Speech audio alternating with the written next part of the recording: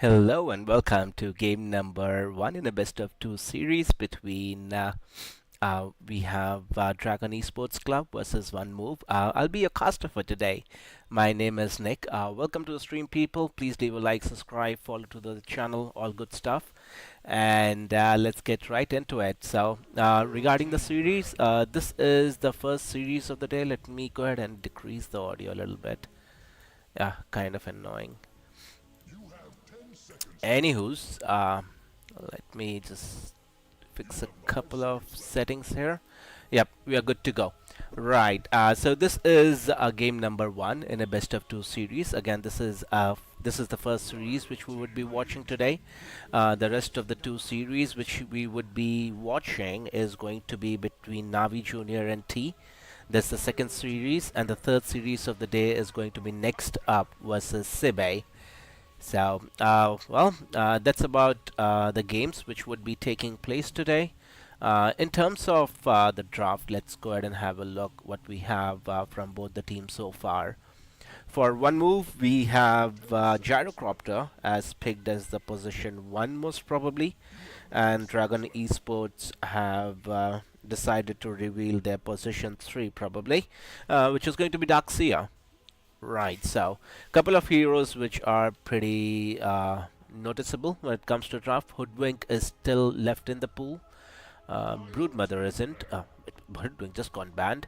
A very highly contested heroes these days in terms of Hoodwink.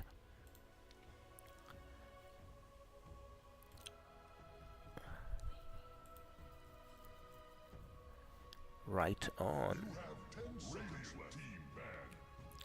Right, I'm not exactly sure who has a better chance of winning. I guess I can check that. Shouldn't take long. Just a second here.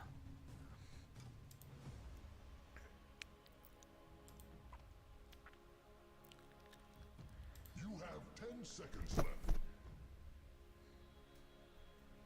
You have 5 seconds left.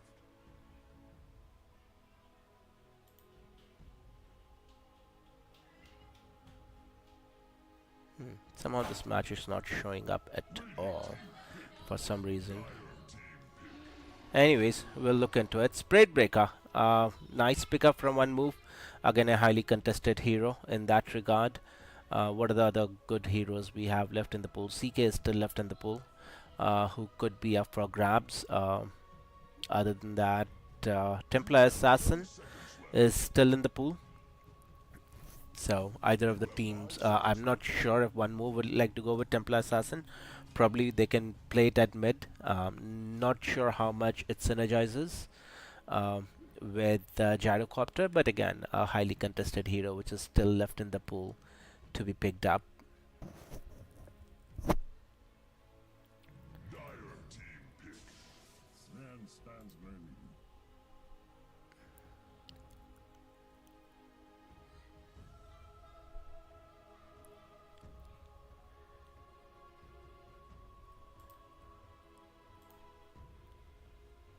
Right. You have 10 seconds left. Radiant team pick. Wow, a Batrider. This is something interesting. Was not expecting Batrider to jump up suddenly. Has been kind of ignored in the previous series which I witnessed. So a good changer, change up pick You have 10 seconds. from Dragon Esports at least. You have 5 seconds left.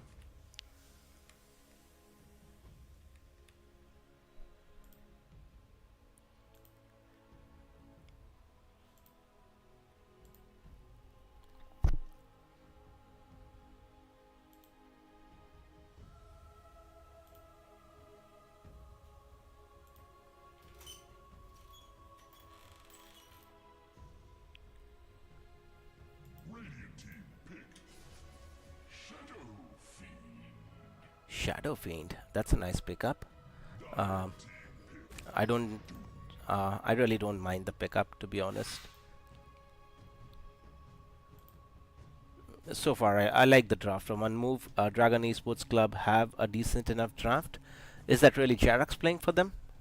Am I watching it correctly? You Let me check on Dragon Esports. So, is that really You have Jerax? 5 seconds left.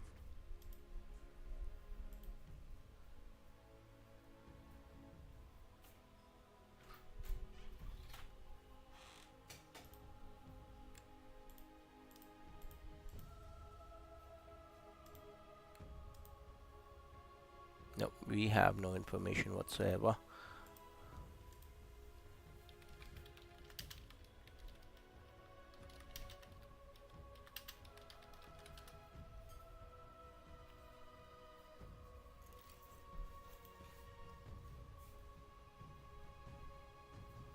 Well, Dire team ban.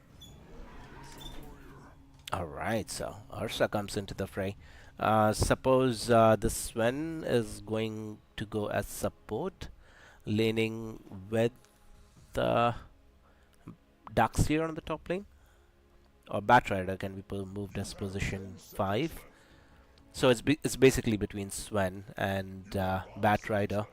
in terms of support. And for one move, it's a Spirit Breaker support along with one more support. Probably is what they're going to look for in the remainder of the draft.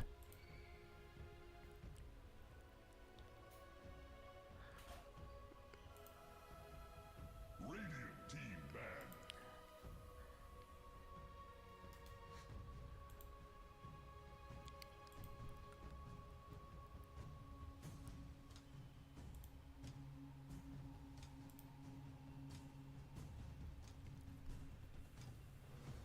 You have 10 seconds left. Right, so final phases of the draft. Troll is banned. Wind Ranger is banned. What else do we have? One move are probably looking for the position 5, so it can be Disruptor still left in the pool. Really kind of like that pickup You against have the 10 squad seconds of left. Dragon Esports for sure. They You do have require 5 some sort seconds. of Dire team ban. magic. Well, Gyrocopter is a mix of physical and magic damage along with Shadow Fiend. So the only question is how are they going to control Ursa if he gets out of hand would be the bigger question.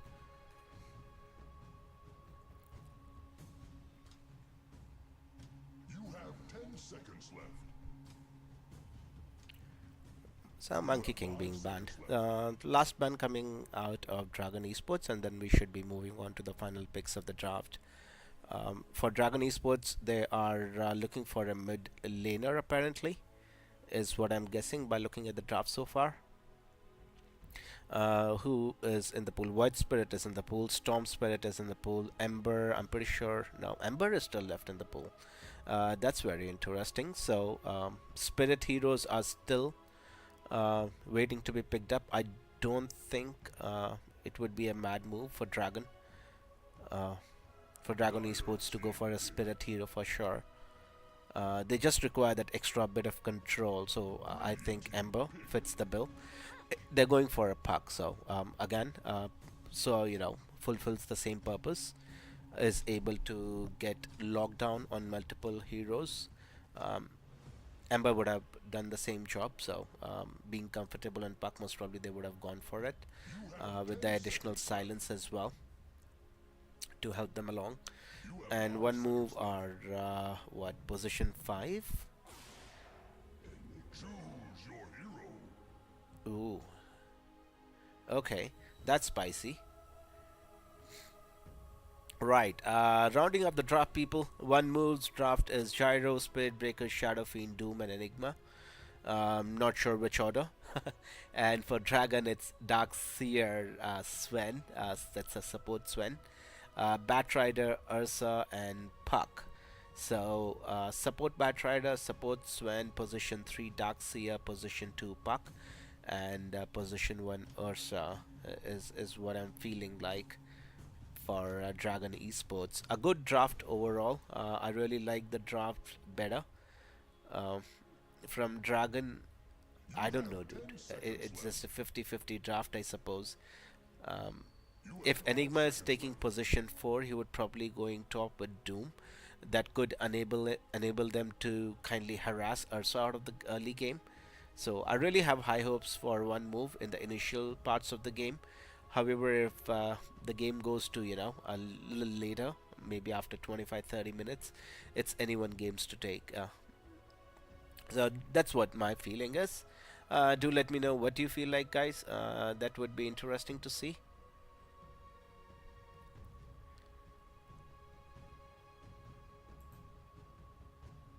Yep, and while we are starting it, please leave a like, subscribe to the channel, people.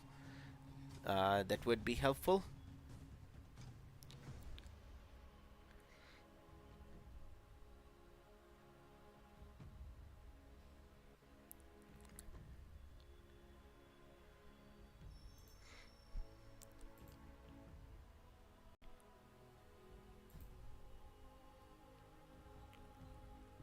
Right. So moving right into game number one. Once again, this is a best of two series, so either any team takes this 0-2-0, or it goes to 1-1 for each team. So that would be interesting to watch.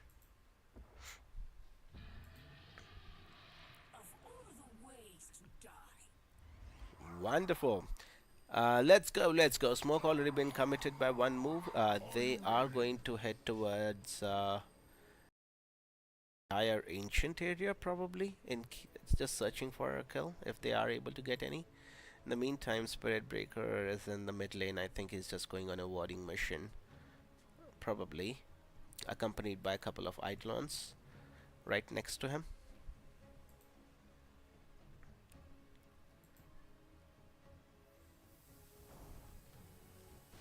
Right.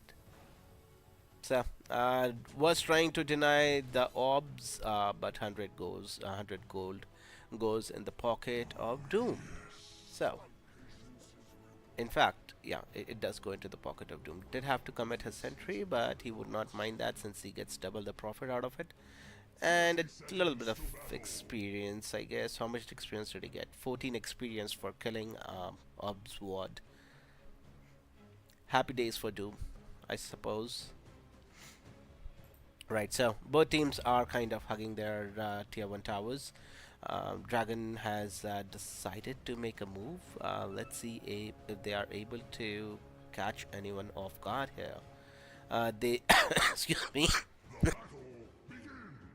excuse me, people. A little bit of cough and cold.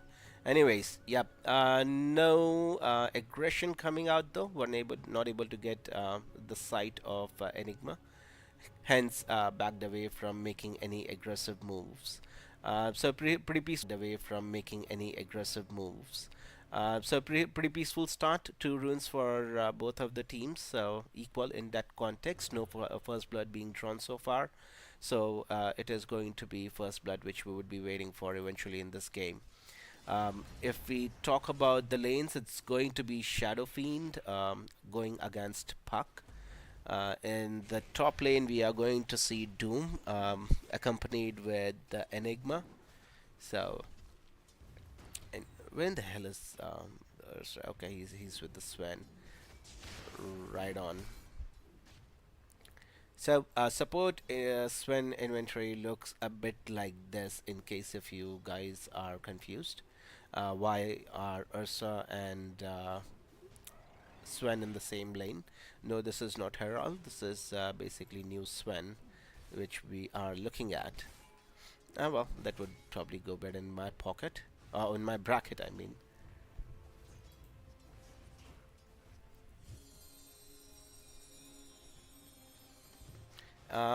Pretty peaceful so far.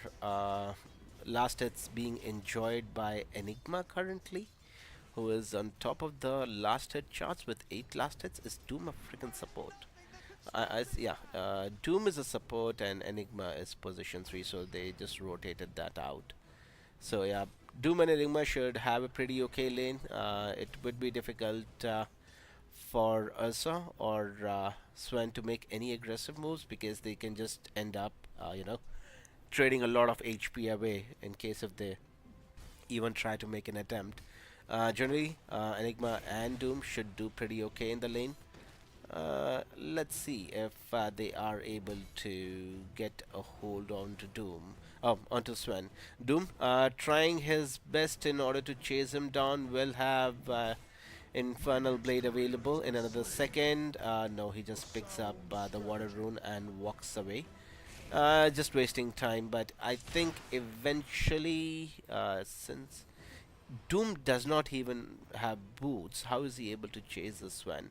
Healing self committed, it's a freaking long chase, but eventually just making a big freaking circle and making it back into the lane and just Doom chasing him here and there. Again, the big benefactor of that, I could say, was Ursa, who has quietly jumped up to the top of net worth chart. So that would be good for us. Yeah, that would progress him nicely towards his Battle Fury. I suppose, yep, he is queuing up a Battle Fury as his first choice of item. Right. So Shadow Fiend is kind of taken over the mid lane, wherein he is getting a lot of harass damage done onto the puck. Did have a level advantage, but in terms of last hits, if we notice, it is 12 last hits for puck, and then in comparison, we have Shadow Fiend with 17 last hits. So that is a difference which could make a lot of significance in the mid game. But so far, I think Puck is doing pretty well. No first blood being drawn. Currently, we are almost 4 minutes into the game.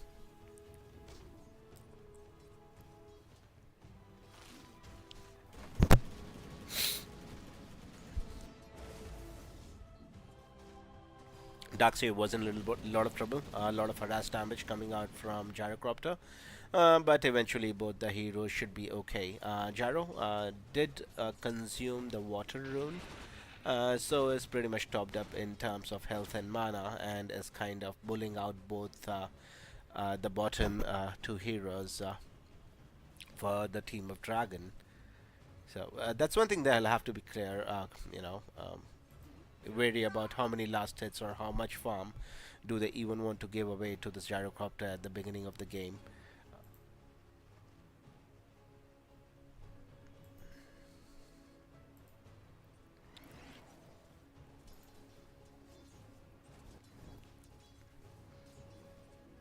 Right, so slight 1000 net worth advantage for one move. Nothing too significant though. It's been a farm fest as we are looking into it so far.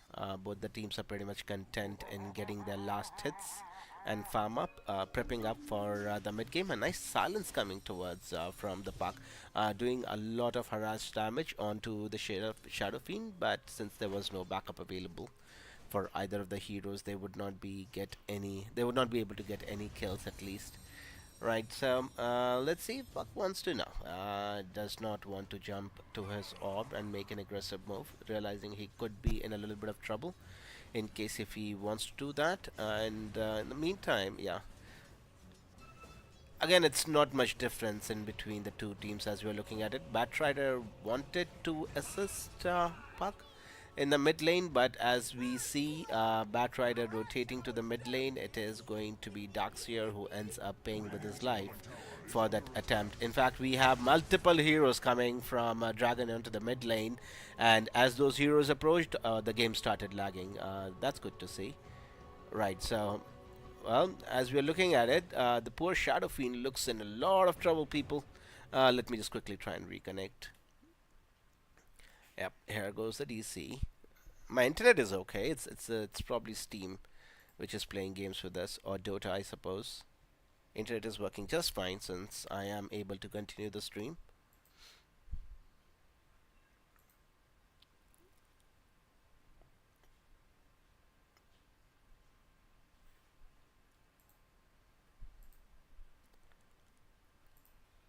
Nope. What's wrong? Yep, it's connecting. That's a shitty wallpaper. I need to change that later.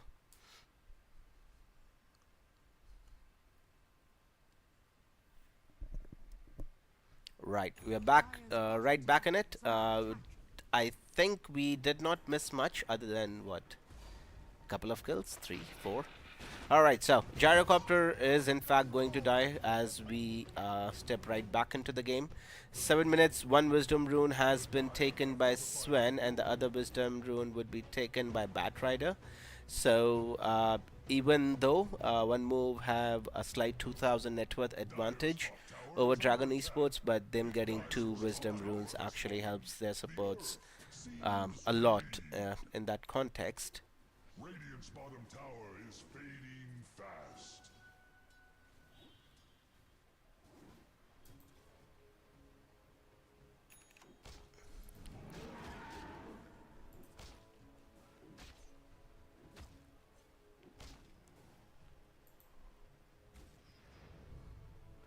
Right, so net worth advantage slightly moving in favor of one move. Since Enigma is level 6, can use his black hole in case he feels the opportunity uh, for Ursa, but he would not be able to do so. In fact, a little bit of skirmish happening, Dream Call being committed by Puck. They would be able to get a kill onto Spirit Breaker, but it would be interesting to see what else they're able to get. In fact, it is Sven who is being chased by Doom and Shadow Fiend at the moment. But one kill coming out for Dragon. They are able to walk away from the engagement. But there's a lot of shit happening in the mid lane. Look at the amount of creeps, or I would say Eidolon sitting the tier 1 tower, and just goes down so rapidly. Um, Eventually, those creeps die, but I don't think this tier 1 tower is going to survive for the longest of periods. So, a nice group up coming from one move, able to take down the mid tier 1 tower. A pretty important tower. Practically just because it stops a lot of rotation, just shuts down the access of the Radiant jungle. Honestly, for the Dire side, there is no easy path for them. So, in case if they want to reach here, they will have to take the long route. In fact, Gyrocopter could be in a lot of trouble. There is a lasso being committed onto him as well. But yeah, I don't think that was the smartest of moves, just because they just did not have enough in the tank to finish off the Gyro. In fact, it is Gyro who would be able to claim a double kill for himself in the process, increasing the lead for one move to 5,000 in a short span of time. Gyro doing shit ton of damage as he does, a lot of magical and physical damage combination on this hero. So not easy to survive. In fact, a level 7 Ursa is being chased by Doom currently. Does have Enrage available in case if he's doomed, he cannot use Enrage. He can just TP. Would have probably died. Doom being level 6 does have Doom available. Not sure why the commitment did not go, but Radiant's eventually bottom it tower didn't. is under attack. There is little it can do.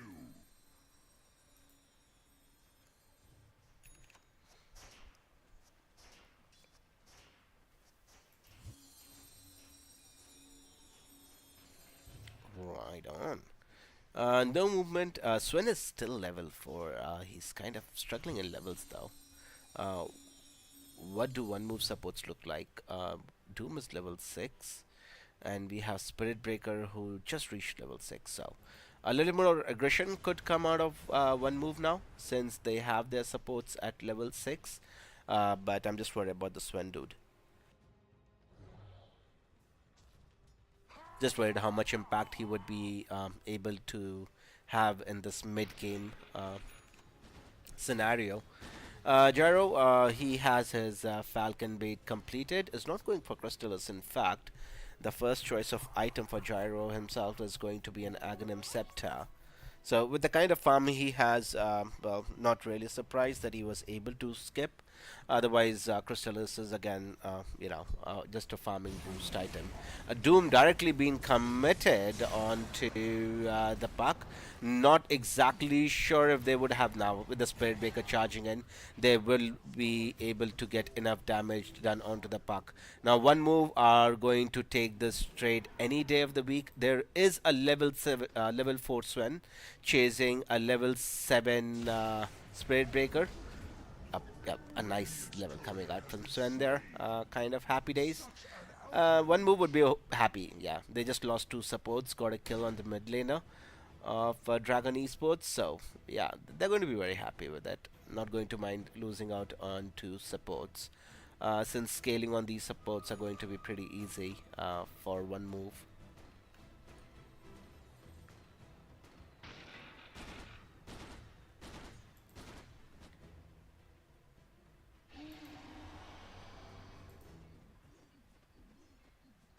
Almighty money.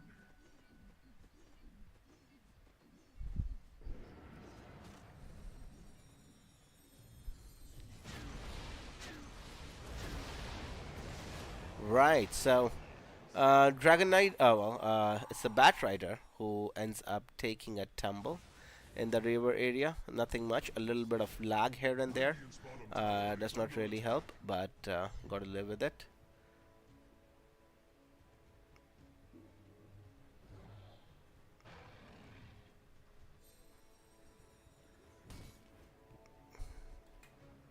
Right. Let me try and fix this.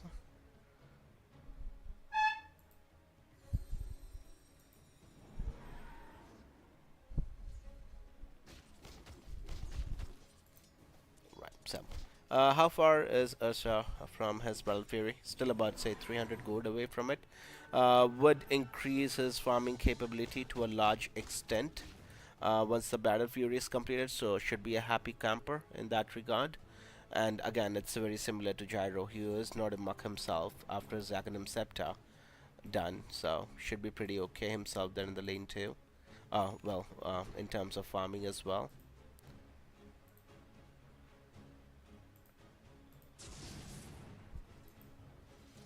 Right, so finally we see level 6 on Sven.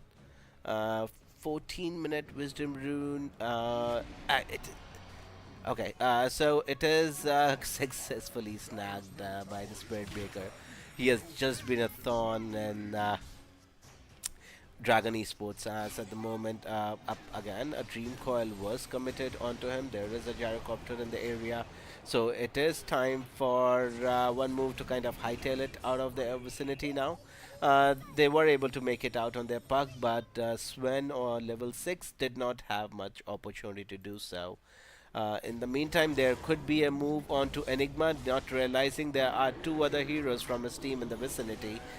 Black Hole already committed, nothing much gotten out of it. In fact, there are going to be two heroes who are going to go down for the side of Dragon. In fact, there is the Shadow Fiend coming in, dishing out a lot of damage onto the Darkseer, and they are able to get two good core kills, only losing their Enigma in the process. So excellent move coming out from one move. Um, it just rhymed somehow. Right, Spirit Breaker was kind of coming into the charge upon the Bat Rider, but wisely decided to change his mind. Radiant's middle tower is In terms of damage number, of course, it is going to be Shadow Fiend since we are early stages of the game. So, a hero who generally dishes out a lot of magical damage is probably going for a magic build. Is not going for a physical build, is what I'm assuming. As yes, he is. He already has Yasha and Kaya completed for himself. We should have Aghanims completed on Gyro now. Is directly going into Butterfly, and for Ursa, it is going to be a Blink Dagger, which is next choice of item for him. Doom should not be in in any sort of trouble. In fact, it is going to be our dear old Bat person, or you can call him Bat Rider, who was going to be deleted from the face of the map. And are they going to eye Roshan? Would be the big question. He is in the vicinity. No, they're not going to eye Roshan, but I think they can, right? With Eidolons from Enigma and damage from Shadow Fiend, they should have enough damage in their arsenal. And Gyrocopter, of course, joining in. So yeah, I don't think there is any contest which is going to come from Dragon Esports in this regard, though, because it would be really difficult since the farm of their on their heroes is really not up to the mark currently. Right, so Roshan did go into the hands of Shadow Fiend to start off with. Right, so a little bit of more lag. Tasty. Okay, so it is about farming for Dragon Esports now, and let's see how what one move are able to achieve with this Aghanim Scepter. I'm sorry, with this Aegis of Immortal into the hands of our dear old Shadow Fiend.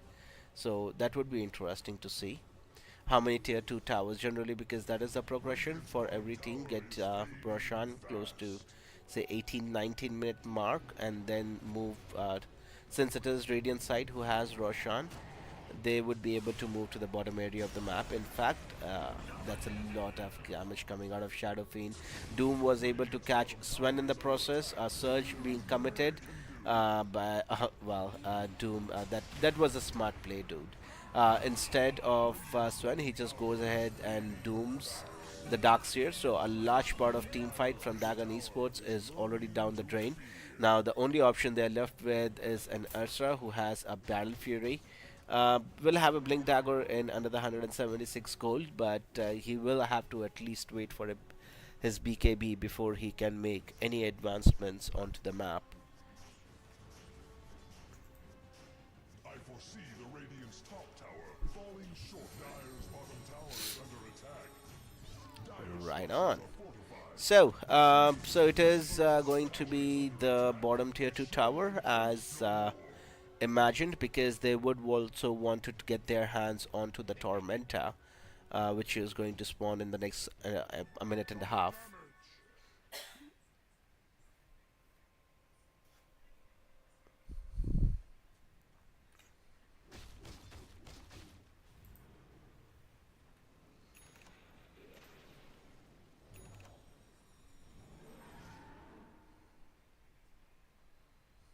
Dire's bottom tower is under attack. It may yet stand.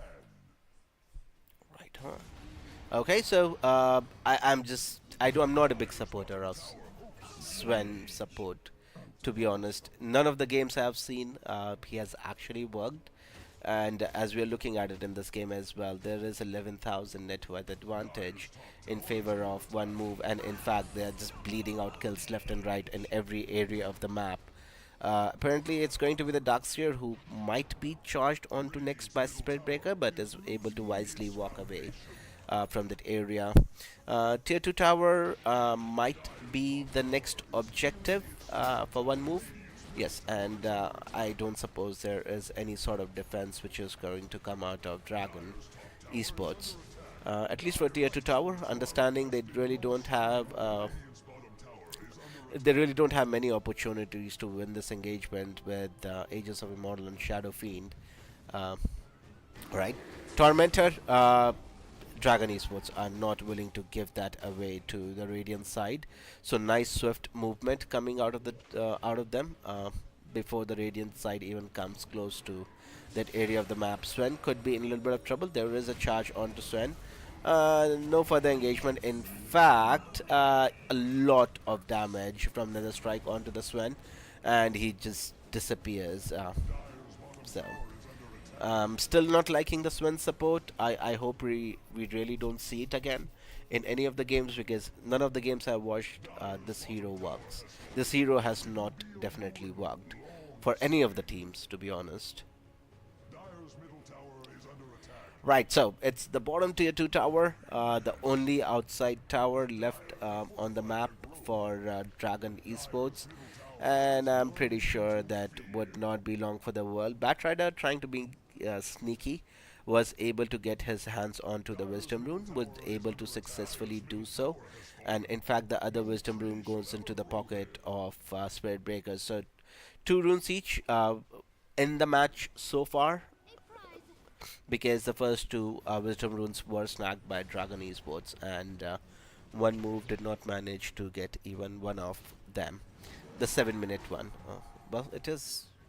Oh, there was a 14 minute one which I'm completely missed, so ignore.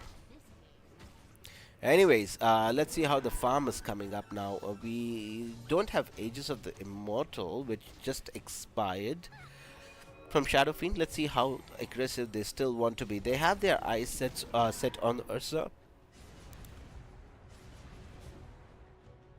Shadow Fiend really has to be careful how he deals with them, though. Was it just suicide, bro? He did. He did have enrage.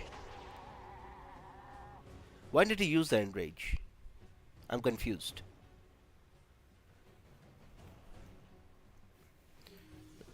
I just, slow hands maybe. Yeah, that could be the only reason why he did not use enrage and try and save his life. He should have been able to live there. But oh well. Sven is farming in the Radiant jungle now, trying to get his farm up. I'm not sure why. But he would be located by the Shadow Fiend and the Spirit Breaker. So should not be long for the world. Is only level 8 against a level 18 Shadow Fiend. So yeah, if there is any kind of doubts that Sven might live, you can just go ahead and cross him out, because how much damage Shadow Fiend is able to do at this point in time. But let's look at the itemization for a little bit. Yeah, Doom has his Blink Dagger completed. Is going for his BKB next. On Enigma, we have a Blacking Bar completed along with the Blink Dagger and Vlad's. Um, we have Butterfly completed on Gyro. Uh, Pretty much. Oh yeah, and Aghanims on Shadow Fiend. That's interesting. So yeah, the Requiem actually comes back to him, healing him and doing that much more damage. So that's in terms of itemization. Gyro feeling very confident to walk up to the high ground. Does have his butterfly completed, so is not really scared of a lot of physical damage. And on the side of Dragon, there is not much magic damage to be afraid of, other than what? Puck doing bits and pieces, Darkseer doing bits and pieces. Um, yeah, these flak cannons are really going to hurt, dude. Well, after he gets his crystal ace, it's going to be just that much more harder. What item is he going for next would be the question. He can go for Daedalus, Satanic, or BKB. Those are the three choices. Probably he would go with. But we still will find out, even if we get to that stage of the game. In the meantime, there have been a movement onto the Doom, who is just a support, mind you. In fact, Dragon end up losing 3 heroes very rapidly. Black Hole being committed onto our Ursa there, and this game has just gone down the drain. Anyways, good game, well played, people. It was an excellent game coming out of one move, comprehensively winning this game. 24 minutes in, 22,000 net worth advantage. You really cannot tell anything more about this match, to be honest. Well, started off well for both the teams. Is just that did not mount to anything much in the middle construct of the game. All right. So let's see how game number 2 goes in between these two teams. So that would be really interesting to see what changes Dragon Esports really want to make to their draft in order to have some sort of impact in the later stages of the game. So thanks for watching, people. Do leave a like, subscribe to the channel, and I will be back with you for game number 2. So do stay tuned then, and enjoy the music, and I'll see you guys back in the next 10 minutes for game number 2. See you, people.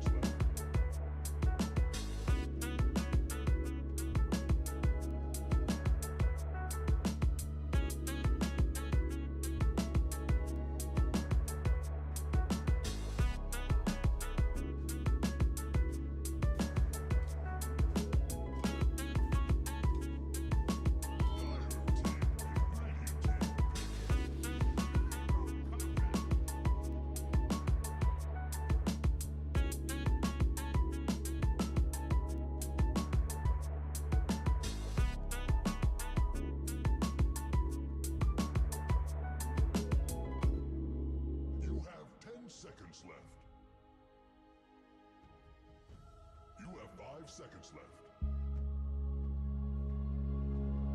Dire team ban. Breaker.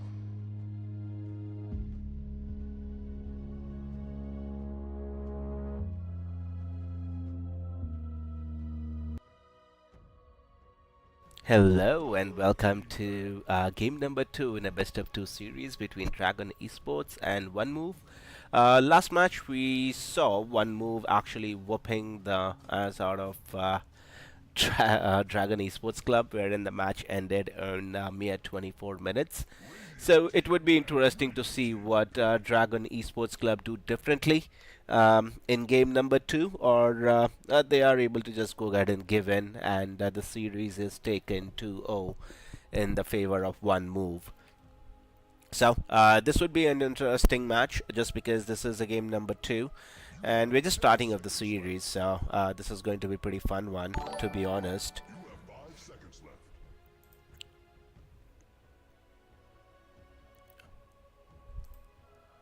Wonderful.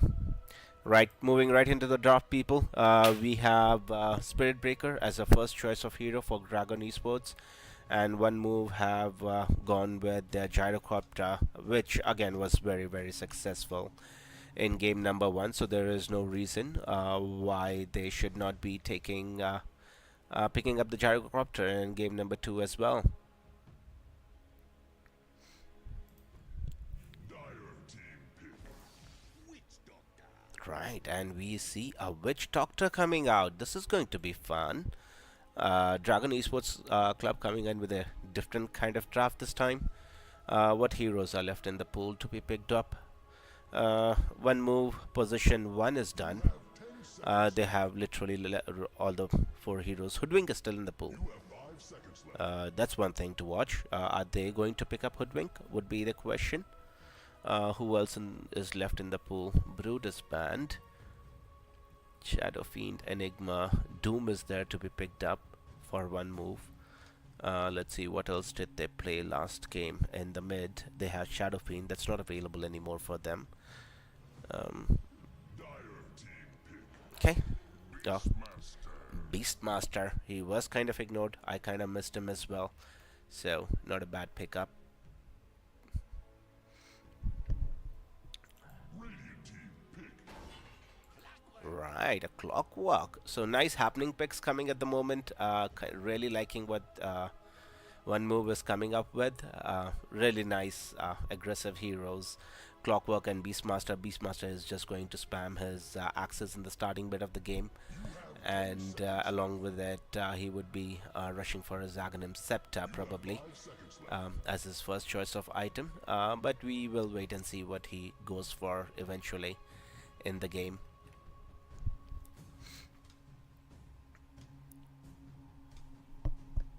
Right, so pretty open draft for Dragon Esports Club at the moment. I think it's position 4 and 5 which had been picked up so far. They would be picking up their off laner. A lot of them still left in the pool, to be honest. Centaur is... I don't know how he fares against Gyrocopter for Dragon Esports. Which hero is going to be good against Gyro in off lane? Because last game their off lane did not perform that well. To be honest, Gyro is kind of really happening hero at the moment for any teams in any region specifically. And we see the darn old Sven again. Hopefully they're going to play it as position 1 this time and not position 5, because I think that was the majority of the reason why they lost the game in the first place, is just because of their position 5 pickup. That's my opinion. I might be incorrect though, but that's what I felt looking in the game altogether. Anyways, while the teams are picking up their heroes, the next series, which is going to happen right after this game, is going to be Navi Junior and Team T. So that would be an excellent series to watch. Stay tuned in for that as well, people. Do leave a like, subscribe to the channel. That really helps. Once again, I'm the caster for game number 2 as well. My name is Nick. So that's done with the introduction and formalities. Okay, so we have a Vengeful Spirit. Okay. I don't know, is one move taking this again? It's a pretty single target oriented damage they have, and nothing in AoE in Dire team particular. ban. Okay, Insane. Ember Spirit is out. Right on. So before he got banned, he was just actually snagged by one move. I don't think it's a bad option. Ember himself is a pretty OP hero currently in the mid lane at least. You have 10 seconds left. Radiant team ban.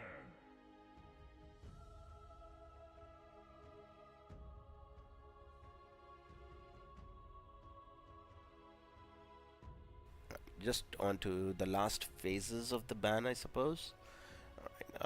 Who are Dragon Esports Club wanting to ban would be the question. They're definitely missing an off laner. So, and one move is missing a what? Position 5 or position 4? You have 10 seconds Either left. ways you want to put it. You have 5 seconds left.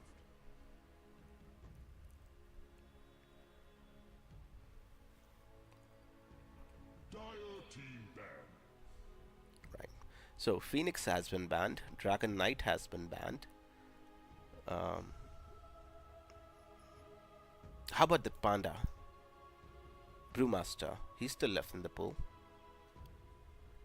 He can be banned out by one move in You case if have they 10 wanted to. seconds left. You have 5 seconds left. Let's see who wants. They do have a little bit of reserve time available with them. It's about a minute and 32 seconds, so should give them a lot of time in order to put a lot of thinking before they decide on to ban any hero. In fact, it's a Storm Spirit they have banned out. Oh no, yeah, they banned out this. Radiant team pick. Some of it. Okay, so we are looking at a Snapfire now, which is again a position 5, and from Dragon Esports, it's going to be an off laner.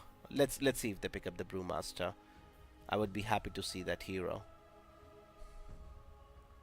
You Just have 10 brings fun seconds into the left. game somehow. You have 5 seconds left.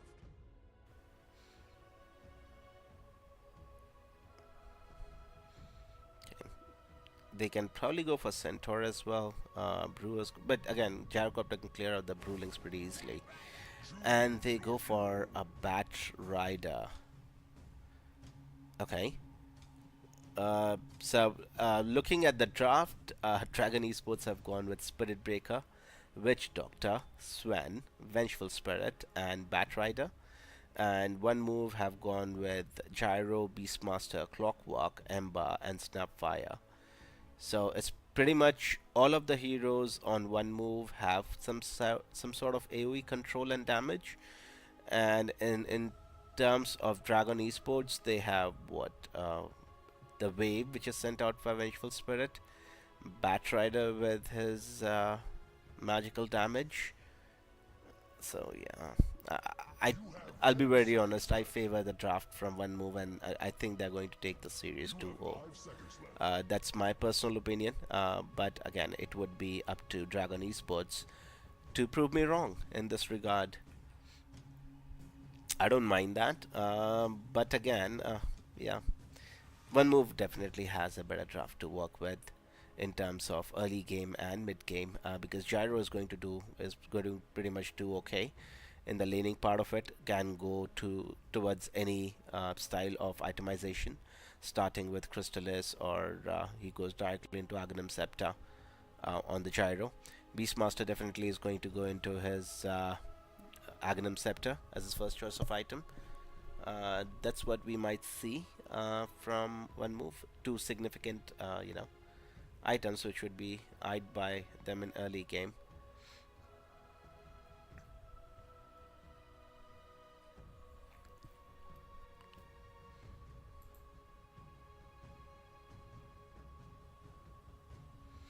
Yes, dude, I completely agree. One move does have a better draft. And hello, how chip. Right, moving right into it. Welcome to game number two, people. Again, this is the last game of the series since it is best of two. The next series, which is going to be Navi Junior versus Team T. That's one series I'm looking forward to. So gets on with it and finish game number two really quickly to one move in particular. Right, so we are heading towards the mid lane currently. Not sure what the agenda is. They've not spoke up as such. So it's probably going to be a warding mission, just understanding the whereabouts of the opposition team would be the agenda currently.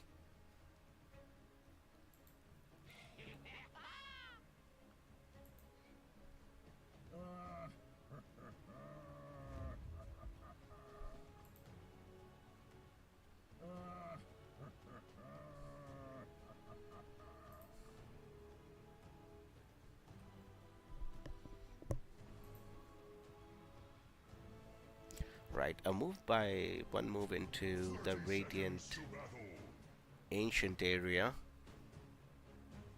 Let's see. They should be able to. They do see the Spirit Breaker. He does not have an idea that he could be in a lot of trouble.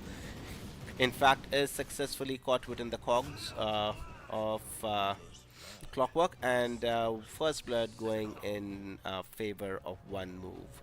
So nice bit of rotation. Spirit Breaker not expecting that much of movement from one move, and eventually pays with the life. So two bounty rooms for each of this team. So yeah, that's an equal trade. But again, losing out First Blood in the favor of yeah, in the favor of Ember Spread is not the greatest of starts.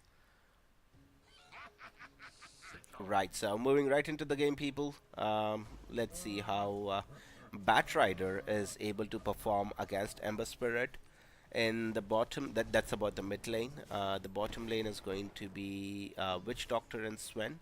I'm just glad it's not a support Sven. That increases the chance of winning by at least 30%. Is what I'm guessing, and it's going to be Beastmaster and Snapdragon against them. In the top lane, we would be looking at Vengeful Spirit paired along with who's the second hero here? Oh, it's going to be the Spirit Breaker. I completely forgot about him. So yeah, so it's going to be Venge off lane with Spirit Breaker in the top lane, and going to go against them is Clockwork and Gyro, wherein Gyro should be pretty okay in the lane. Does not have any levels in Flak Cannon. He is only level 1, so eventually he would be sitting pretty comfortably in the lane.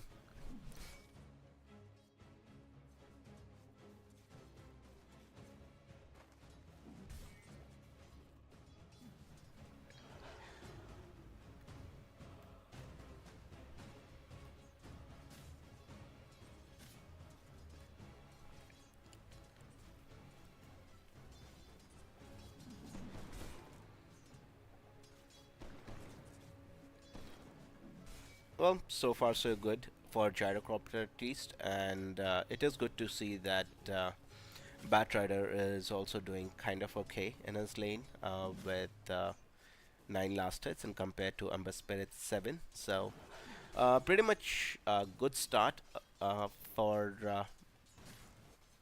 Dragon Esports. Let's see if they are able to maintain their composure and kind of not give it away. In fact, it is the courier who goes down instantly. There would be an attempt made by Dragon onto the Snapdragon Snapfire, but they don't have enough damage. In fact, Beastmaster joining in the fight is not able to get any successful kill, so it's just a little bit of harass damage. Either way, it's nothing other than that.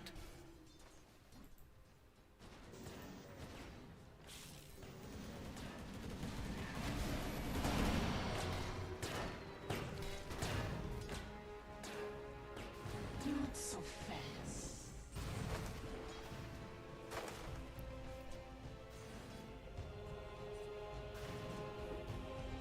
Right, there might be an attempt onto the bench. As suspected, they were able to trap the bench within the turn. You require time. well, Cox, but well, Spreadbreaker not in any shape or form in order to assist. In fact, there is a solo kill coming out from the Batrider onto the Ember Spirit. That's excellent news, to be honest, for Dragon Esports, because now their mid laner can be, yeah, he should be able to get one or two for himself, so pretty much good in terms of HP. There is Snapfire who goes down in the bottom lane, so a couple of consecutive kills coming in the favor of Dragon Esports, and they are able to make the Beastmaster walk away from the lane as well. Just because he did not have sufficient health to work with.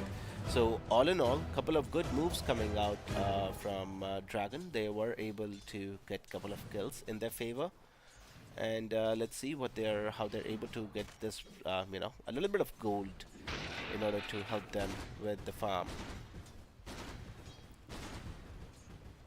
I really have high hopes for this game, that Dragon Esports could be able to level it up with the kind of start they have had, of course.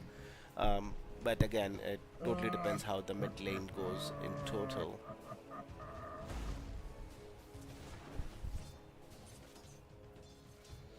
So we have a level 4 Ember Spirit against an almost level 6 Batrider.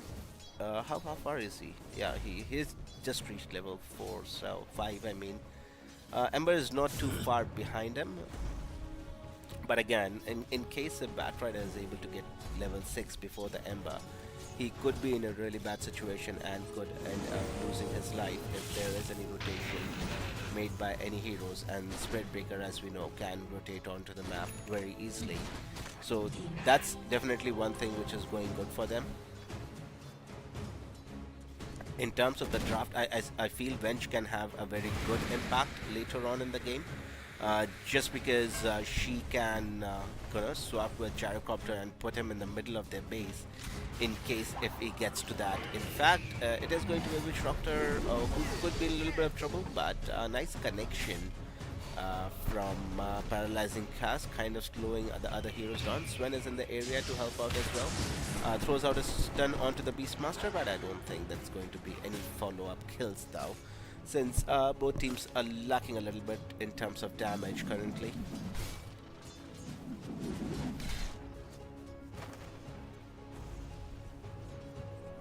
Just what the dog.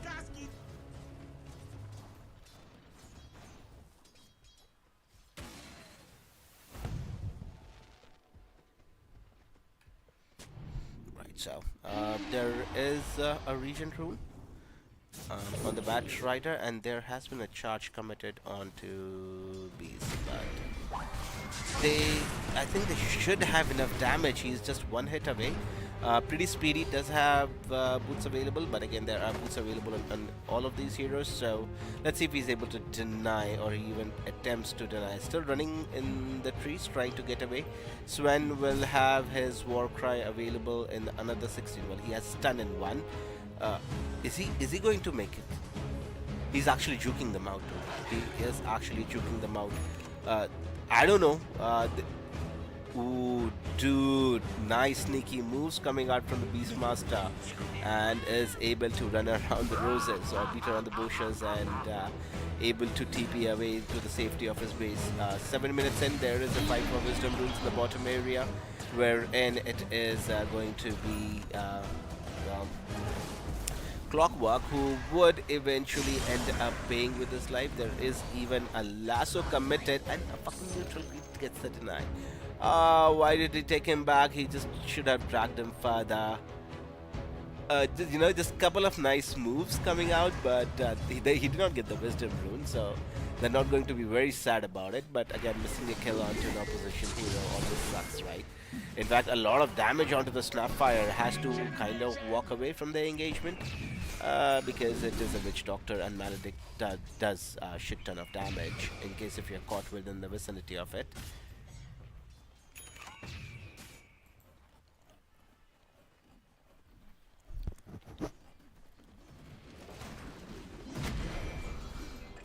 Right, so well, they know that there are stacks.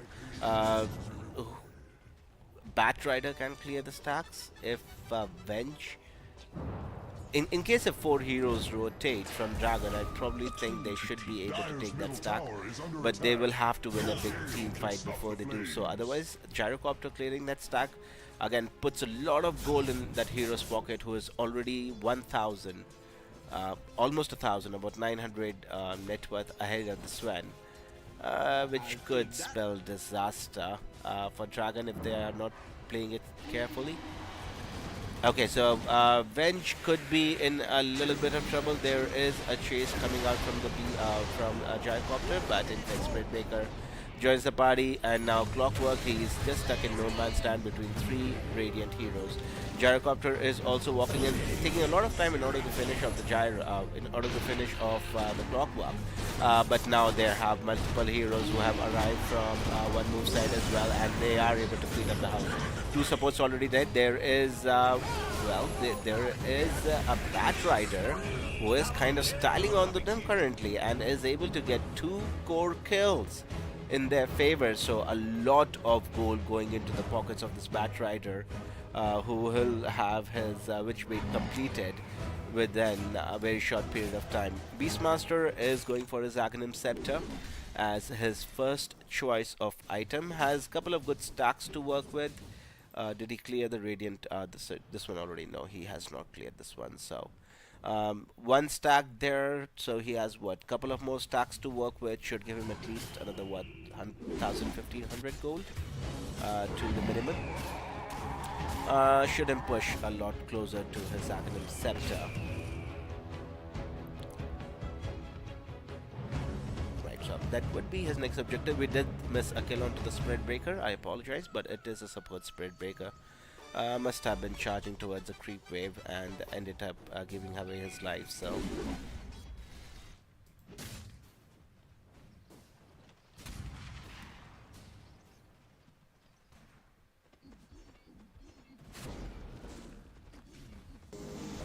Dire's structures are fortified. The trees right, whisper another of a attempt on strategy. to Clock, who is going for. I'm not sure where he's going to, or what exactly the idea was being in this area of the map. So I think eventually, if they have enough, yes, they should be able to get a kill onto him. There is a level 8 Gwent in the vicinity, who does provide a lot of negative armor, but he is able to actually walk away from them in total. So I think space creation mode from Clockwork, who was able to, take a couple of heroes from Dragon for a walk.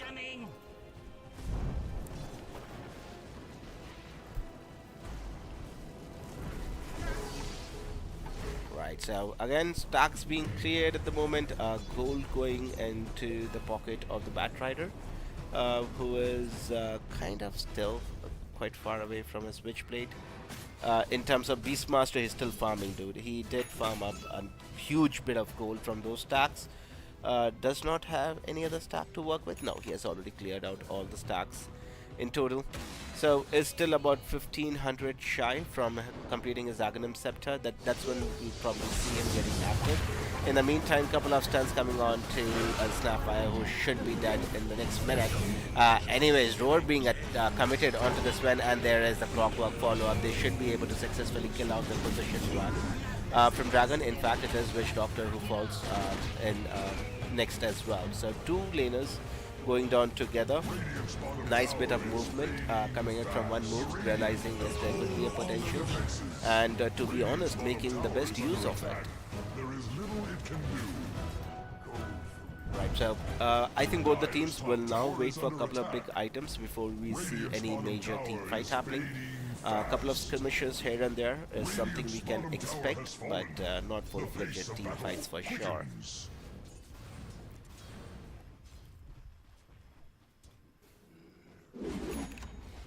Radiant's middle tower is under attack. It will fall like a rock. Mid tower being attempted now. I'm not exactly sure if they want to commit. In fact, there are TPs coming out from Dragon Esports.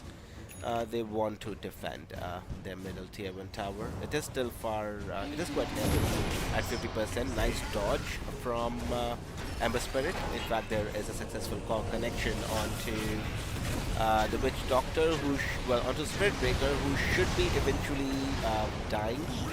or should be the first one to die in the engagement. In fact, it is going to be Witch Doctor, who would not be able to survive. Ember will have Sleight of His. No, there is some damage lacking. Batrider is still in the area, and so is Venge joining the party. Falling a little low on the HP, does not have her Aghanim Scepter completed, so in case if Venge dies, she would actually die and there would be no respawn. There in the meantime, in the mid lane, there was a sort of a mini engagement wherein they were able to kill off the Snapfire in the favor of Radiant side. So all in all said and done, I think One Move are going to be very happy with the engagement they took, giving them additional gold and experience, and along with that, just gives them a slight 3,000 net worth advantage over Dragon Esports. Radiant's middle tower is losing its foundation. Dire's courier Right on, has so been 14-minute Wisdom Rune, one goes into the pocket of Spirit Breaker and the other one is snagged by Snapfire. Did I hear... Oh yes, there was a swap, however, not in the favor of Dragon Esports though, because they did end up losing their Spirit Breaker. Not the worst of losses, but again a loss is a loss in the larger context. Dire's middle tower is under attack. Right, so One Move really getting aggressive on the map now. They think they are strong. Well, they are obviously strong. Another move onto the mid lane. There is Sven and Witch Doctor in the area. Well, in fact, it is the Witch Doctor who gets hooked first. Well, by Clockwork, he should be going down. In fact, the bigger killer is going to be definitely the Sven. In fact, he ends up going down as well. So the net worth advantage has increased to 4,000 in favor of One Move.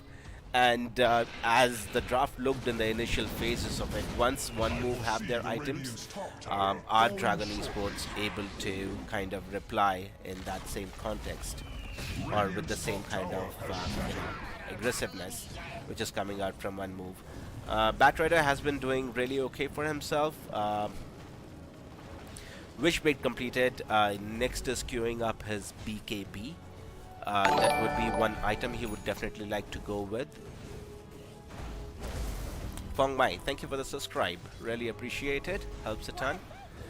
Anyways, let's look at the itemization. We have, in terms of major items, nothing much to speak about. We will have an Aghanim Scepter completed on Venge.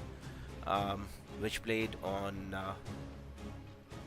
our Batrider.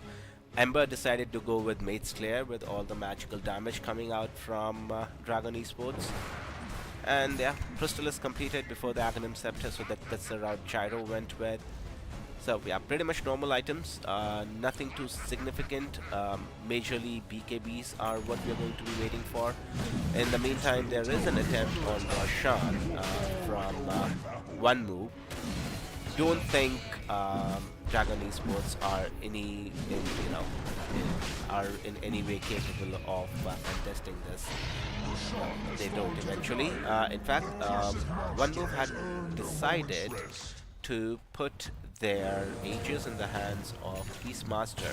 Spirit Breaker could be in a lot of trouble if there is any movement coming out from One Move. They're actually faking it, right? They put their Clockwork at the bottom, and eventually they were able to get a kill onto the Vengeful Spirit, who was just lurking around in the area. In fact, Spirit Breaker is going to survive his life against the Clockwork, but again, support surviving in favor of your off-laner. Yeah, not the best of trades. Thank you for the subscribe, Riyadh. Radiant's top tower is under attack. And let's see, what do we have next? 9,000 net worth advantage in favor of One Move now.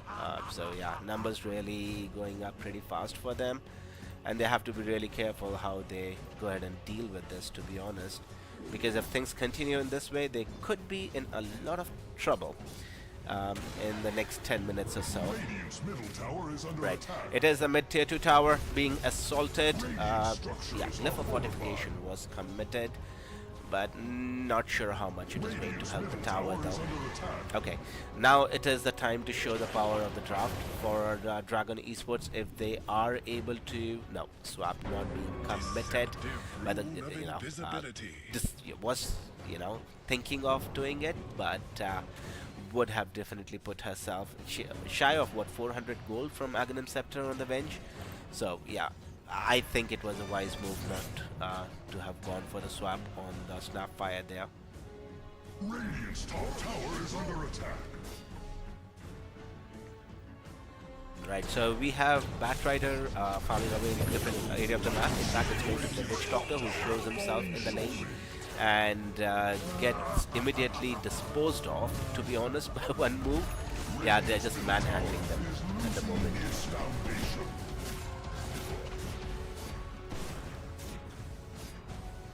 Gift from the goddess. Right, so middle tier 2 tower goes down. We still have 2 tier 2 towers, one in the top part of the map and one in the bottom. For one move to claim, in fact they're going to move towards the top side of the map and claim another tier 2 tower. So it is a 10,000 net worth advantage in their favor. They can do as they please. They have an Aghanim Scepter in the inventory of the Beastmaster for another 2.5 minutes. So let's see if they go high ground or they approach the bottom tier 2 tower would be the big question, because I seriously believe if they want to go high ground, they can go high ground. But they are missing a lot of heroes, so I'm pretty sure they're going to just make the movement towards the bottom side of the map eventually and claim that last tier 2 tower as well. Tower is under attack. It may Okay, yet so stand. Sven should be completed with at least one item. Yeah, he does have his Echo Saber completed. Going for Sanjan Nyasha, I'm guessing. SNY is the choice for Sven.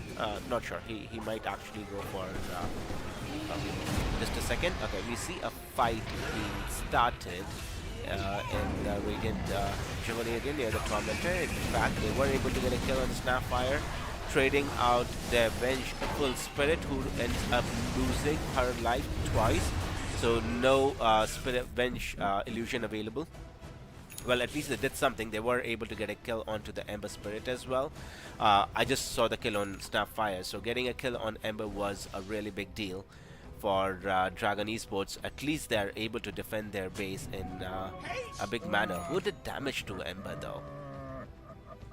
Okay, so it's Sven who caught him, and he must have died somewhere in the bottom lane, I suppose, trying to get aggressive on Sven. That's what happened. And Sven, yeah, he was able to just chop his head off, I suppose. Right, so little bit of signs of life from Dragon Esports. Sven is kind of farming, is going to eat up his Sanjay Nyasha next. Should have it completed in what, about 600 odd gold. So yeah, makes him more tanky. Does have his Echo Saber. It would be interesting to see what happens after he gets his Daedalus though, if he's able to dish out enough damage in order to finish off a couple of heroes on one move. So it has to be like he has to commit with his BKB somewhere along the lines, which he would be queuing for next, and then Daedalus. So after 2 items, this Sven can be a threat to the side of one move. But till then, it's going to be interesting to see how one move approach this game. So yeah, as looking at it, they are eyeing this bottom tier 2 tower. That's where the majority of the movement coming from one move, and the rest of the heroes are kind of hovering around in the same area. For the Radiant side, the map looks a little bit smaller. They only are working with, I would say, what, 30% of the map? Yeah, that's what they have at their disposal currently when the is pushing in. In fact, a movement onto the Snapfire. They have tried to kill the Snapfire before starting off with a hero. Not worked for them as yet. In fact, it is going to be a couple of very big kills from either of the teams. There is a majority of losses on the side of Dragon Esports, wherein they would be losing a lot of heroes in that regard. In fact, they have lost the entirety of the team. And the life of Venge is just kind of nothing at the end of it. But I would say it's not that bad for Dragon Esports. They kill off the Gyrocopter, they kill off the Beastmaster, so any goal coming their way at the moment is not bad. Gold. In fact, if we look at it, yeah, they did get, one move did win that fight comprehensively. But yeah, 1700 gold coming into the kitty of Dragon Esports. They're not going to be too mad. They're not going to be too mad with that, I suppose. And their high ground is still intact. There is little it can do. So, pretty nice, I would say. From Dragon Esports, at least they're not giving up and waiting in their base for the game to end. So, some signs of life. You know, this thing can happen. In fact, move coming on from Dragon Esports, they want to continue the fight. Not exactly sure if they have the tools to do so. Yeah, now Vengeful Spirit really has to hightail it away because there is an angry Ember Spirit who is chasing her, is able to get successful connection of chains. There is a Wind Spirit, so not going to be really sad with that on the side of Dragon Esports, but in case if caught by Gyro, this would be a sad Vengeful.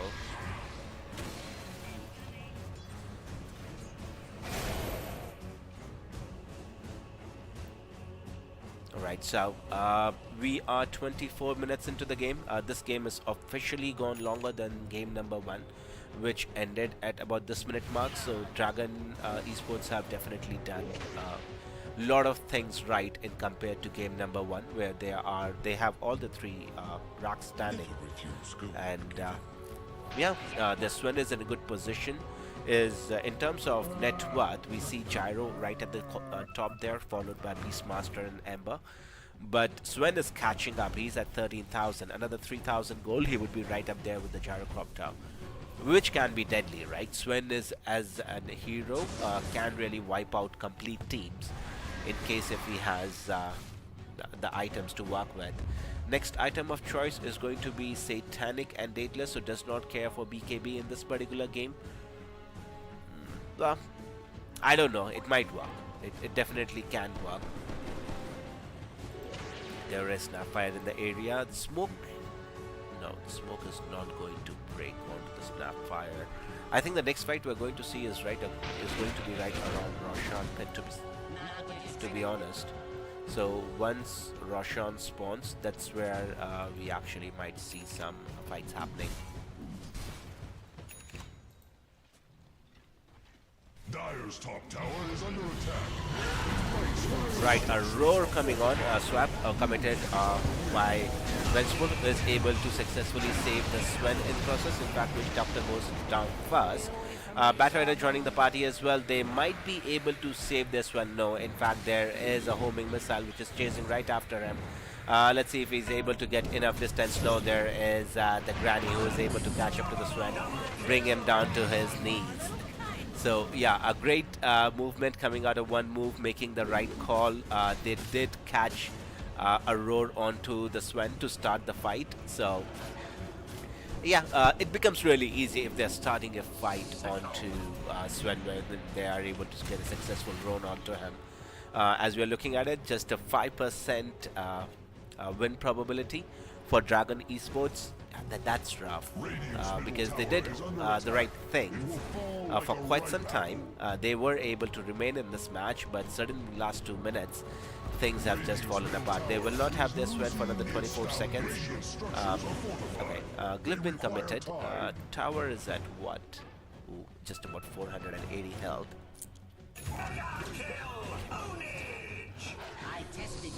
Spirit Breaker just trying to push out the waves.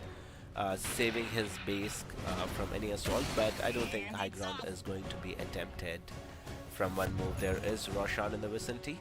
Clockwork, being the hero is able to give the vision in favor of the Dire team, and they are going to all walk towards Roshan number 2.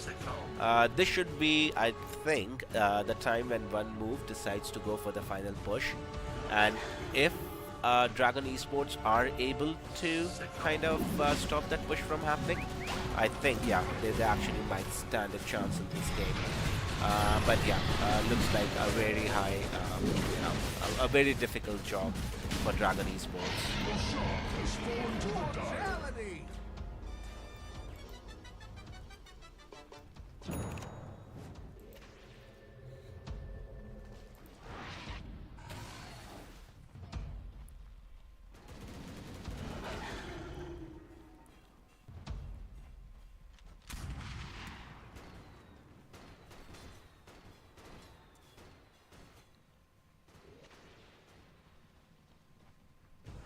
Right, so we might see the siege starting from one move. Let's see how much. There is a swap from visual spread. I think that's the reason why zero is one, and then pull back Backdragon. So they have the gyrocopter deep within their base currently, but the follow-up damage by one move is currently something that they really have to be careful with. Clockwork coming in misses the hook shot, but again they did have sufficient damage in order to get multiple kills in that area. So no buybacks being committed. Let's look at the buyback status. In fact, there is no buyback on either of the heroes currently. No one really cares about that. We are just 28 minutes into the game. It's not like we're 60 minutes in, so the cooldown time is hardly 40 to 50 seconds. In fact, well, ow. Oh, look at the Spirit Breaker there. He was just charging and the freaking box like that. Such a funny instance. But again, I think we can safely call this game GG, people. Wherein one move, by the looks of it, they did have a better draft at the starting of the game. And eventually, I think, yeah, they did a really good job with the heroes they have. Right, another swap onto the gyro. This time around, they don't have...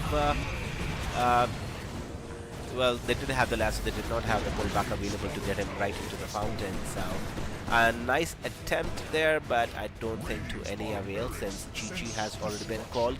So yeah, nice game overall, good attempt by Dragon Esports, but I think it's majorly a skill. The draft, of course, is one major factor, which was the difference in between the two teams. However, it has to be a little bit of skill as well, though. I think one move clearly outclassed Dragon Esports in the complete series, and let's see what they are able to do in their next one. Anyways, this concludes series number 1 in a best of 2 series. Nice series to watch, by the way. Anyways, what we have following up is really exciting because it is going to be Navi Junior facing off against Team T. So stay tuned in for that, people. That would be a nice series to watch, which barely starts in about, say, 10 minutes from now.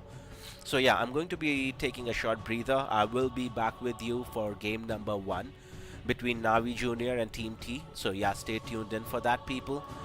Do leave a like and subscribe to the channel. Yeah, that really helps for the cast to move forward. So yeah, thank you so much again, people. My name is Nick, and I'll be joining you for game number 1 between Navi Junior and Team T. Yep. See you soon, people. Enjoy the music.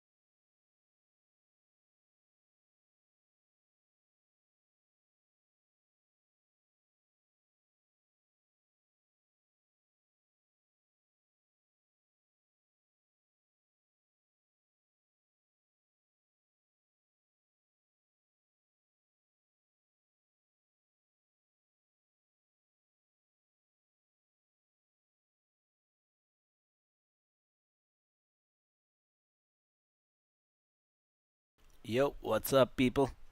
Yeah, chat seems active, so yeah, I decided to put the headset on any which ways. All right. So yeah, rather than typing, I decided it's going to be better if I just reply it over the phone. Well, over the mic, I mean.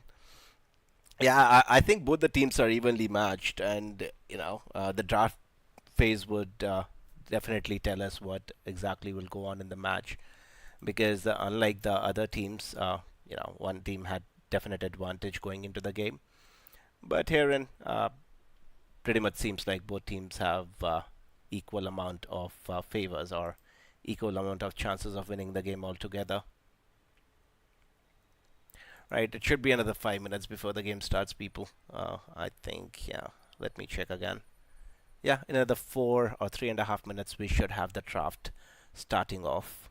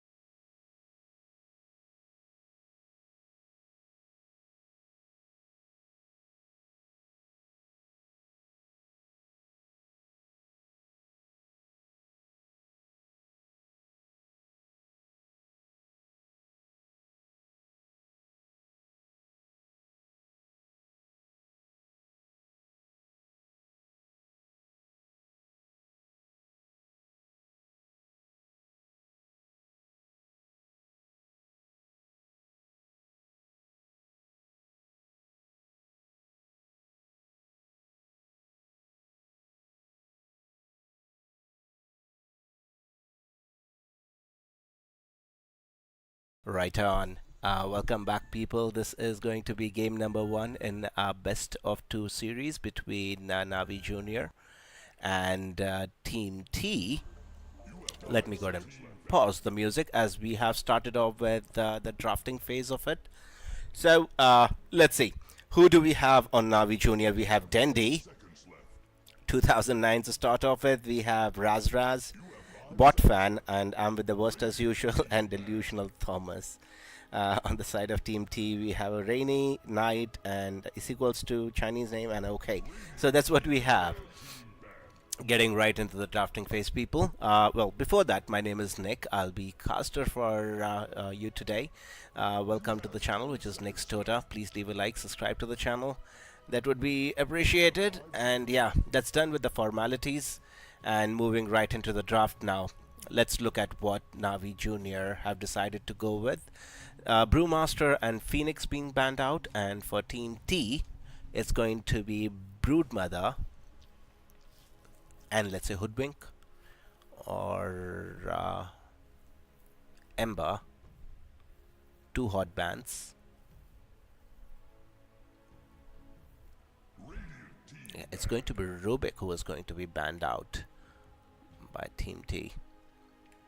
That sucks. I like watching Rubik play. 10 seconds left. You have 5 seconds left.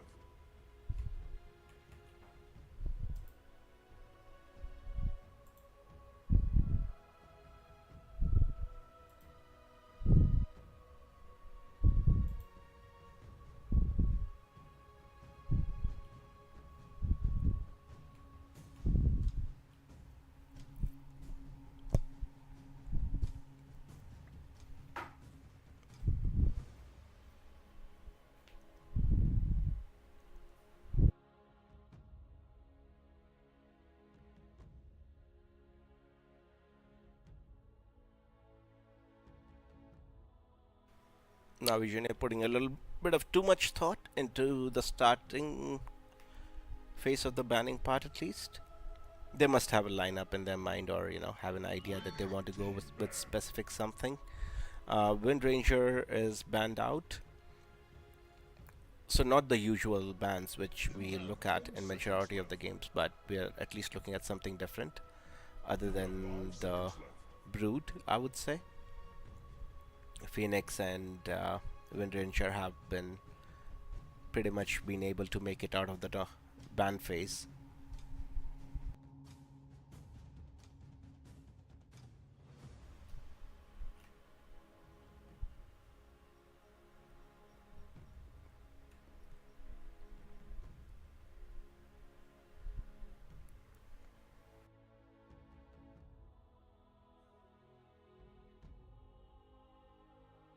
Dire team banned. Right, it has a Tiny who has been banned out. Okay. I don't know if Team T are actually planning to go somewhere into an illusion kind of a You have 5 seconds left. draft. Would be interesting to see though.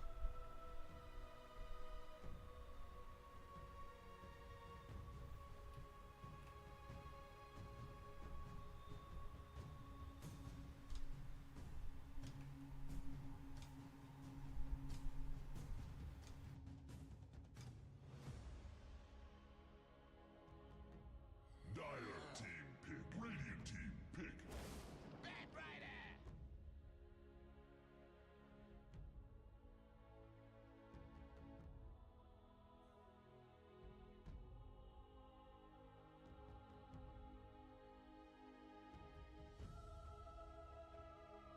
You have 10 seconds left. You have 5 seconds left. Right, so Batrider is yeah. Now Flex Pick can go to mid lane, off lane as a support, so not revealing too much from the draft currently.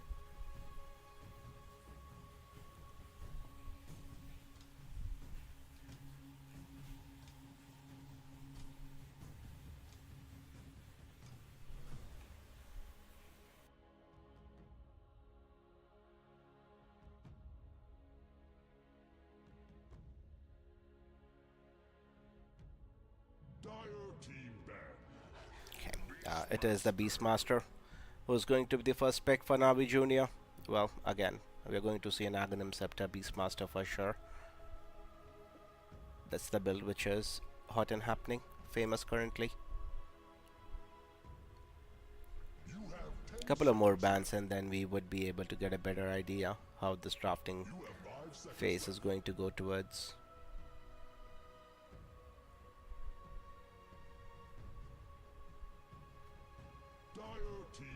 Right, ban on Grimstroke.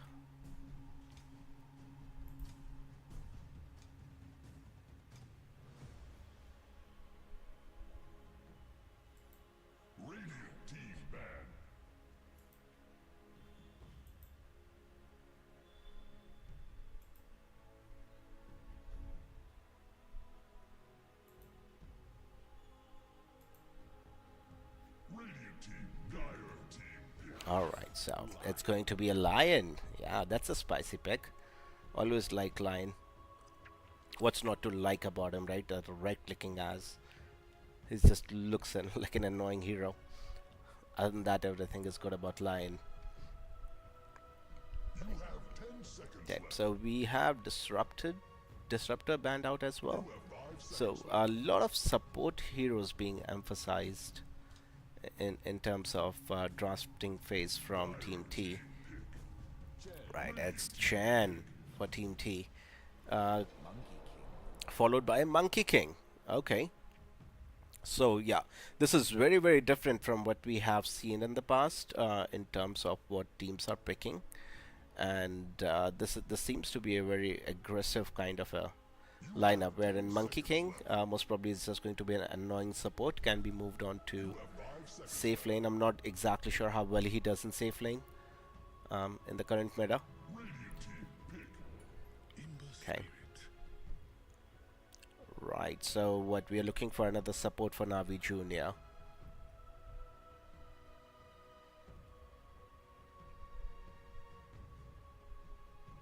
I know what hero comes to my mind when I look at Batrider, at Shen and Monkey King. Because they have the AoE damage to deal with the Chen army with Ember and Beast. Okay.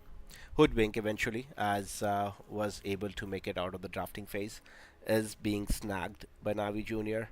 And a great overall pick, provides you with damage, provides you with a lot of control, lot of split push as well.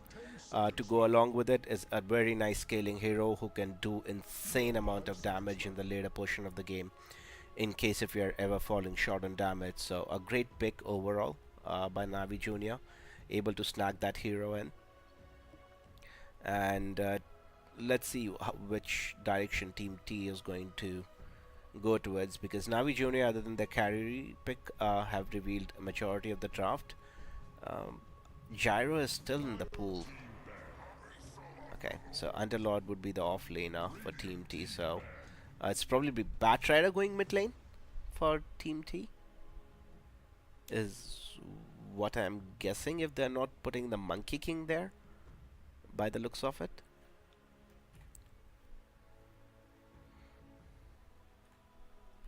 You have 10 seconds left.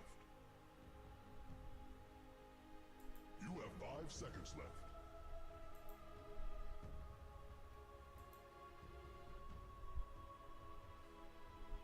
Radiant team banned. Right, so a ban on Troll and Ursa. Fire team banned.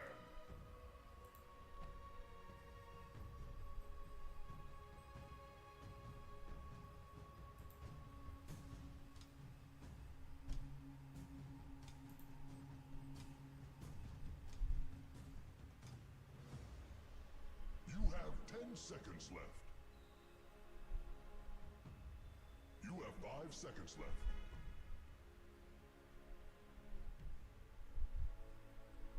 So Gyro eventually was banned out by Navi Junior. I was thinking of this hero, which came to my mind for Navi Junior.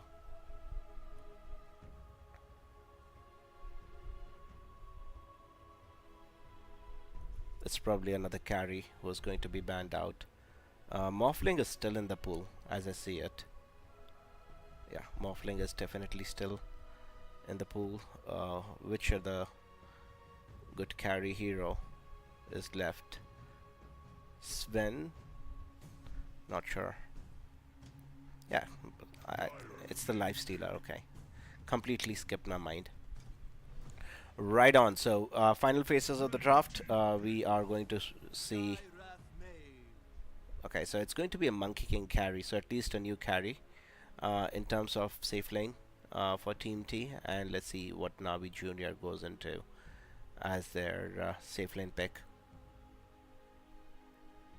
You have 10 seconds left.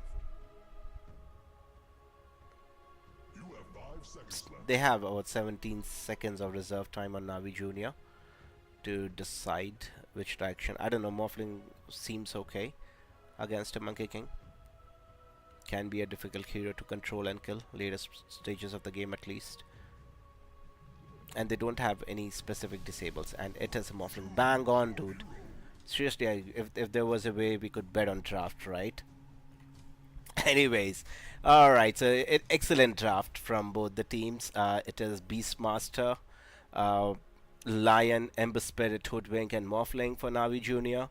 And Team T is going to be with Batrider Chen, Monkey King, Underlord, and Skywrath Mage. Dude, if I had to put my money, I would be putting it into Navi Junior's draft currently. That's a draft I like better. Does have a very good momentum. A set of very mobile heroes. They have instant stun and lockdown available with the Lion, Beastmaster, and Ember Spirit, and Hoodwink. And Morphling does provide a little bit of control in terms of, well, not control, but a mini stun, I would say. So, Team T is lacking their lockdowns. They do have an Underlord who can kind of, dictate one area of the map. And so basically it's all about, for Team T to be fighting in one area in specific, and for Navi Junior it's just going to be catching and killing heroes left and right. My money goes on to Navi Junior, as I mentioned, but again, that is something we will have to wait and see what these two teams come up with in game number 1. So just as a reminder, this is game number 1 in a best of 2 series between Navi Junior and Team T. We have one more series coming right after this, which is going to be between NextUp and SIBE. That would be interesting series as well. So yeah, stay tuned in for that. We have another series after this. And in the meantime, while we are waiting for the game to start, please don't forget to leave a like and subscribe and follow the channel and all the good stuff, people. Right, moving right into game number 1. Yeah, Beastmaster is being displayed at the best hero. And for Team T, we have a Monkey King, level 25 on it. Right on. Right, so again, this is game number 1. Let's get right into it. A smoke being committed from both the teams. Let's see if we are able to get first blood pre-0 minutes, or is it going to be just another farm fest for the initial 5 to 7 minutes of the game. I think both the lineups have really good potential of being aggressive on the map in the early stages.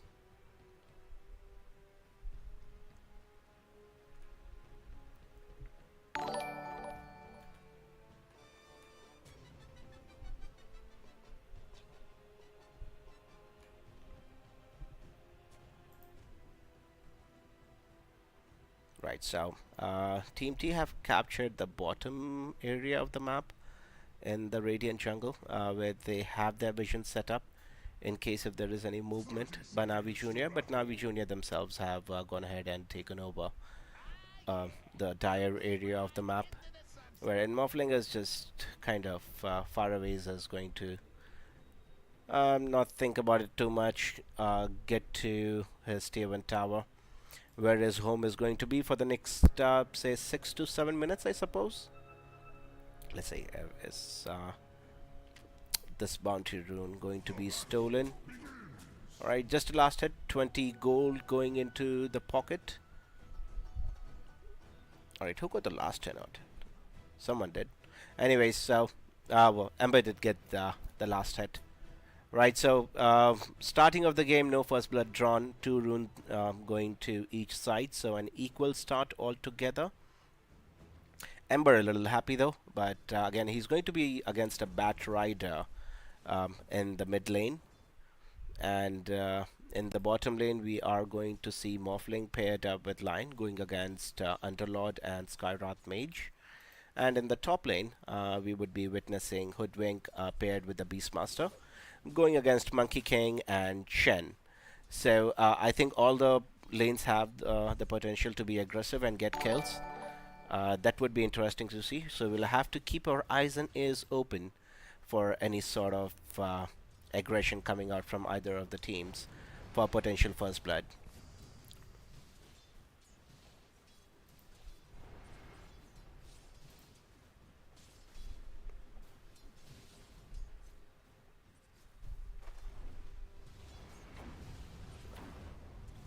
Morphling taking a little bit of harass damage, and the bot lane should be pretty okay.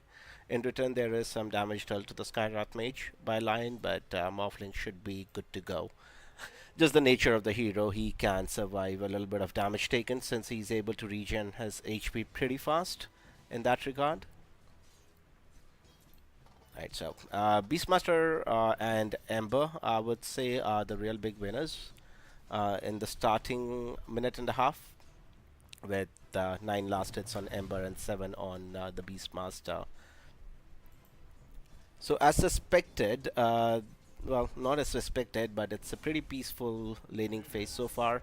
And in fact, we might see a move onto the Hoodwink. A really nice bushwhack coming out from Hoodwink, trapping both the heroes along with the Satyr Mind Stealer.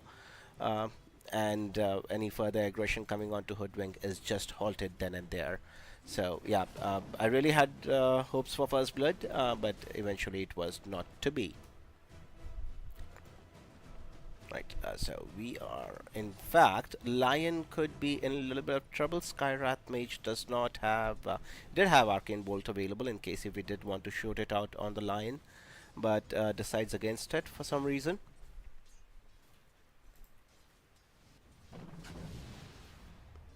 Right, so Salve being committed by Lion is in fighting shape now. Should be doing pretty okay.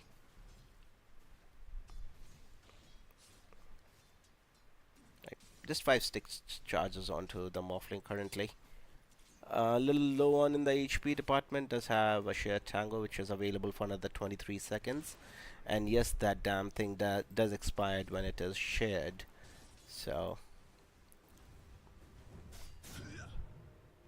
right, so water rune, one for Bat Rider, one is going into the kitty of Ember, who does have a bottle.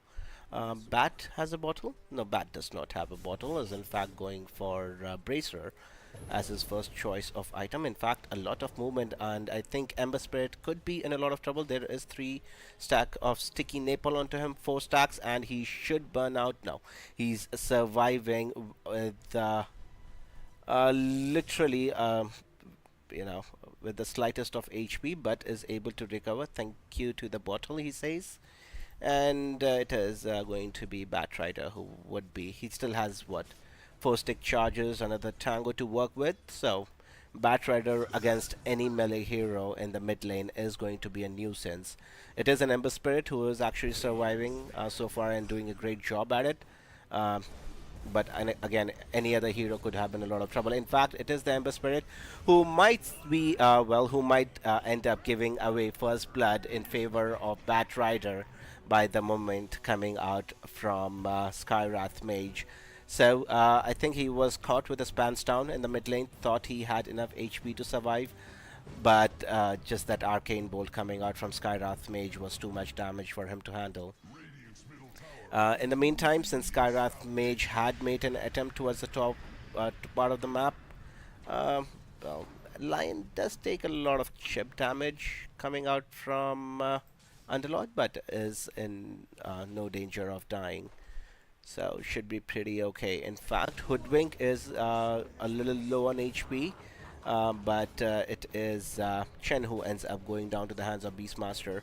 Monkey King does have his Jingu Mastery, did have his Jingu Mastery running. Skyrath Mage has made his way to the top part of the map as well, so we might see a movement onto the Beastmaster, who eventually ends up giving his life in the favor of Smiling Light. So, Team T were doing okay so far into the game, but with the movements they have made in the last couple of minutes have actually, kind of tilted the game slightly in their favor with a slight 1000 net worth advantage. Not too much to write home about.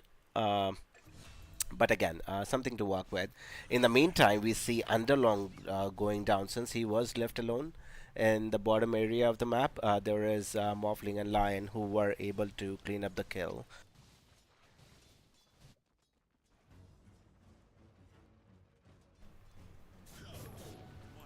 Right, so majority of the damage did come from Morphling.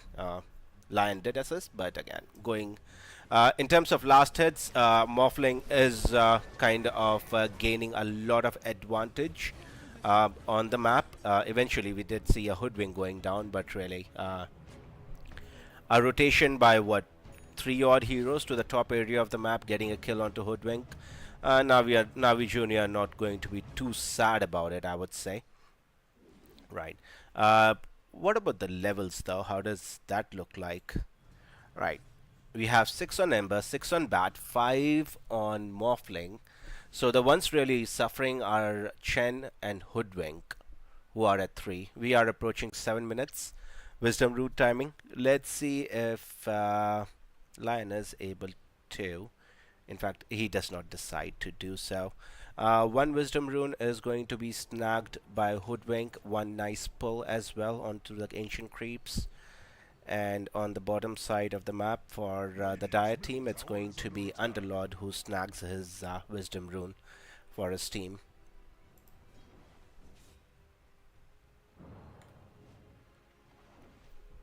Right, so the game is actually hanging in the balance currently with both teams at equal net worth. Not, I won't say any specific team has come out on top.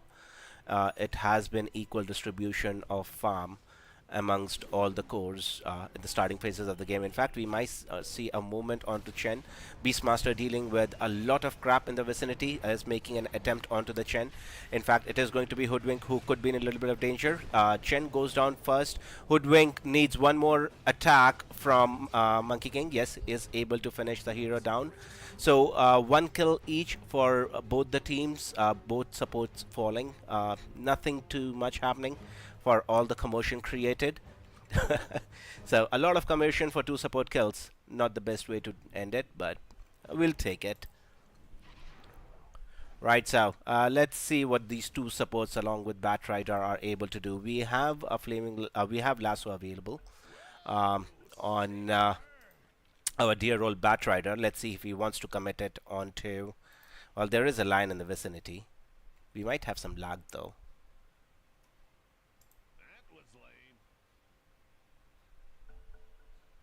Right, good to go. Not a long pause. We're not going to be sad about it for sure.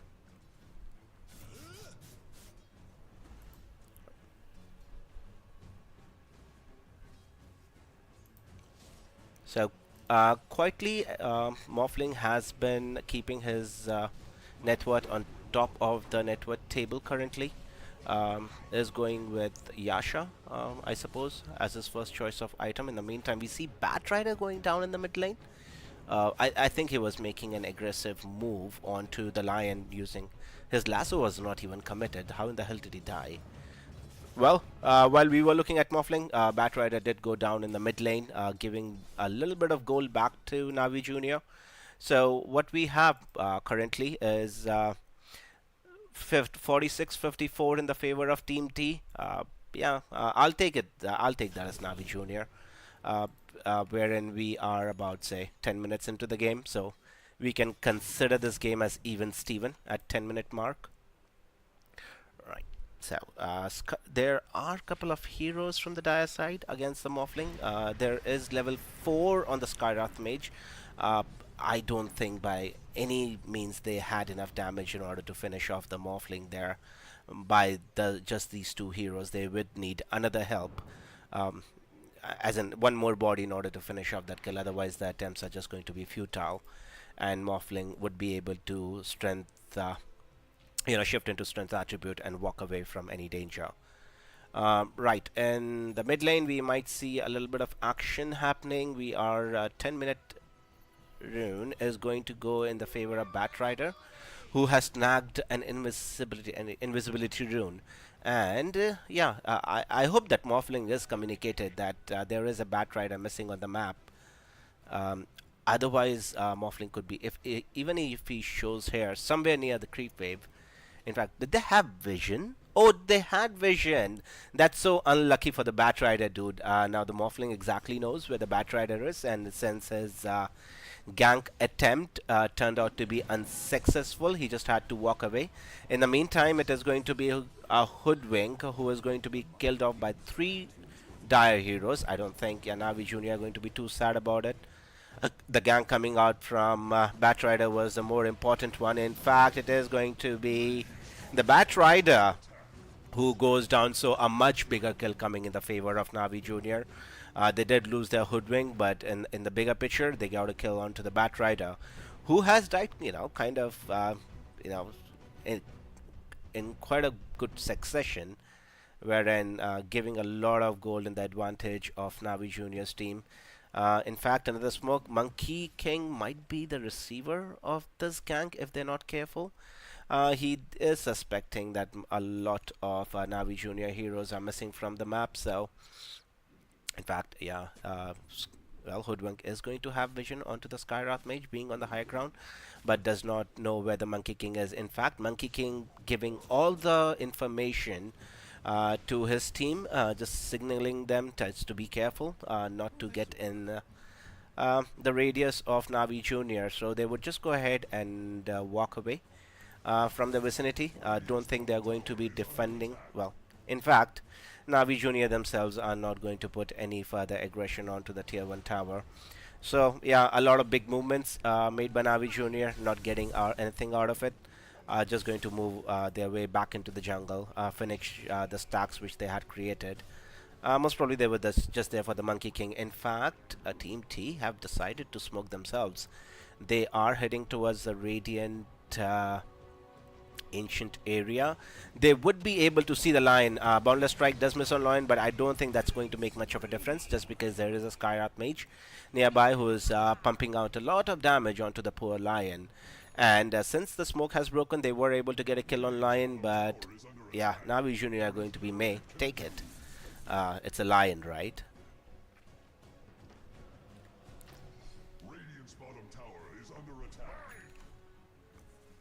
Right, so I did see Lion buying out a smoke, so not sure if Navi Junior are going to smoke up in regards to the previous movement made by Team T.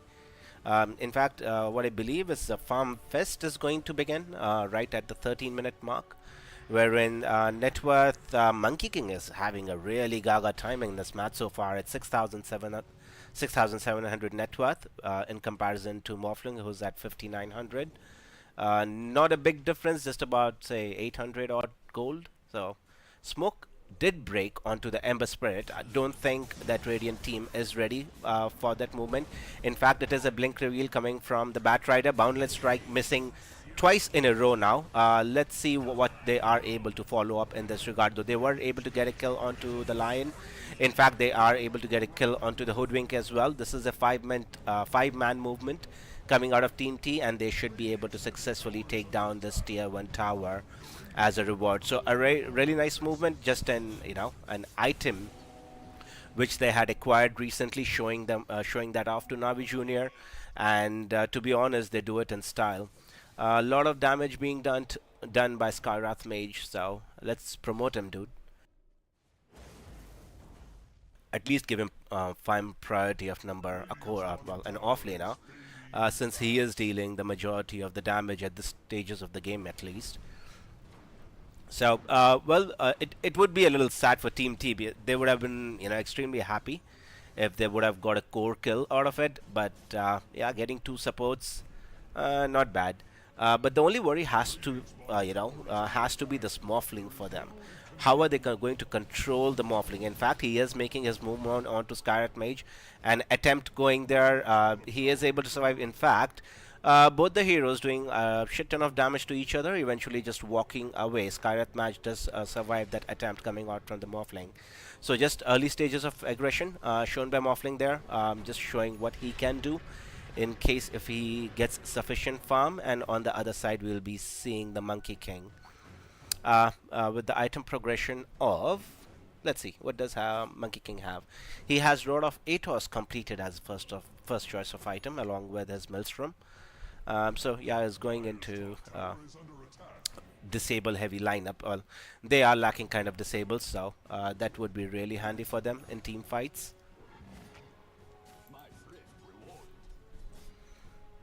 15 minutes into the game, we are looking at what, a slight 5,000 net worth advantage in favor of Team T.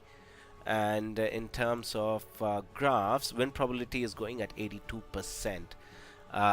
Not exactly sure how much of that is true, but that's something we'll be finding out very soon. Skyrat Mage could be in a little bit of trouble. Hand of God being committed by Chen. Still a lot of damage being pumped in. Lasso being committed onto the Lion, whom they are able to bring down successfully. So 2 position 5s have already gone down from both the teams, but I think Navi Jr. would be a little bit more happier since there is no Flaming Lasso Flaming Lasso available on Team T side. And they do have still the Primer Roar available along with an Aghanim Scepter onto the Beastmaster. So I think this is definitely go time for Navi Jr. as well, wherein they can kind of show off a couple of the items they have acquired themselves in the process of farming. But a successful defense coming out from Team T. They are able to defend their tier 1 mid tower, which in regard is a very big thing for them, for any team rather.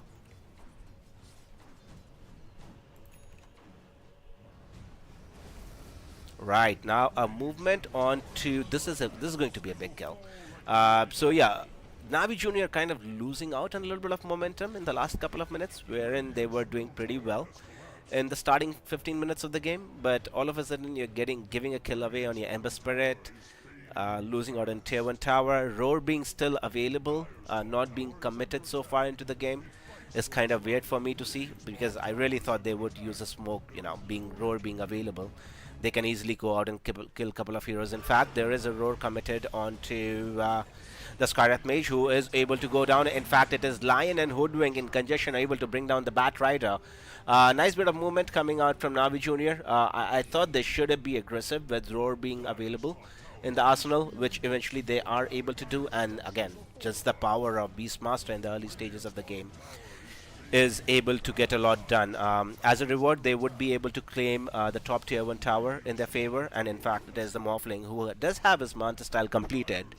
So considering the lockdown which Team T has, I think it's go time for Morphling as well. He can definitely join in the fights now without being in a lot of danger of dying. So that's going to be another level up for Navi Junior side. In fact, dude, I really like this move from Navi Junior. They just walk into Roshan Pit. Team T are suspecting this is happening, but I don't think they would be able to make it here in time. No, they're just too slow. In fact, Aegis of Immortal goes into the hand of Beastmaster. 18 minutes into the game. So I think the movement from Navi Junior is going towards to be the bottom area of the map, unless they decide to take a fight here. In fact, it is going to be the Hoodwink who is the first to be caught out. Monkey King is able to easily dispose of the Squirrel. No harm done to Morphling. He was in no danger of dying. Has queued up a Black King bar as his next choice of item. Against all the magic heavy lineup which Team T has, I don't think that's a bad item to go for instead of going for anything aggressive. In fact, Chen might be... No, well, Chen is dead. I was just late in saying he might be. I'm not sure how much impact this Chen has had other than in the mid fight over here, wherein Chen was able to get a couple of heals off. Other than that, I've not seen Chen doing much on the map either ways. So, a 3,000 net worth advantage in favor of Team T. I think what the win percentage would have definitely changed. Yeah, Team T is 60 instead of 85%. They're at 66 now. So couple of good moves coming out from Navi Junior, keeping this game in the balance and not giving up the fight. Well, at least we are hoping this game does not end in 24 minutes, right? That would be too sad to see.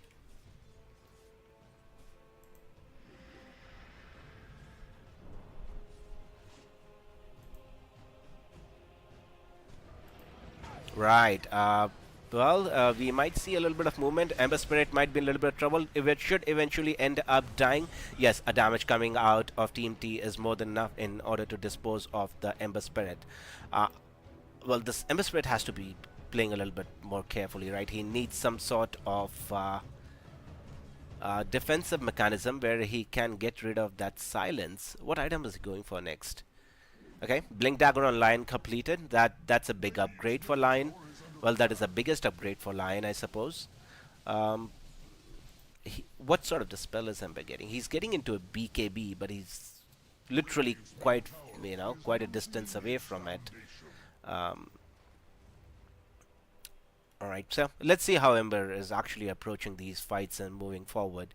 Because he cannot be the first one to die. He is a lot of damage and control from Navi Junior's side. So in case if they lose him early in the engagements, it could get really difficult for him to kind of execute the fight. But it is a 21-minute mark. We are going to see a Tormentor going down in favor of the Dire team, where it goes to Chen. In the meantime, in the top lane, the mid laner Batrider goes down again, wherein how many successful stacks does Lion have? He has two. That's not bad. That's not bad. Right. Right, so, is this Wisdom Rune being grabbed by anyone? Anyone interested? Wisdom Rune people? Guess no one is. Ember was in the vicinity, but really does not care about it. Free experience, who cares, right?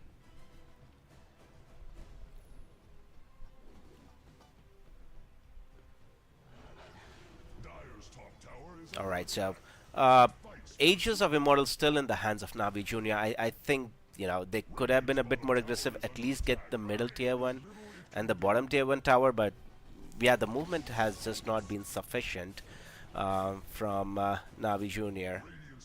A little bit of lag here and there. Yeah. It's the server people. Okay, so it's... What the fuck?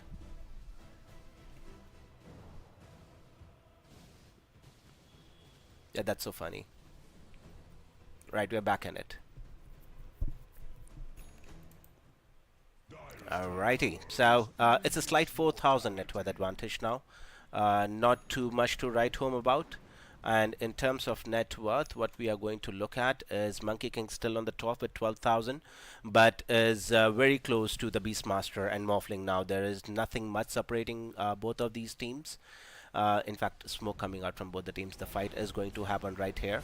In fact, there was a lasso being committed. I don't think it connected properly. Morphling right in the middle of the fight.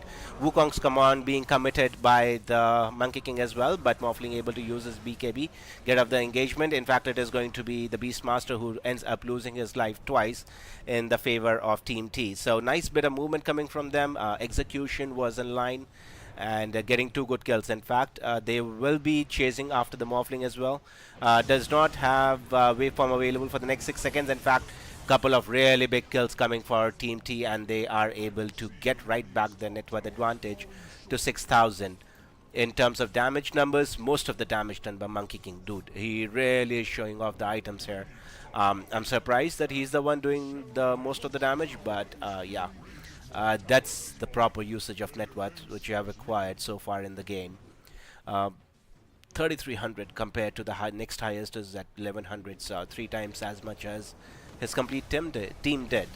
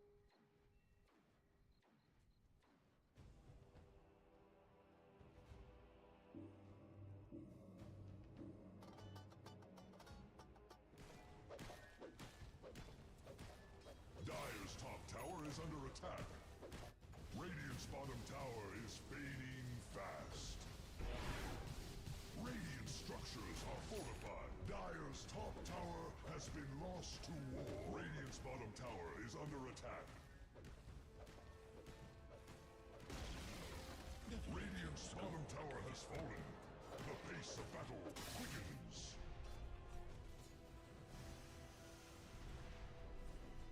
Dire's top tower is under attack. It fights for its life.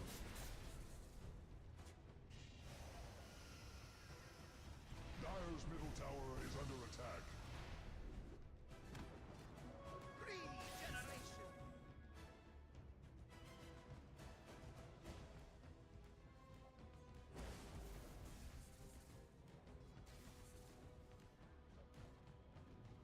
Well, this'll work.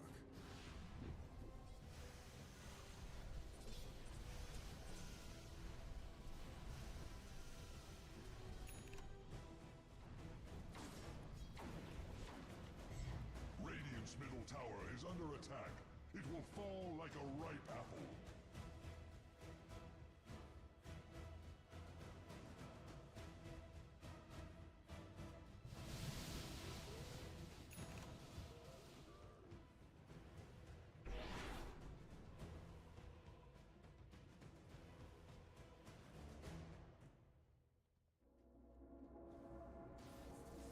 Radiant's middle tower is under attack.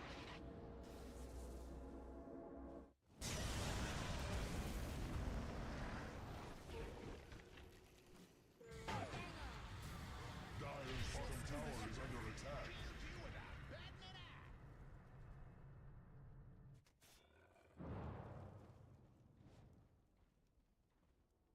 Dire's bottom tower is under attack. It may. The Dire's hide has grown thick.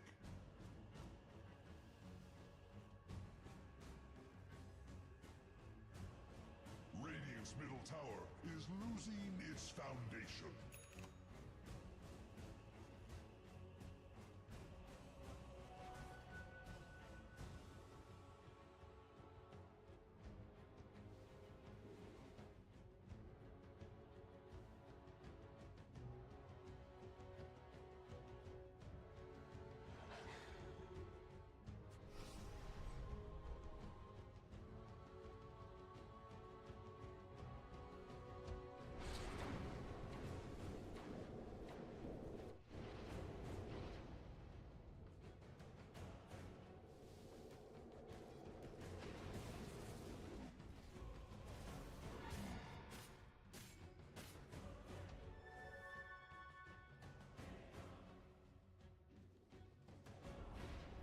Dire's middle tower has been uprooted.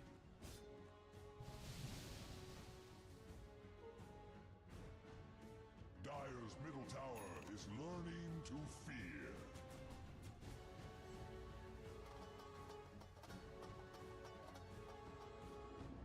Dire's middle tower is under attack.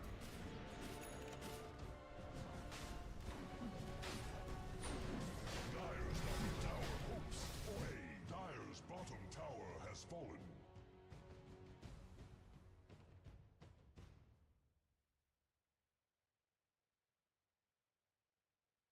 That was lame.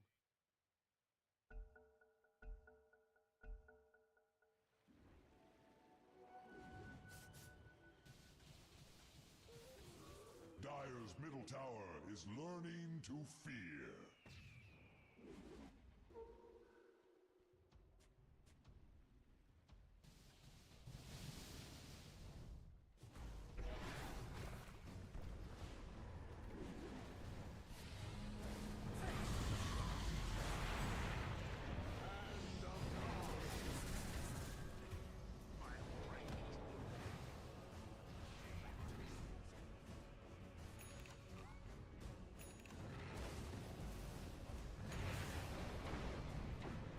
Right, Beastmaster could be in trouble. Lasso being committed, and they are able to bring down the Beastmaster pretty easily.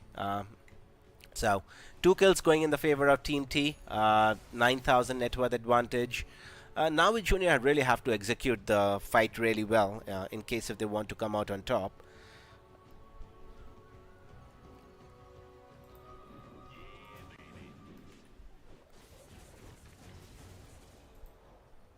Radiant's middle tower is under attack. It Right, so it is going to be tier 2 towers, which are going to go down in favor of Team T, which having Ages of Immortal in the hands of Monkey King should really make them feel really, really strong on him showing it right in front of the fight or just beating the tower down, I suppose.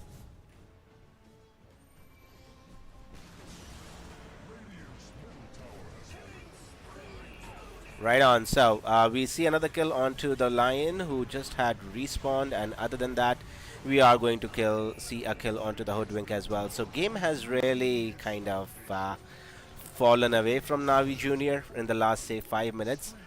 Everything was happening well for them, but in fact there might be a kill onto the Monkey King, who does lose his Ages of Immortal. Remember, there are only 3 heroes on the side of Navi Junior who have to defend their base. BKB being committed by the Ember Spirit, but he's just not dishing out enough damage in order to scare any of the heroes from Team T, and they are able to beat down the the mid set of racks, which they should be able to get pretty easily. They don't have Ages of Immortal in their hands now, and kind of respecting the respawns coming out from Navi Junior.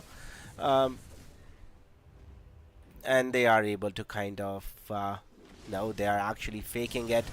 They are going to last the Beastmaster. Eel Scepter of Divinity committed. Beastmaster has committed his BKB as well. Is kind of able to walk away, but now they have a Beastmaster without a BKB.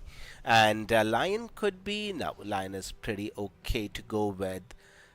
So yeah, just the mid set of racks going down for Navi Junior, and Team T would be very happy with what they have been able to achieve with the Ages of Immortal.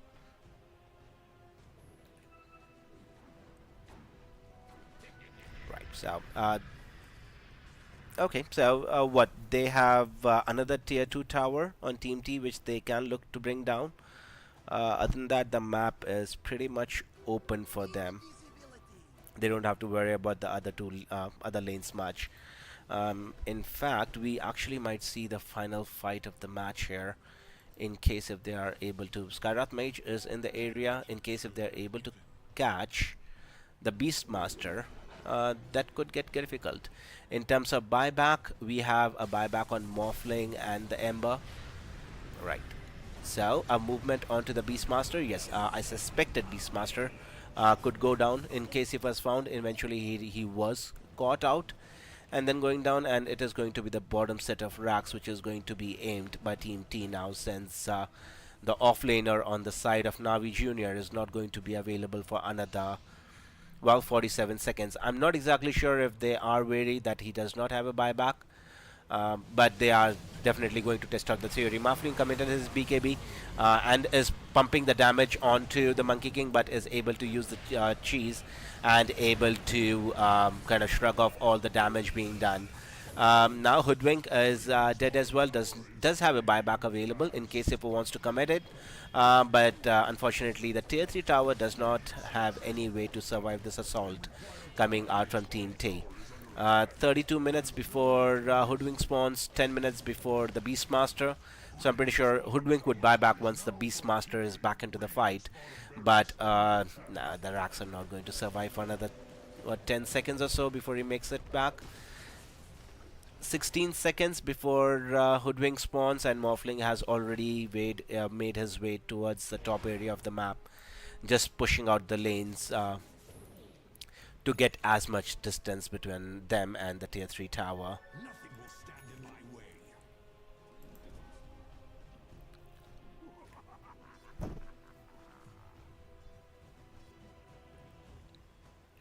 So finishing touches from Team T now.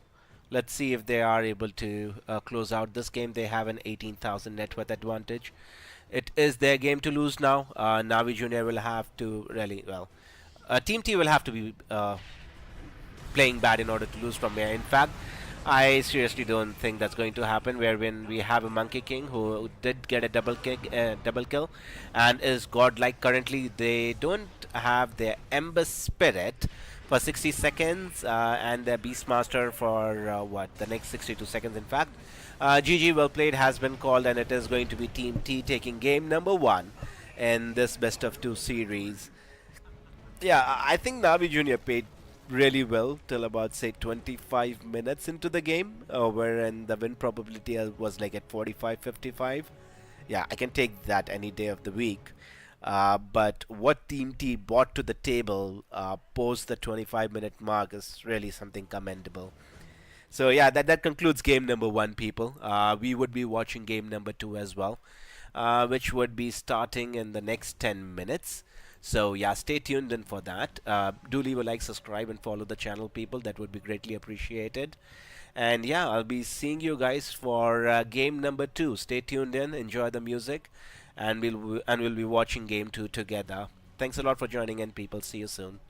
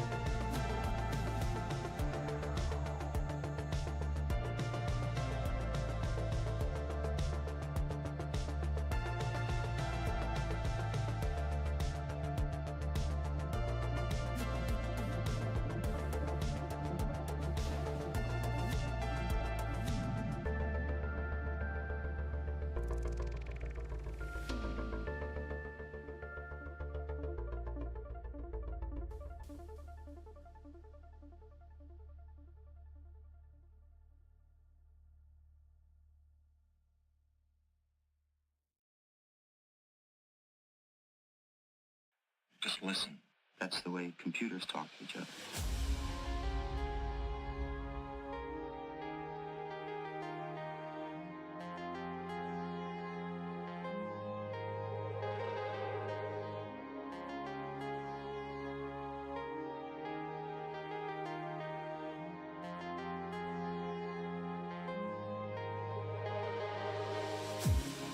On the outside looking in, not knowing where I've been, traveling through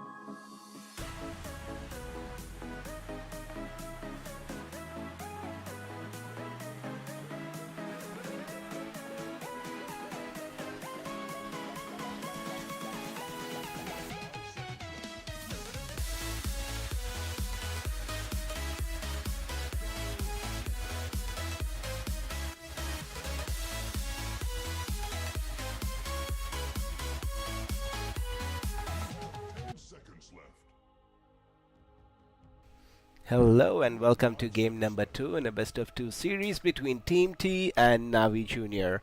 I'll be your host for today. My name is Nick, and we are round 2 draft is going really well. All right, so let's see. I don't know, bro, who will win. We'll have to watch the draft. But in the last game, by the looks of it, Team T does have a definite advantage over Navi Junior when it comes to the execution part of it, at least, because the starting phase of the game looked pretty even, but Navi Junior just lost the plot post 25 minutes.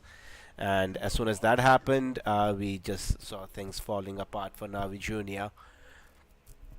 Anywho's, yeah, we are into game number 2. Again, it is a best of 2 series, so it is the final game of this specific one.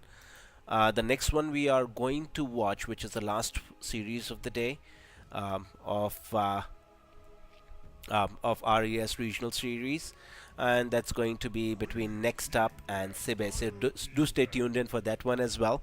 That would be a fun series to see. And yeah, please do leave a like and subscribe to the channel, or like all the good stuff. If you like the cast, would be greatly appreciated. Right, moving right into the draft, people. Looking at what the bans are like. Uh, Tiny, Brood, Disruptor, and Rubik by Team T, and Navi Junior have gone with Batrider and Weaver. Okay, let's see. Hoodwink is a hero which can be banned out. We have Ember, who can be, well, it didn't do well for Navi Junior last game. Hero has potential, but I don't think it just kicked off for Navi Junior. I think that was the place where Navi Junior lost the plot, when the mid laner was not able to make a major impact in context of the game.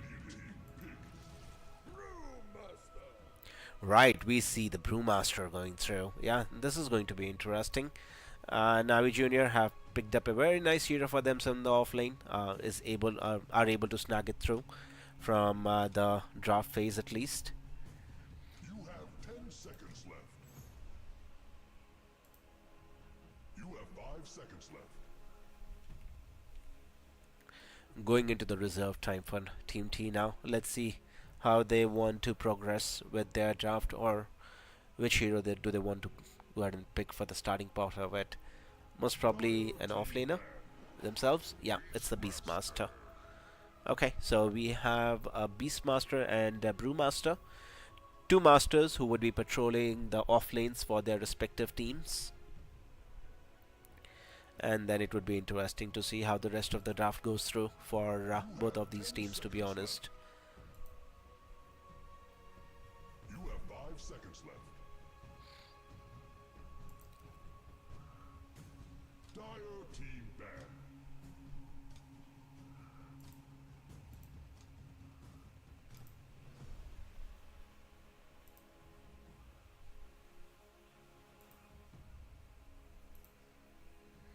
Right, so we are going to see Io and Chen banned out for Navi Junior. From Navi Junior. You have 5 seconds left.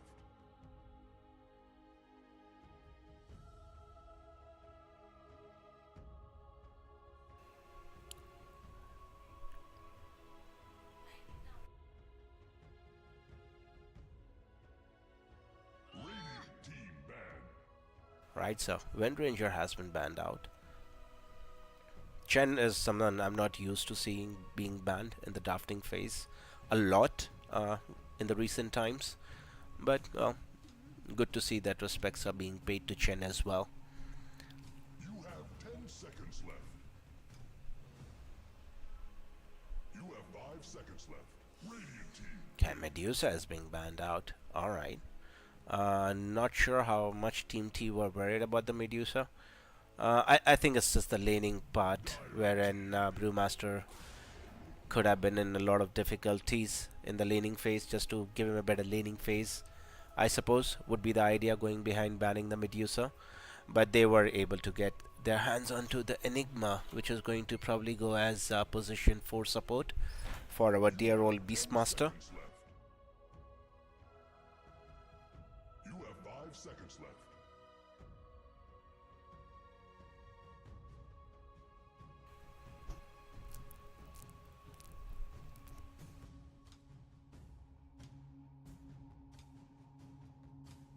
Dire team radiant team pick.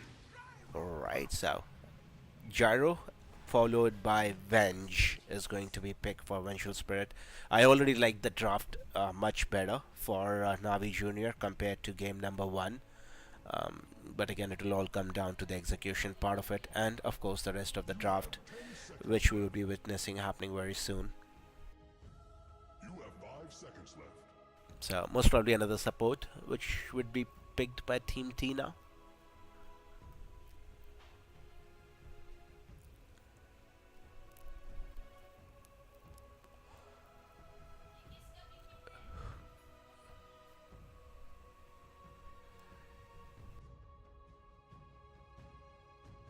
Radiant team pick.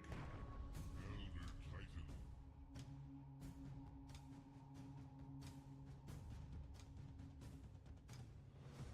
Dire team pick. Morphling.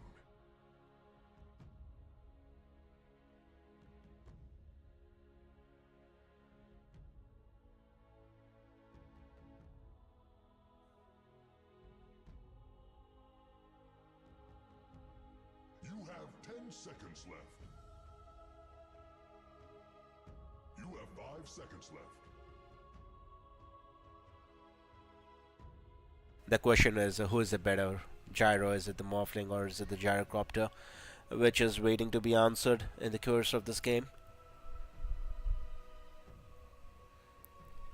Right, so what are Navi Junior looking for? They're looking for a mid laner and another support, I suppose. In terms of mid lane, we have Ember, Void, Storm still left in the pool. 3 heroes I can think of on top of my head. I think they'll just go ahead and leave it for last pick. Team ban. In fact, they go with a freaking Arc Warden. Interesting to see they reveal the Arc Warden before getting. Well, they would have had the second last pick, so would not have mattered much revealing that. But Arc Warden against Morphling. But Arc Warden will really need time in order to be active on the map, and with the save from Venge, I think this is a really interesting draft from Navi Junior. You have 10 seconds left. You have 5 seconds left. Right, Pangolier being banned out. And yeah, last couple of bans from Team T, one more ban from Navi Junior, and then we will be able to see what the last picks are going to be for either of the teams. Most probably, what Team T are looking for a mid laner, and Navi Junior for another support, by the looks of it.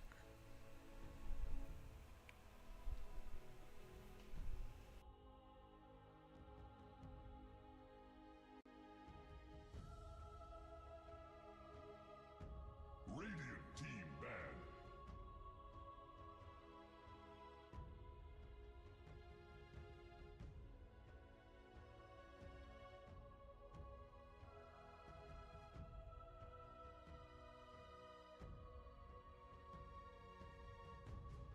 You have 10 seconds left.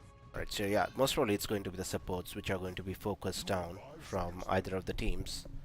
Well, at least for Team T, at least. They banned out the Lion. Let's see what their second ban is going to be. Shadow Demon is still left in the pool. Shadow Demon could be an interesting pick. They did ban out the Grimstruck. Okay, not a bad one. And Navi Junior are probably going out to ban out a mid laner, who could be very good against them. Storm You have 10 seconds. against Arc. He's going to be facing Arc Warden, so You have 5 seconds left.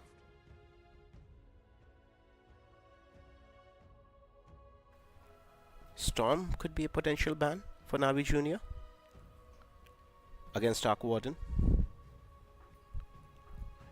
Can get right on top of him after his Aghanim Scepter. Can pretty much help out with clearance as well. Has to be careful about Beastmaster and Enigma in the pool though. against him. So Void seems really well. They ban out. Okay, they get a Monkey King. So what in the hell? Who are the supports on Navi Junior? It's Venge and Arc, by the looks of it. I'm not sure, dude. They really have my mind boggled now. Alright, at least Team T will give us something normal. They are looking for a mid laner, so let's see what their mid lane pick is going to be. I'm just confused when Gyrocopter is a carry. Monkey King has to go either mid lane or Arc Warden is definitely not going to be a support.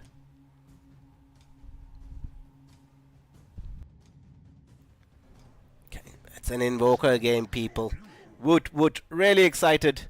I think Team T really has it in the bag with Mikey on his Invoker and Smiling Knight on Morphling. They really have the lineup to go ahead and shut the game down for Navi Junior in case if they're not able to do decently well in the early stages of the game.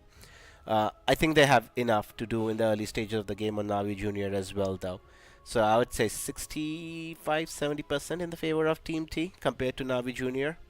But overall, we are looking at a very different draft. So that's very nice to see. At least we're looking at a couple of new heroes coming out in terms of Arc Warden.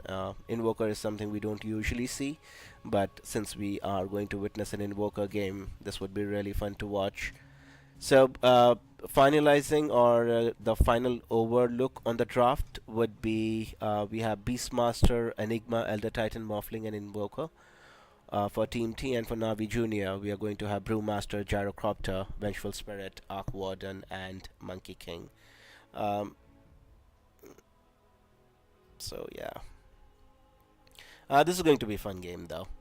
I really feel that both teams have a good draft. At any stage, if they are on top of the other team, they should be able to perform really well. But to the end of it, it all depends upon the execution part, at least. So game on, people. Well, we are going to be starting game number 2. Again, this is the last series, or well, the last game of the series, since it is a best of 2, and then we will be proceeding to the next series of the day right after this one. Let's get in it. Perfect. Smoke coming out from Team T. Let's see which area of the map they actually... Well, it's going to be standard, I guess. They are going to move into their own jungle. Monkey King is going to be planting his ward. So this is a support monkey, as discussed earlier.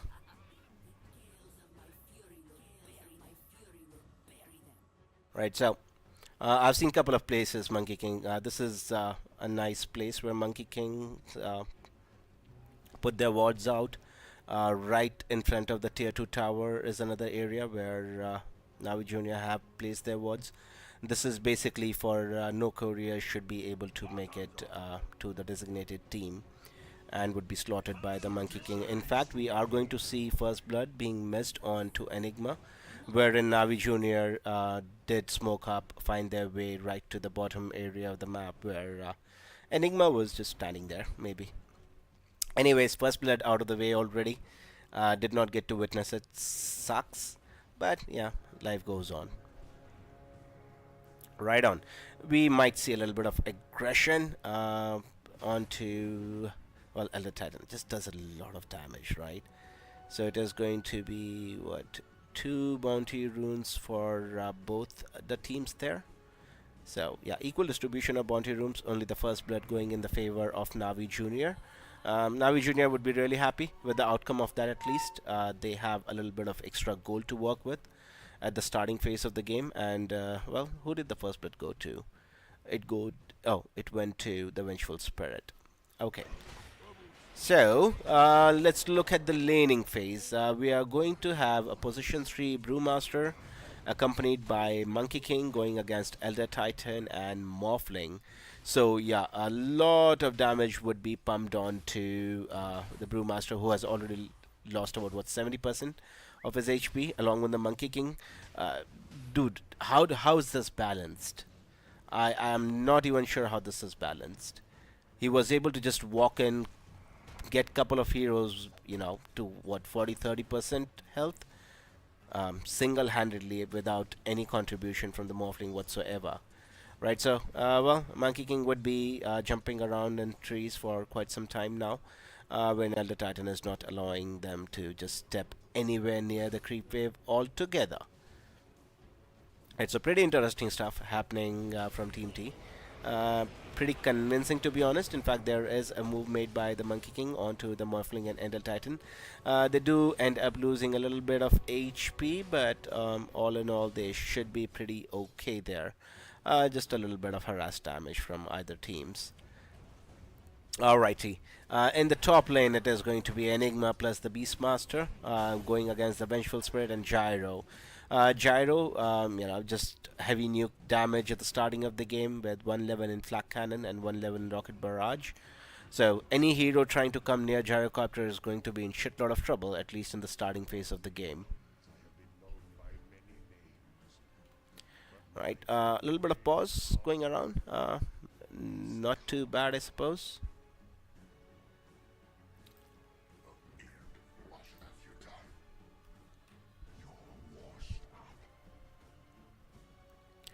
Right, so in the mid lane, it's going to be Invoker going up and going up against Arc Warden. I think this is a great hero, which they were able to pick up. Just heavy nuking damage, ranged magical damage, and pure.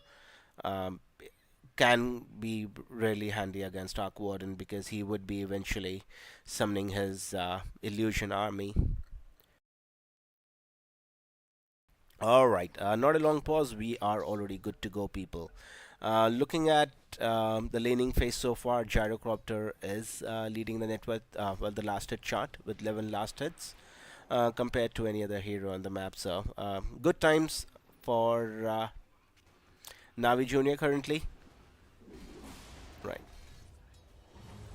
A little bit of harass damage coming back on the Radiant side. Enigma in a lot of trouble, needs one more hit and is eventually able to get that. There is a Gyrocopter in the vicinity, so I think Beastmaster will be thinking twice before committing onto the Gyro. Let's see if no, he would not have enough.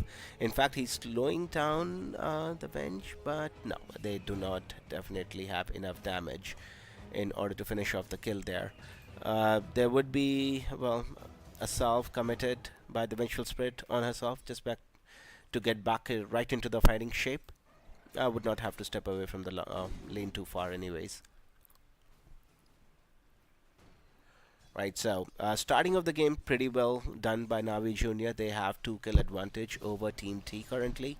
Let's see how long they are able to keep their composure and this momentum forward. They did have a little bit of problems in the laning phase for their offlaner. And in fact, we see the Gyrocopter going down to the combination of Enigma and Beastmaster. So, yeah, a big kill coming from Team T, putting right them up on the board. And, that's a heck of a way to kill off the enemy carry to get a kill for yourself. Not a bad sign altogether for Team T. Brewmaster will have to do a little bit of recovery, to be honest, as just at last, as it's just 11 last hits. Compared to any other core, he is sitting right at the bottom. In fact, we see the Beastmaster does go down to the combination of Vengeful Spirit. So a lot of kills happening in the top area of the map, wherein Navi Junior are trading blows currently. And eventually we see Monkey King getting right into his business. He did miss the Elder Titan courier, but he was able to get a kill on Morphling's courier nonetheless. Dyer's courier has been slain. Okay, so another courier going down. In fact, it is going to be the Monkey King's courier himself. So, yeah, karma is a bitch, bro. Anywho's, yes, Venge could be in a lot of trouble. Slows coming out from Beastmaster. In fact, Monkey King has decided to rotate to the top area of the map. They would be able to successfully get a kill onto Enigma, and Beastmaster with about 200 HP just really has to be careful how he is going to approach the lane though, because he could be in danger of dying if he does not get his regen up, for sure.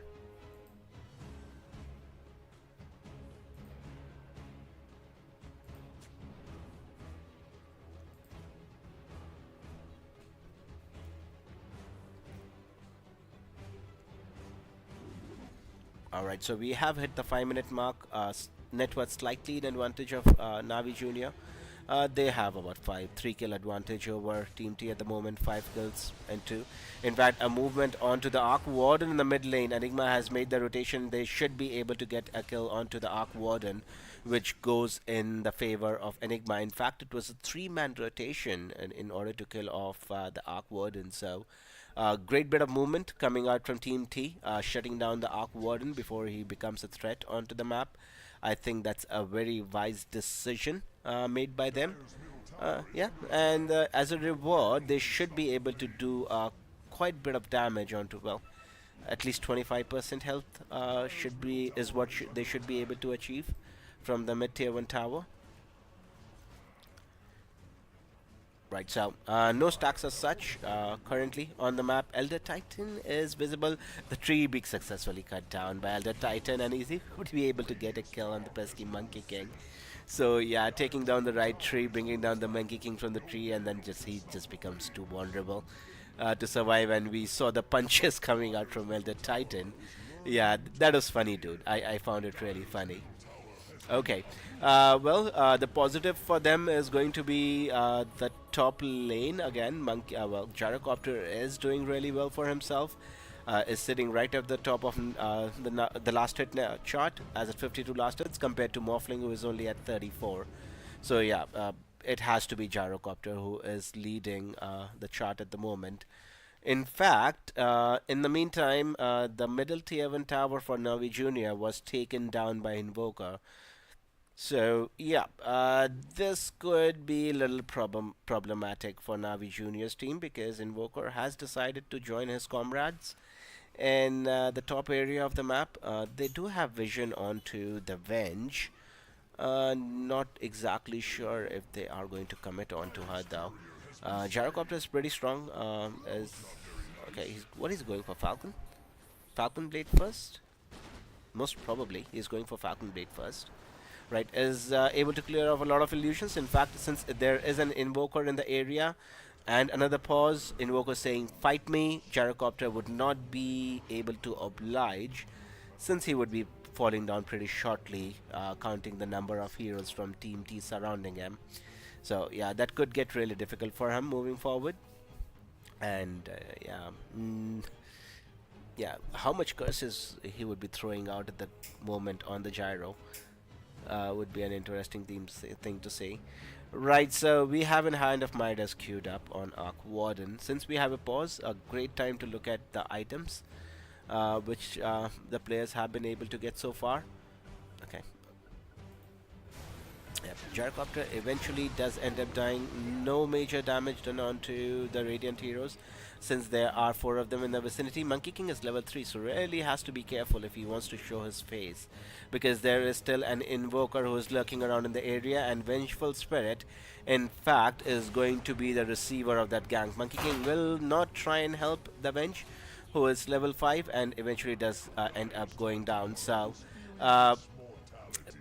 playing really fast Dota on Team T, they are able to get the net worth advantage in their favor, getting a couple of really nice kills, and now they really don't want to slow down. They have vision of the Monkey King, who is able to dodge the attack from Elder Titan. Let's see how much if they are able to. Stomp does miss onto the Monkey King, but it is a little bit of lag, and Spirit Vessel by the Invoker onto Monkey King brings them down. Roar being committed on the Gyrocopter by Beastmaster, and who ends up going down as well. I'm just casting this with a lot of lag, people. I'm not sure why this is happening. It's basically Dota server, but yeah, things are happening slowly out here. Enigma is in is left for dead for side of Navi Junior to take control of. Overall, in the fight, I think Team T would be really happy with the outcome of it. They do get a little bit of gold and experience in their pocket. Along with that, increasing their net worth advantage to 2,000 gold.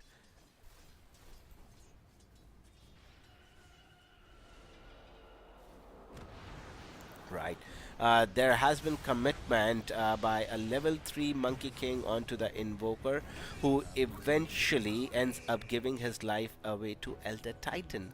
I'm not exactly sure how much that move was worth from the Monkey King, but giving away one more vessel charge to, well, he would be completing his vessel in about, say, 250 gold. So giving away charges to Invoker, I don't think that was the brightest of idea, dude. He is level 3 after all, so how much damage are you going to do would be the question. Um, as with Brewmasters, oh, he's going into a Spirit Vessel himself instead of the Radiance. So that is quite interesting to see from the Brewmaster. A little bit of change up in the build. Really handy against Morphling, Invoker, Beastmaster, or any hero you can say. A great item to have. In the meantime, Monkey King just doing Monkey King things, collecting bounty runes, killing couriers, and being a nuisance on the map altogether. I'm just really fantasizing, how many buttons is he pressing per second, dude? He's everywhere on the map, literally. Yeah. After what time does your fingers really start to hurt? Would be the question. Now, we saw him in the bottom area of the map, scouted everything, and he's right back jumping. So there is no second of being stagnant for this Monkey King.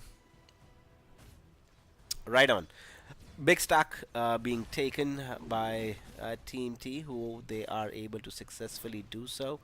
Not sure if they have the mission. No, they should not be able to catch up to the Monkey King by any means. So yeah, just being a nuisance, being a stun, being stunned out on an invoker, was able to dodge out the tornado successfully. Now this is the Earth Splitter coming out from Elder Titan, doing a lot of damage onto the onto the Dire heroes.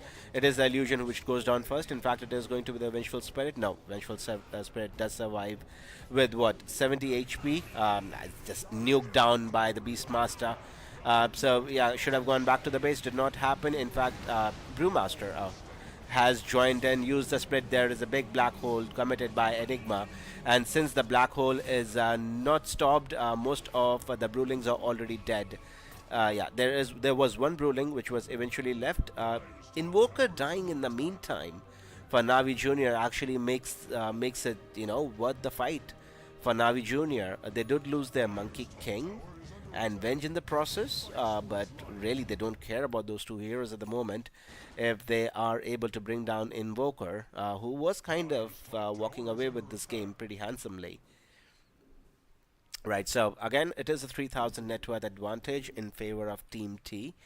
And Navi Junior have a little bit of catching up to do, but the best part is they don't have a lot of catching up to do, since it is a mere 3000 net worth advantage in their favor.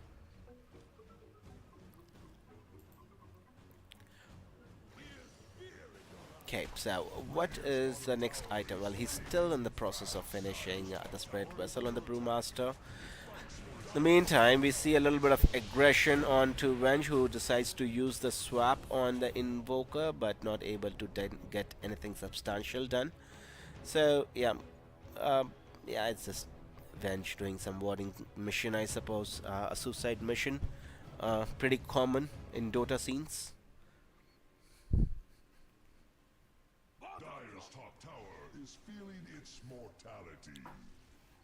Right, it's very similar to game number 1. Team T are really good at defending their middle tier 1 tower. That's one major difference I see in between the two teams too. If there is any difference, how they're maintaining their map and defending their towers has to be really commendable, because they did not let their tier 1 tower fall by the end of the last game. So they do play a really aggressive style of Dota.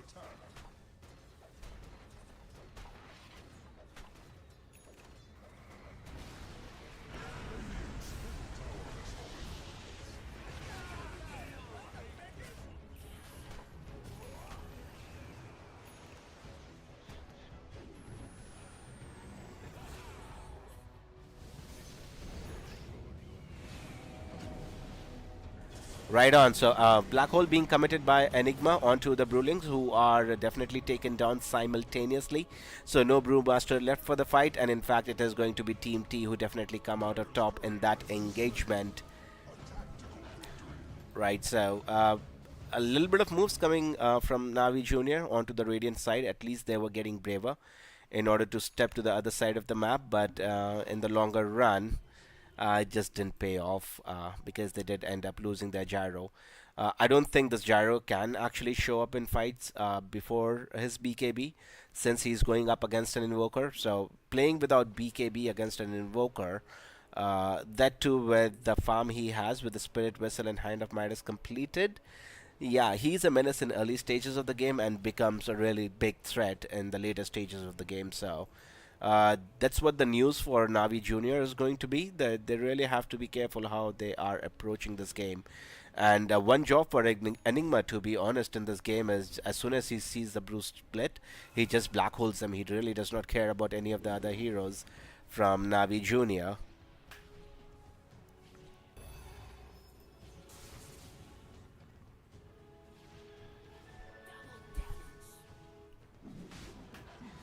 Right on. So it is going to be Aegis of Immortal, which would be claimed by Team T. There is a Monkey King in the vicinity.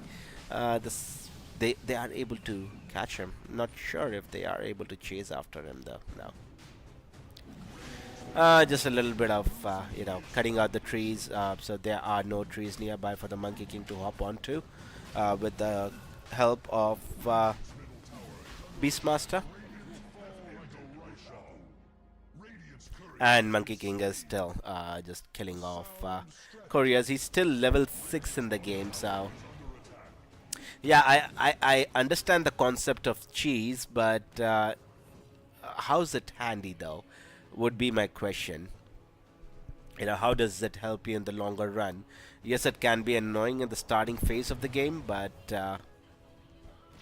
yep, just does not offer as as much. You compare it to an Elder Titan, to what he's offering to Team T in the game, and what Monkey King is offering.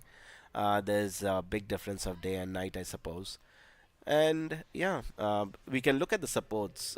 In terms of supports itself, there is a good difference of 3 to 4,000. So, and that itself makes a big impact in the game.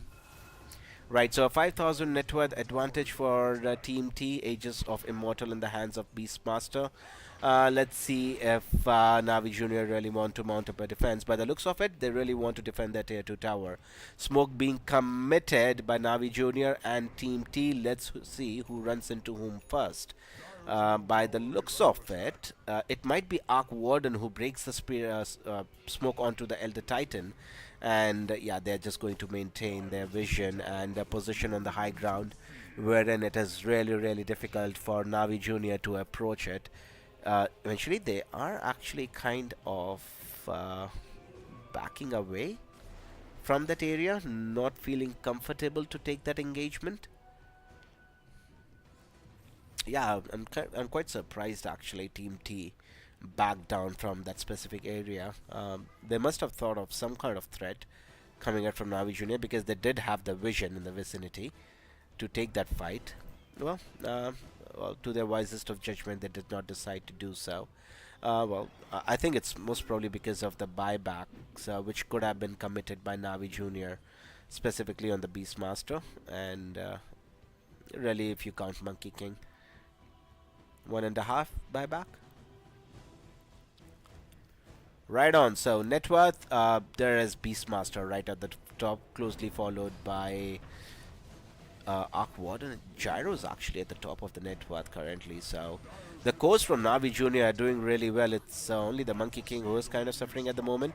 In fact, we might see a movement onto yeah, Venge is quite sneaky. Is able to walk away from harm's way.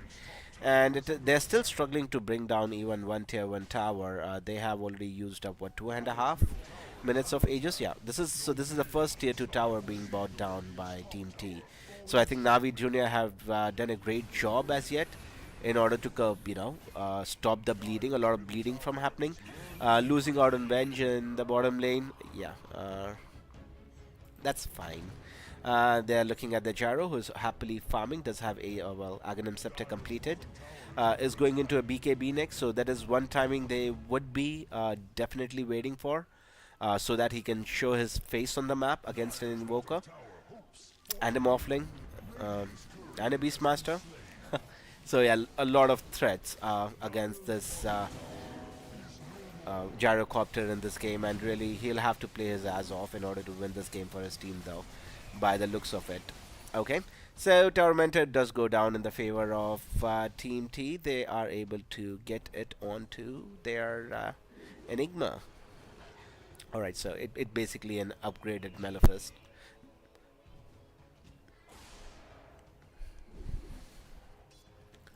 Right on, so unless the BKB is completed on Gyro, I don't think Navi Junior are planning to make any aggressive moves on the map.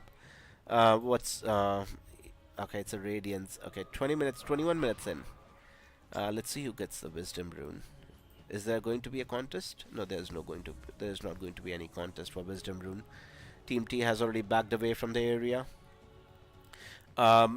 The one positive thing for Navi Junior is definitely going to be their Arc Warden and their Gyro doing really well in this game. So this game is by no means in threat of ending for Navi Junior. It is a 7,000 net worth advantage, but the major difference is in between the supports, and how much difference is going to make in the longer run is something which we would be witnessing very soon. In fact, there is another support who would be going down again. It's the Monkey King who goes down again.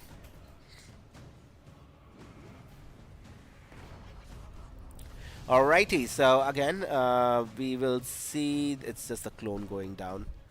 Nothing much. Alright, so net worth advantage is steadily increasing for Team T. They have taken over about, say, 90% of the map with the advantage they have so far. But I think it is time for Navi Junior to make some kind of move to regain some sort of control on the map at least. But again, it's before Gyro's BKB. It's going to be so difficult for them to do anything, though. Again, the big question is how exactly are they approaching the fights with this Invoker casting out a lot of spells. So they really have to be careful how they approach it, though.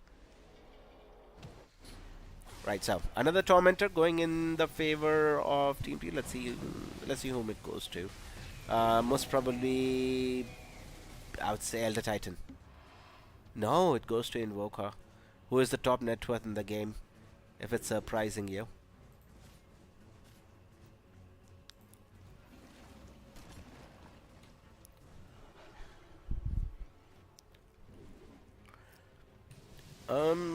I seriously believe there has to be another rush attempt before any aggression comes out from either of the teams in terms of item progression, and we have a little bit of lag again, but since we are on a farm fest period of the game at the moment, that's going to be okay. But in terms of what the graph, it's still steady, 78% in the favor of Team T. And net worth wise, it's just a 10,000 net worth advantage.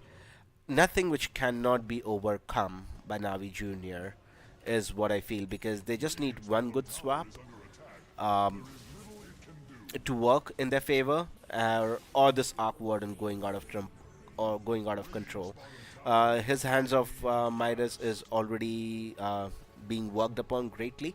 Gleipnir completed for Arc Warden, so yeah, at least the first hurdle for Arc Warden is completed, getting control over a couple of heroes. So yeah, this Arc Warden can really become a threat in the later stages of the game against Team T. Let's see if they're able to pull it off, though. I definitely believe Navi Junior have a better late game than Team T in terms of Arc Warden and Gyro.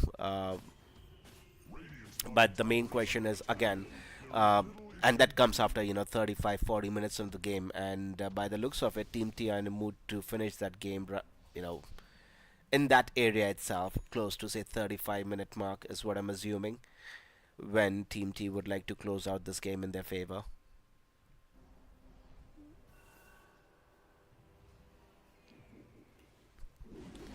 Right on. So another attempt on the Monkey King, who is able to kind of jump away, and Beastmaster, not having clue where the Monkey King went, is going to give up on the chase.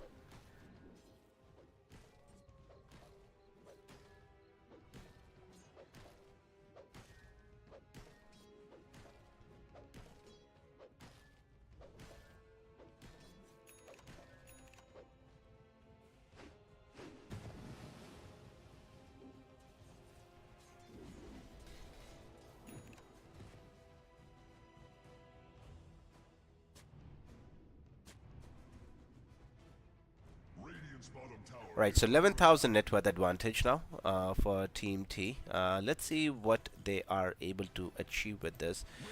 Still, Roshan is being awaited before any aggressive moves being made as expected. Before any major team fight, we are definitely going to see Roshan being spawned first. Right, so bottom tier 1 tower taken down by Gyro. A little bit of more gold in his pocket, does have his blacking bar completed. So I think now Navi Jr. can actually fight. In case if there was any time to fight, it starts now. Because before this, they did not have any ways of fighting against this Invoker and Enigma, with all the magic damage shit coming out of Team T. That was quite impossible, but now since having a couple of BKBs to their disposal, I think they should be able to fare much better in the contest. Right, so there is a four-man smoke from Navi Junior. Let's see if they are able to catch a valuable. I think the most valuable target for Navi Junior is going to be blowing up this Elder Titan at the starting of the game. If they are able to, or this Invoker maybe, he's the most high-value target on the side of Team T. Um, in fact, they get all of the heroes are high-value targets for them. Starting off with what? Enigma, Beastmaster, Invoker, Morphling, Elder Titan. Who do you ignore? Literally, you are not able to ignore any of the heroes from Team T just because they might eventually have a high impact in the game. Right, so Roshan is still not up, but Team T will have an idea. In fact, there has been move being made onto the Enigma first. I think that's a great way to start. There is a Gyro who has committed with his BKB into the fight, would try and dish out as much damage as he can, but by the looks of it, he does not have enough damage in this arsenal. And in fact, the black hole being committed onto two heroes from Navi Jr., and eventually they both go down in the process. So a 10,000 net worth advantage quickly changes to 14,000, 12,000 net worth advantage. Consolation kill onto the Elder Titan, but that's all what Navi Jr. are going to get for their efforts. On the positive side, their Gyro did make it out, but who? Yeah, Team T are really rocking it at the moment, dude. Yeah, with 4,500 damage done by the Morphling in that fight. Gyro tried. He did 4,300 damage, which was very close to what Morphling did. But the rest of the heroes, well, in fact, Arc had a good impact of 3,000, but in totality of it, I think as a team, Team T were much stronger to come out of that fight, really, and which, as a reward, they were able to get Aegis in the hands of their Morphling. It would be Invoker going down. Okay, that's a big kill, pushing it too far on Invoker. A 3x kill streak going into the hands of Gyro, who is building what now? Okay. Monkey King is caught out, would be able to, no, he's not able to survive the blast coming out of Morphling. So, yeah, Adaptive Strike is something which does a lot of damage. And, well, at this time at least, since he has couple of items, he has his Khanda available, so, yeah, watch out, correct?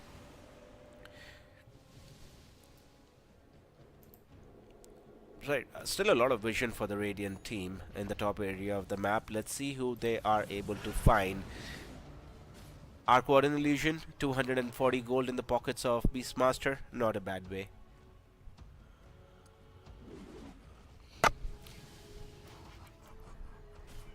Right on. So Navi Junior on a back foot in this game. I don't think their cores are farmed that bad, but again, it's their supports which are kind of ah, in a very tough situation. For its life. So it's a 15,000 net worth advantage, and let's see how they are able to, withstand this push, which is going to come out of Team T. There are no tier 2 towers standing for side of Navi Junior. Yeah, so it's up to Team T how they want to close out this game, though. Okay, so again, another upgrade. Morphling has his BKB, so if he was not difficult to kill earlier, he's practically impossible to kill now, unless they are able to get a couple of nice chain stunts onto him. In fact, this is what we were talking about in the drafting stage. Like, the flak cannon does a lot of damage. Look at the heroes, health on the heroes of Navi Junior size. There are 3 heroes who have lost about half of their HP by one flak cannon coming out of the Morphling. Yeah, a difficult defense for them, though. I really have to, if they are able to manage to put up a defense against what they are facing, it would be really commendable, and it will have to be a fight cleanly executed by Navi Junior if they have any chance of winning it altogether. Alright, so Tormentor, again, I don't think Team T has taken, or Navi Junior has taken one Tormentor in this game. I don't think they have. Right, Monkey King is standing right on top of Invoker. Dude. And exactly, he's right on top of him. Okay, yep, so how far are we from Roshan? Still not spawned yet? Probably. Yep. Isn't. Oh, it's in the hands of Morphling. Skip that. Brain freeze. Anyways, right, so we have a Crystals completed, a little bit of Braden damage. For Gyro does have his Satanic completed as well. So let's have a look if they decide to push out the high ground. Monkey King doing Monkey King stuff, is clearing out the waves before they can approach the Dire side. In fact, no, they are not going to wait. There has been a roll committed onto the Gyrocopter, but a successful save coming out from Vengeful Thrust saves his life. In fact, a lot of damage being pumped out by the Gyrocopter. They are able to get the Aegis of Immortal from the hands of Morphling. Wukong's command already committed. Gyro could be... No. Morphling is able to successfully use his BKB and away from the danger. So, yeah, this is about the lockdowns. They only have limited amounts of lockdown in their favor. But I would say it's a successful defense coming out from Navi Junior, wherein they were able to, well, at least defend their tier 3 tower. So, no towers lost for Navi Junior. I would call that a successful defense again. Let's see, 4,200 damage done by the Gyrocopter, so he's really rocking it. Monkey King just doing Monkey King things has another fed his life one more time. I just hope he was a witch doctor. But what happened to Wench, though? Damn, still about 2,000 gold away. Well, 1,000 gold away from Aghanim Scepter. Maybe that makes a difference. But that's a big maybe, and if the Vengeful Spirit gets there. With that attempt, how close is Gyro to his Daedalus? Because, yes, you know, even a little bit of damage makes huge amounts of impact in the fight. He is level 20, so he will have those additional 3 flak cannon attacks. So instead of 5, he'll be shooting out what? 8, instead of... Well, no. Oh, so he has 10 attacks now, which makes a huge impact. He can easily kill off, you know, Enigma, Beastmaster, or the Elder Titan with those hits. So that's something Team T will have to be wary about, how they're approaching the fight, because their Morphling did die in that engagement, though he was, you know, confident enough that he had Aegis of Immortal and a BKB available for disposal. But with the lockdown, they were able to bring him down once, so that should ring some alarming bells in their head for sure. Right, so I believe Monkey King is actually doing better now compared to the starting phases of the game, wherein he was just getting caught, getting killed. Now he's able to successfully kind of clear out a couple of waves, make some movement coming out from Team T behind him, wasting a lot of time. giving his comrades a little bit of more time in order to farm out their items. A roar being committed on the gyro, and he just evaporates. No escaping from the gyrocopter there. A big opening coming out for Team T. They are able to catch the gyrocopter off guard just outside the tier 3 tower. And in terms of buyback, Gyro does. No, he does not have a buyback, dude. So yeah, I think there would be a lot of damage being dished out on the Dire base currently, but it is going to be Enigma who falls first in the engagement. Well, Vengeful Spirit dies as well. Brewlings don't look in great shape currently. Beastmaster doing his best in order to. No, he's not able to get anything done there. In fact, just a little bit of prodding and. Since Warden is out of skills, the base is to be taken on Team T, and they would be able to successfully clear out one set of racks 18 seconds before Gyrocopter respawns, so it is an open hunting season for the side of Team T. They did commit their fortify for this defense, but all in all, they did lose one set of racks in the process. And losing the gyrocopter was not the best thing. Does have his daedalus completed, did not get an opportunity to show it off, really. But yeah, happens, right? You get caught out on just outside the base trying to get a little bit of farm, and eventually you just end up losing one set of racks in an instant. Right, so smoke out coming out from Navi Junior. They really want to get some return kills in their favor. So we might actually see a team fight wherein we see Brewmaster being committed on, does not have any mana to work with, is still 30 seconds far away from his split, does have 16-1 charges. In fact, it is the Monkey King who is going to fall down from the flak cannon coming out from the Morphling.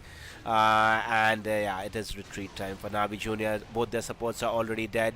Beastmaster does not have split for another 15 seconds, and then Invoker just styling it on to Navi Junior. And eventually, at the end of it, it says GG, well played. Yep. Yeah, did not work out for Navi Junior. A buyback from Brewmaster, just celebrating the end of game number 2.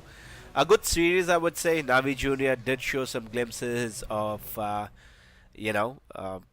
just good play in the middle of the game, but when it came to the execution part of it, I think they lost the plot somewhere.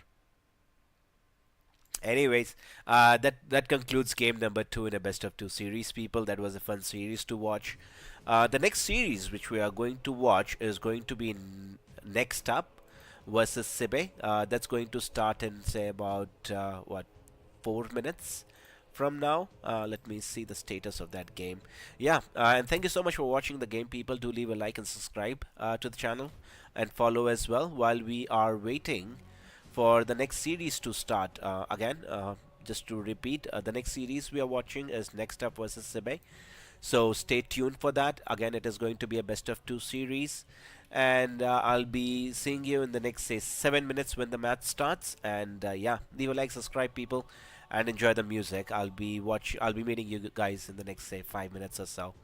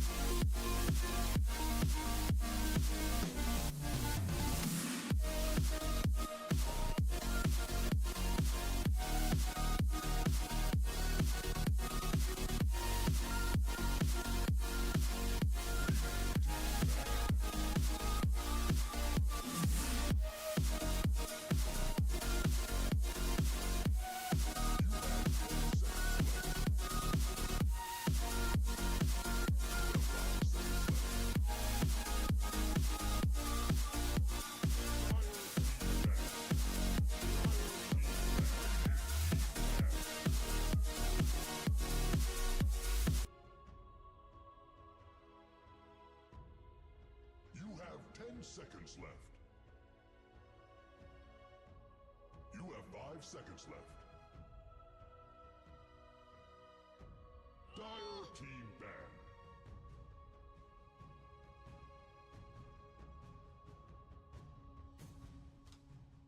You have 10 seconds left. You have 5 seconds left. Dire team ban. Hello and welcome to game number one in a best of two series between NextUp and SIBE team. I'm your caster Nick, who would be casting the series for you today. Would be a really interesting series to watch since I'm pretty new to both of these teams, so would be interesting to see what we have coming up in front of us. Anyways, moving right into the drafting phase of it. Well, before that, I just had one small recap for the stream today. We did watch the first series of the day, which was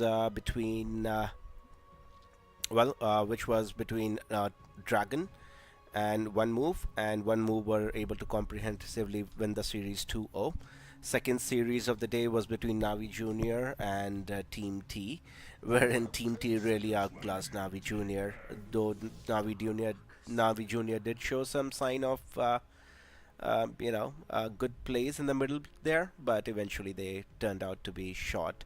So 2-0 in favor of Team T, and this is the last and final series of the day of RES Regional Series. This would be a fun one to watch. Right, getting right into the draft, people. Let's see what we have so far. For next up, we have banned out Dazzle, Wind Ranger, Phoenix, Spirit Breaker, and Bat Rider. And for SIBE team, it's going to be Tiny, Storm Spirit, Weaver, Shadow Fiend, and Beastmaster. Let's get into the picks now. Right, so Templar Assassin did make it through the banning phase.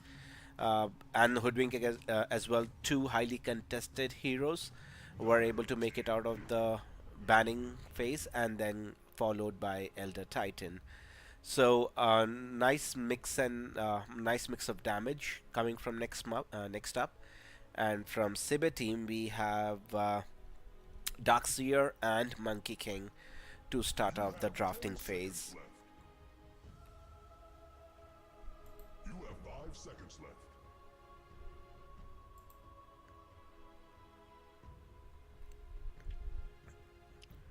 Right, so most probably a support monkey, going with position 3 Darkseer is what I'm feeling it's going to be, and then followed up by a Jakiro. So heavy mix of magical damage coming out of SIBE team. And we have Chaos Knight. Woot! Some really interesting teams picks from SIBE team. I already prefer SIBE team's draft, to be honest, with the mix of team fight prowess by Darkseer and Jakiro, and Chaos Knight with all the physical damage with the solutions could be a handful for next up, but let's see how the rest of the draft finishes before we actually make a prediction for the series, or for this game at least, game number one. You have 10 seconds left. You have 5 seconds left.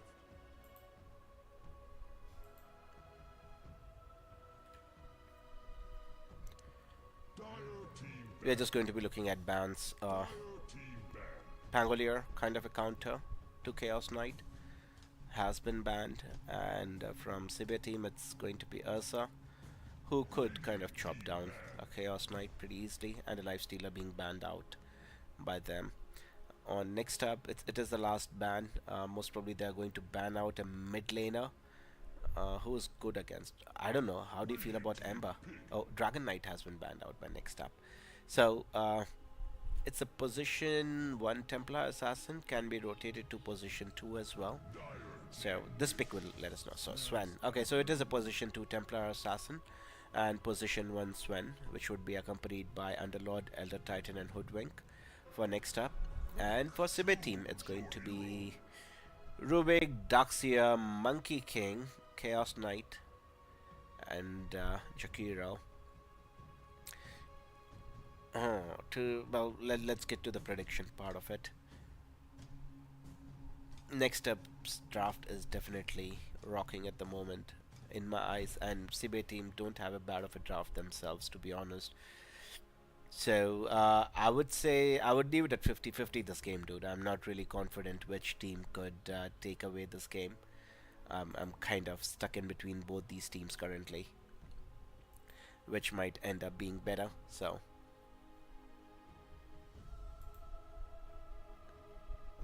You have 10 seconds left. You have 5 seconds left.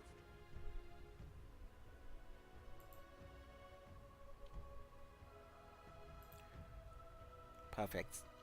All right, so let's go ahead and get right into game number one, people. While we are waiting for the game to start, please leave a like, subscribe to the channel. That's greatly appreciated.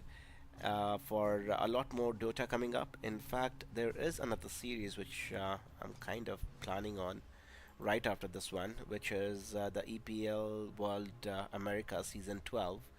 So yeah, in case if you guys are not tired of Dota as yet, you can join me for that series as well. That would be a fun to watch series. It would go until late in the morning, I suppose.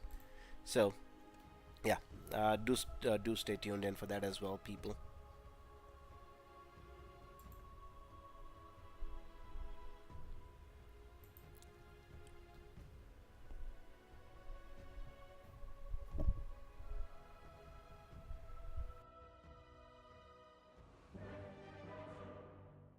All right, commencing game number one. Let's see which team has what to offer, and if there are any standout plays which we would be witnessing in this specific game.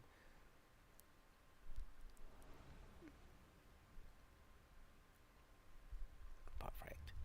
Right, a straight smoke coming out from both the teams, running towards the river. Are you ready? Pretty usual scene in scenes of Dota, at least. Sven with a lot of strength going into his pocket. Gauntlets, gauntlets, and gauntlets would be accompanied by Elder Titan. He would offer him tangos in case if required.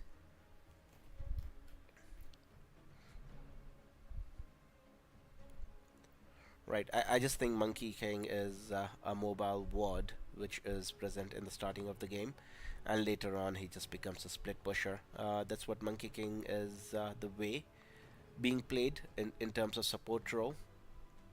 So sniping couriers in the starting of the game, and in the later stages it's practically split pushing out the creep waves so that they don't approach your towers, would be the two big things Monkey King would be aiming for.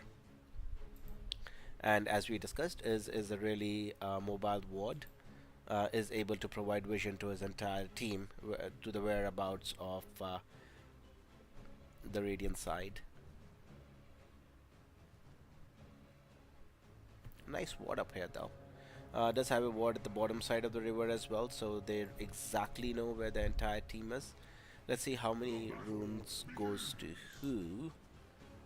A contest between Darkseer and Sven. Sven has the faster of fingers, and in fact, no, I just jump from the Monkey King. And in the last game we witnessed Elder Titan, against a game in Navi Junior. Elder Titan did excellent in terms of laning phase, is able to kind of, uh, push away the heroes from the lane altogether. It is an attempt onto the Hoodwink right at the start of the game. They don't have enough damage to bring her down, but at least 80% of the health is already missing from the Hoodwink. Does have a lot of tangos in the inventory to help her out with the HP department at least. But this Jakiro is really going to be a handful in the laning phase. But again, Hoodwink similarly is able to bring down 80% of the HP from Jakiro right after just a couple of skills committed.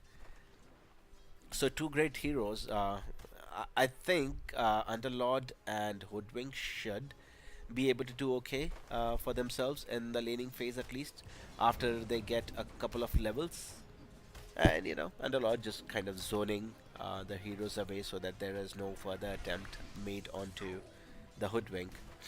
Uh, Losing a lot of HP in the process though, so really have to spend a lot of money to commit onto for the regen. It's a mid Rubik going against Templar Assassin for Team SIBE. Let's see how this Rubik is able to stall the progression of Templar Assassin. Uh, in fact, the question would be if he's able to do anything at all. Uh,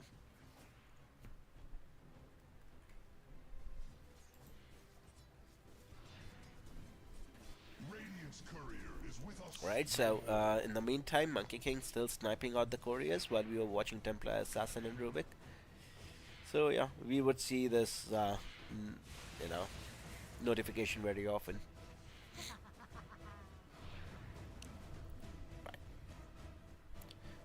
Actually, Rubik doing pretty well for himself. Templar Assassin with 13 last hits, Rubik with 8. Let's see who has more impact with the last hits they're getting.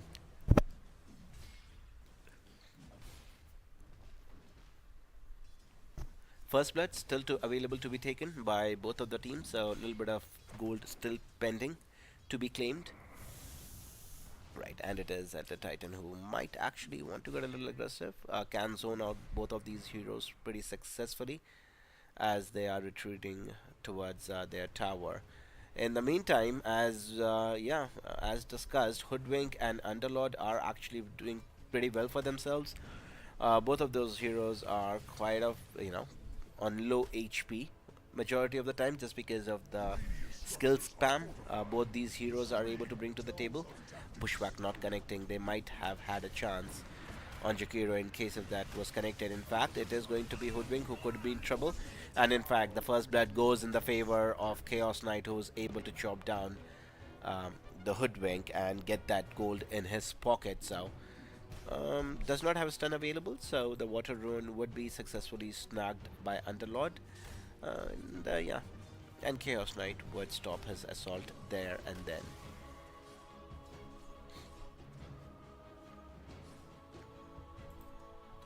Right, so Sven has practically purchased nothing at the moment. Elder Titan could be the hero who would be in trouble. In fact, would be the first hero to go down. And no further kills coming up since Darkseer is able to retreat to the safety of his tier 3 tower. Mid lane, HP falling low. 4-minute water rune available to be claimed by both of these heroes. So Rubik would be taking the top rune, and Templar Assassin would be taking the bottom water rune. So equal trade.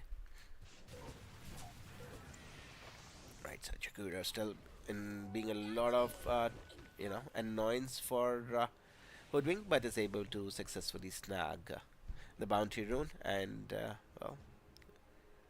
does not have Squirry available as yet. Right, no, Squirry available, no. In fact, no, it's a solo kill by Underlord onto the Dragon Knight. Dude, that's surprising. That should not have happened.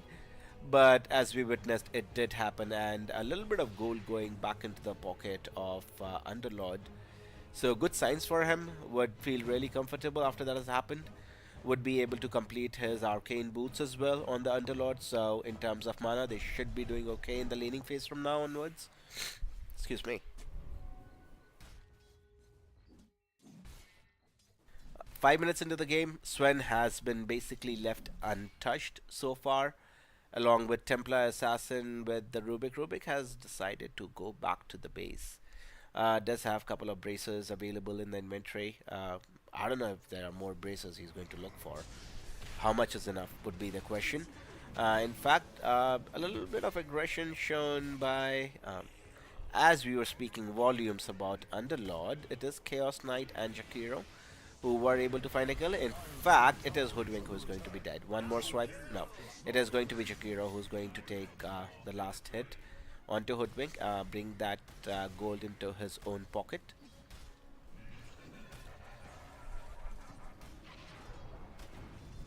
Right, so it's basically trades going on at the moment, and I definitely feel Team SIBE is winning both of those trades. So far, the big winner again is the Templar Assassin. Rubik doing as much as he can at the moment, and these are not great signs for the mid Rubik. I don't think he has had a good enough game so far for him to be losing his life in the mid lane, which puts him right at the bottom of the course of in games of the net worth. Right, so Yep, he is at the bottom of the course in terms of net worth. Has not a good time against Templar Assassin. Yeah, kind of sucks. But again, it's not about last, it's on Rubik, and it's majorly with the levels what he's able to do and how much damage he's able to dish out. Movement by Jakiro and Monkey King in the mid lane. They want to defend that tower for as long as they can. Let's see how long they are able to successfully keep this tower alive. They have great defense in terms of Jakiro, can push out the waves pretty easily. As we were speaking of Jakiro, he's the hero who has been gone upon, but eventually they did not have enough damage to lock him down and give the final blow. But the tier 3 tower does not have the same sort of facilities, cannot move, cannot defend itself. So this Temple Assassin would be taking down this tower very shortly, I would say.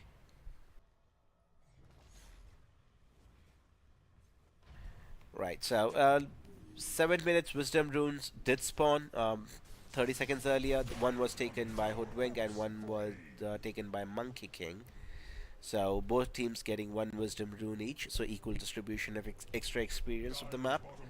And eventually, well, Underlord had to use his Fiend's Gate and get back to the base to get some HP and mana back, since he was missing out on a lot of HP. Right, would be able to make it back in time in order to deal with the creep wave, get a little bit of more gold in his pocket. But yeah, it's going to be Jakiro who is going to be falling to this Templar Assassin, who is kind of taking over the map pretty rapidly. Does have power threats completed, would be eyeing up a Dragon Lance next, and then going into well, a Blink or well, ooh, there's a fight. We might see Rubik in a lot of trouble. In fact, a Bushwhack connecting onto him does not have a lot of HP to work with, eventually ends up falling down to the hands of Elder Titan. So a really bad game for Rubik is turning into a disastrous game for Rubik. He is not able to contribute whatsoever in this mid lane, and yeah, they'll have to come up with a really good idea in order to deal with this Templar Assassin, and that has to be really soon though. Otherwise, they might just end up losing the entirety of their map altogether. Right, and as we speak of that, Templar Assassin could be in a little trouble. There is Jakiro who has joined the fight as well. In fact, Templar Assassin has just decided to turn back and finish off the Monkey King. But it is a Chaos Knight, after all, who comes on top of, well, the Templar Assassin finishes her off, and the kill goes into the favor of Jakiro. So nice bit of movement. They had to make a big rotation in order to get that kill, but they had to halt the bleeding, right? That bleeding would have really not stopped in case if they would have not killed the Templar Assassin.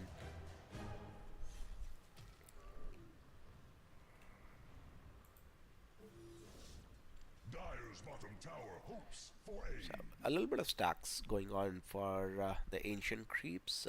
What is it? This is 3 stacks. So this would be awaiting to be cleared, most probably by Templar Assassin or Sven, whoever decides to take this stack for themselves. Right, 10 minutes into the game, people. Okay, I think it's pretty much even at this point in time. With the kill on Templar Assassin made it even actually. Before that, it was slightly in favor of the Radiant side, but yeah, it's pretty much even now. And as the graph says it, yeah, it's 61% favor in the Radiant side. Just 1,000 net worth gold advantage. Nothing big to nothing to write home about. And a movement coming from Elder Titan. He's in the vicinity, but not sure they're going to make a move on to Darkseer, who does have a Mechanism completed, does have a Healing Lotus in his inventory as well. So at this point, he is definitely a hard hero to bring down. Would not be the easiest of kills, and with Monkey King lurking around in the area, could be really difficult for them to bring him down.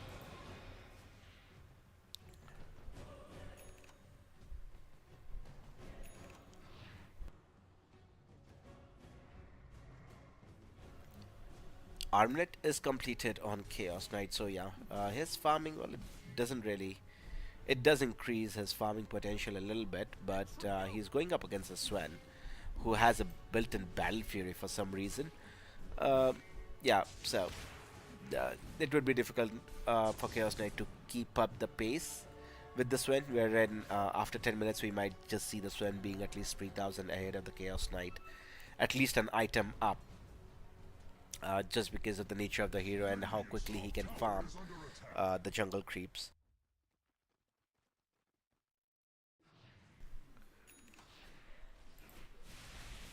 Okay, so what is this Mig Rubik up to? It does have Urn of Shadows completed, so would be definitely looking for some vessel charges now. There is a maid onto the Sven though, a successful connection of the marker pair, but no, they're not able to put out enough damage. In fact, Elder Titan has committed his Earth Splitter, a lot of damage being done on Team SIBE. In fact, it is going to be Jakiro who falls first in the engagement. The second hero is going to be Darkseer, and it is time for the Team SIBE to kind of hightail it away from that engagement. No, still no Spirit Vessel charges or Urn of Shadow charges for the Spirit Rubik. They were about to get a kill onto Underlord, but unfortunately did not have enough damage to finish off the kill. So by the looks of it, I definitely feel that NextUp is in the lead in terms of net worth and both in terms of items really. Sometimes the percentage can be a very deceptive, can show us a very deceptive picture, but in this context, yeah, NextUp is definitely in the lead here. Radiant's middle tower is losing its foundation. And we are actually awaiting some cool moves to come out of Team SIBE. Underlord, 14-minute Wisdom Rune. We might actually have a fight for that. Underlord is in the vicinity, would end up going down. A lot of physical and magical damage come his way. Well, if you're surrounded by 4 heroes, what chance do you have, correct? Unless you're a fucking Bristol or a lifestealer. Right on. So, 14-minute Wisdom Rune. I don't think Team SIBE would be interested in snagging it away from NextUp. Maybe a deny. Don't know. Alright, rotation. No, there is no rotation being made by NextUp. They are content. They are farming on Sven. They would be able to bring down a tier 1 tower for free without any kind of resistance coming from Team SIBE, so they will be pretty happy with that. Now it is time for Sven to join in the party. 14-minute Wisdom Rune has spawned. It goes into the pocket of Jakiro, but in the process they end up losing their life on both the supports. I think it was well calculated, right? They only had supports in the vicinity who were ready to lay out their lives for that Wisdom Rune. And the second Wisdom Rune is definitely going to go into the hands of Darkseer, probably. Yeah, Darkseer was able to snag it. So, for a cost of Wisdom Rune, Team SIBE did sacrifice both of their supports. I don't mind that move, right? You're taking experience away from the enemy team and putting into your pocket. So that's actually twice the benefit you get. Attempt being made onto the Chaos Knight. In fact, Temporary Assassin has to be really careful. No, Temporary Assassin does not have to be careful since TA is already dead. Now it is the rest of the team who has to be really careful. There is a Monkey King chasing after the Hoodwink. There would be a successful bushwhack onto the Monkey King, but again, no follow-up damage coming out from NextUp means that this aggression is over now. And it is, well, the mid tier 1 tower, which would be the next choice of objective for Team SIBE. Very curious to see if they would be able to bring down this tower, because it does have, you know, full HP. Heroes are respawning, and yeah, they're going to hightail it away. There is no point risking all of your net worth, which you just gained, and give it back wrapped around in a foil paper, or, you know, in a gift bag.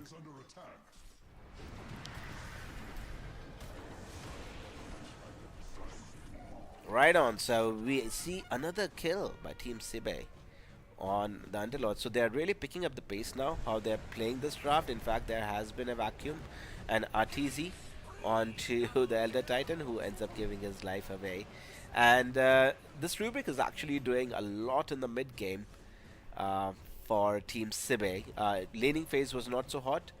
But as soon as you know, the laning stage has ended and we are looking at a little bit of skirmishes here and there, he has been really useful in terms of his team fights. Now the interesting part would be, is he able to maintain the same level of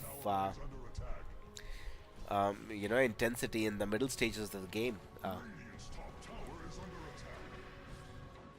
Dire's bottom tower is under attack.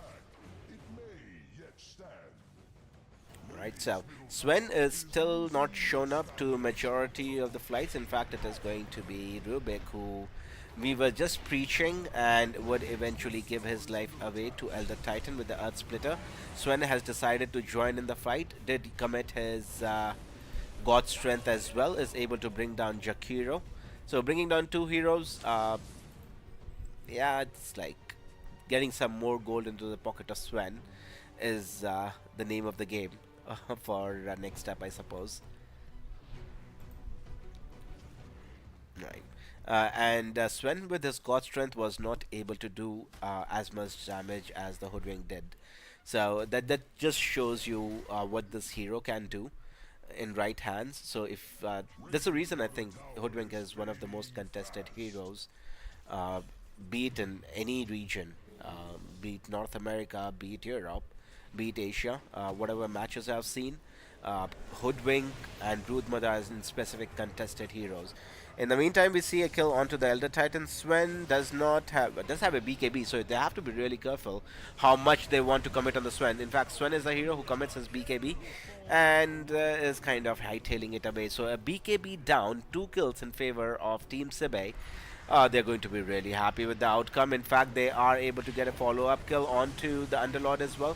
Was trying to TP away, but a successful Ice Path coming out from Jakiro is able to halt that TP in his tracks.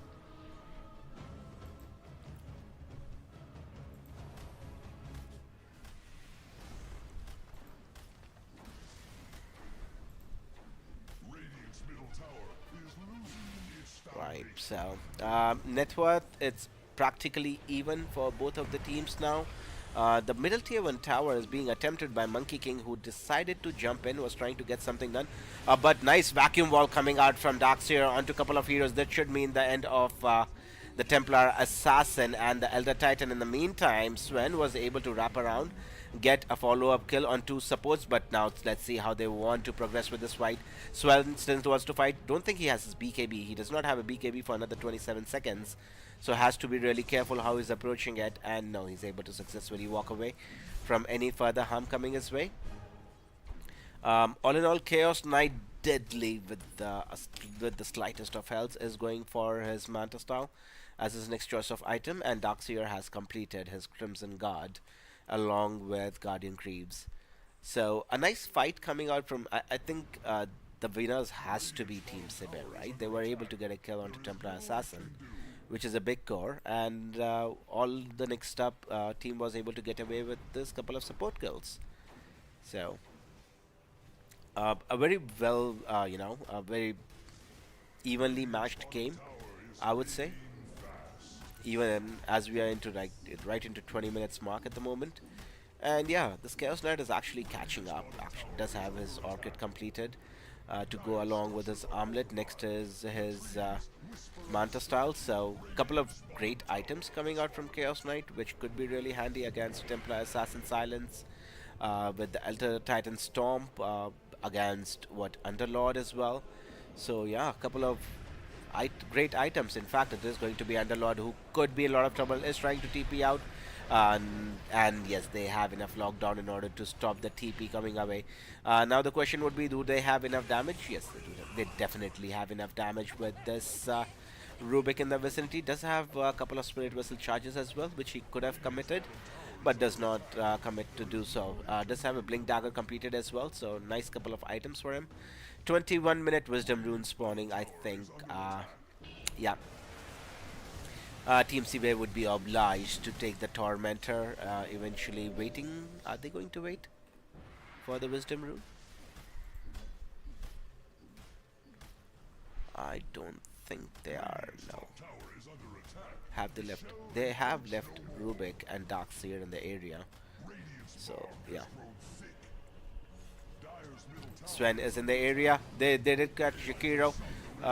And I think Sven could be in a lot of trouble. In fact, it is Jakiro who's going to go down and first in the engagement. A great vacuum wall coming out from Darkseer, but Sven is able to walk away from the engagement since there are multiple heroes from the side of NextUp as well in the vicinity. So not able to get anything much done on the time of Team SIBE. Who did the Wisdom Rune go to? top tower is It went to Rubik. One Rubik took. When the hell the other one did? Okay, it went to Sven. Sven took it. And as a follow-up of that, they are able to get a kill on Roshan as well, giving the Aegis of Immortal in the hands of most probably. Oh, there might be a fight happening. In fact, it is the Monkey King who is caught out first. There is a Chaos Knight in the vicinity as well. I don't think it's a great place to fight for Team SIBE. It is kind of a choke point, and let's see how much this Chaos Knight is able to get done. No, Chaos Knight is not able to get anything done. Basically, he meets the Sven, and Sven practically cuts him down to pieces, and now it is for the side of Team SIBE to kind of hightail it away, since they have nothing left in their pockets to use as damage source. Right, Templar Assassin wants to chase further, could be in a little bit of trouble. Now, in fact, now it's going to be Team SIBE who are in trouble. A great vacuum coming out from Darkseer, not getting anything achieved by it. Sven chasing Darkseer though with God Strength, but no, he did have Surge available in his inventory to walk away from the engagement. Decides to walk into again 4 heroes from the Radiant team. That would eventually end up being his death on the Darkseer. I'm not exactly sure what that kind of move was, but again, the Monkey King, it's a support Monkey King dude. He's not going to get much done. In fact, Chaos Knight has decided to join back into the party. So bodies being thrown out by Team SIBE at the moment. They do end up getting a kill onto the Templar Assassin and the Underlord. Now, in fact, they are going to get a kill onto the Sven as well. So yeah, bodies being thrown by both that, well, at least by Team SIBE in that context. I seriously don't know what to say about that fight. I think Team SIBE came out on the top, dude. Yeah, Team SIBE definitely did come out on the top. They Aegis. Why didn't they finish the Aegis would be my question. Before actually going ahead and taking that fight. Literally, I was confused. They did not have to chase that far for those kills. They could have easily got Roshan. They had already killed what? Excuse me.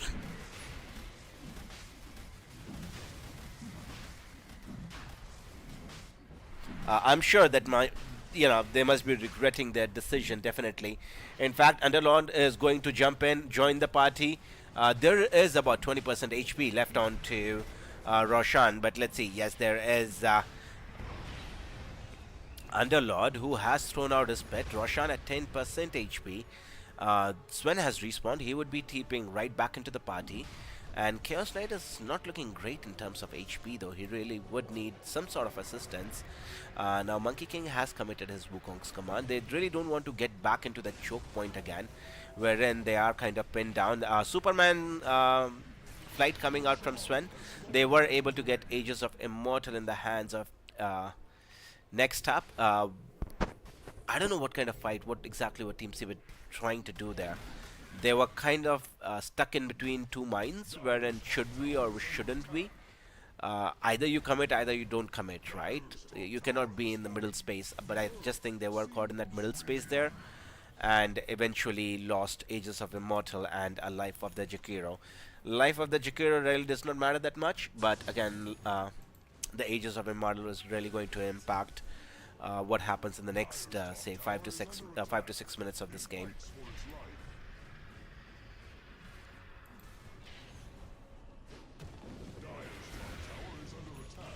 Alrighty, so Chaos Knight getting right on top of Sven and beating the shit out of him. That was rough, man.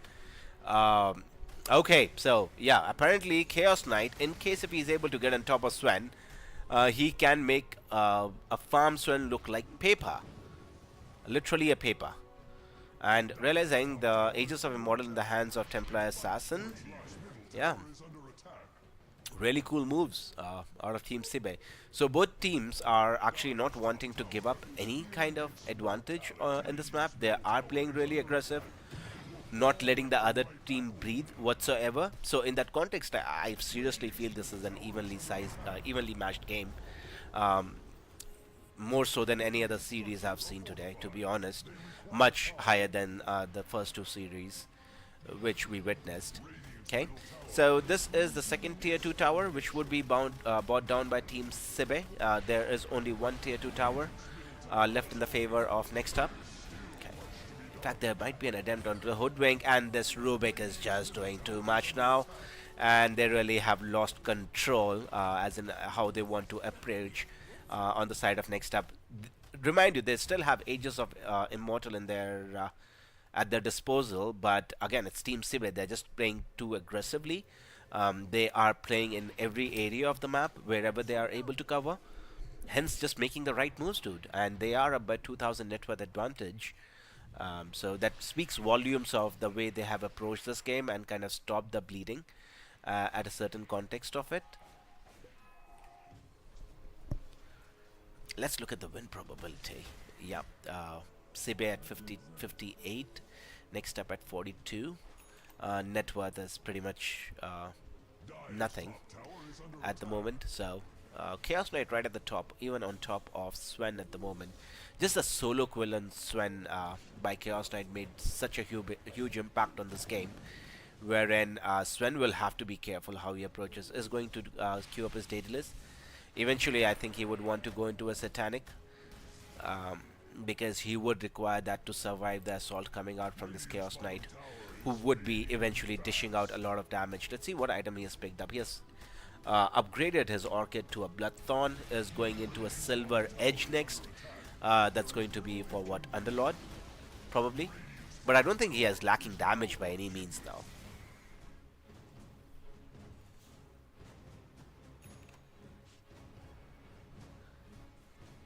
Right, so now it is Chaos Knight Illusion timing. So all the assault on the towers would be done by Chaos Knight Illusions, not by any real heroes. On the side of NextUp, well, just by one attempt they lost about, what, 60% of the HP on the tower? Or 70%, 65 to 70%, dude. That's a lot. And those are just illusions, right? That's not even the real hero committing onto your towers. Right, God's Strength being committed by Sven. I heard the God's Strength going out. But a kill onto the Monkey King, trading for your God's Strength, who would respawn before even your God's Strength comes off cooldown. Well, it's actually, well, 20 odd seconds away. So I don't think, yeah, Sven really does not care about cooldowns anymore. It would be available for him to use every 60 to 70 seconds. So if he's able to pop that in any fight, get a couple of kills, he's more than happy to kind of unleash the beast.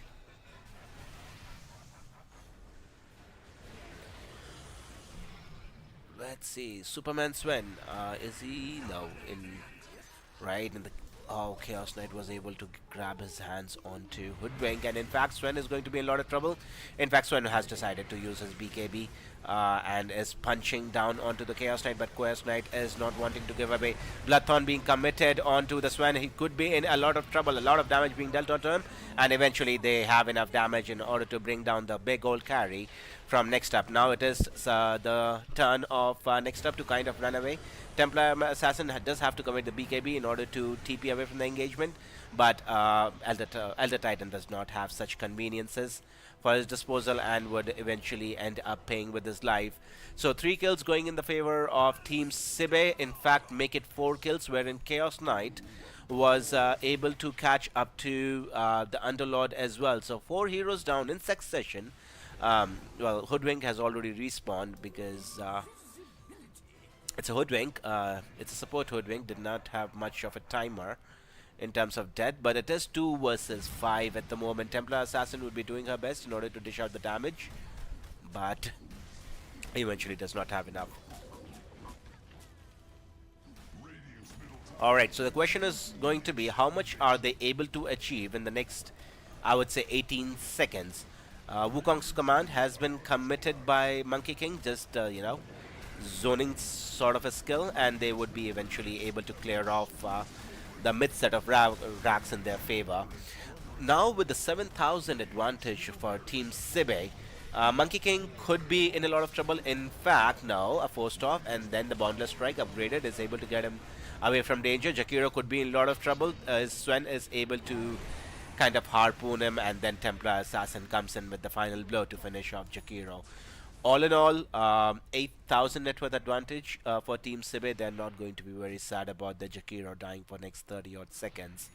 So yeah, they're going to just shrug it off. This really does not is not going to matter too much, I suppose.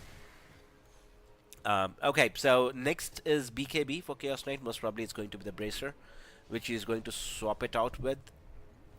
I'm definitive, not probably. Right, so we have an Orchid on the Monkey King along with the Lotus Orb. In terms of itemization, yeah, a couple of things we might have missed. Dateless, next in queue for Superman Sven. Alright, Aghanim Scepter coming out for Underlord as well, Templar Assassin. Yeah, not been too hot this game, right? Though it's a highly contested hero, but just not has been too hot. Elder Titan would be the next hero to go down, has successfully used his Eel Scepter of Divinity to walk away from the damage, but Chaos Knight is able to use his Reality Rift and get on top of the Elder Titan. In fact, it is going to be... There was a Templar Assassin there. I'm shitting you not. There was a Templar Assassin there, did disappear in a matter of seconds, and in fact, Chaos Knight is too big, too strong for NextUp at the moment. So yeah, Chaos Knight, I'm pretty sure is going to be banned out in the next game we see. Watching this game, and now we also understand why he is, you know, the most banned or well, the most banned hero in the drafting phases in the recent times. Okay, so all said and done, two set of racks advantage in favor of Team SIBE. Yeah, Monkey King and Rubik would be able to pull this off pretty successfully, and I don't think they have enough to get Megas though. No. Too many heroes respawning on NextUp.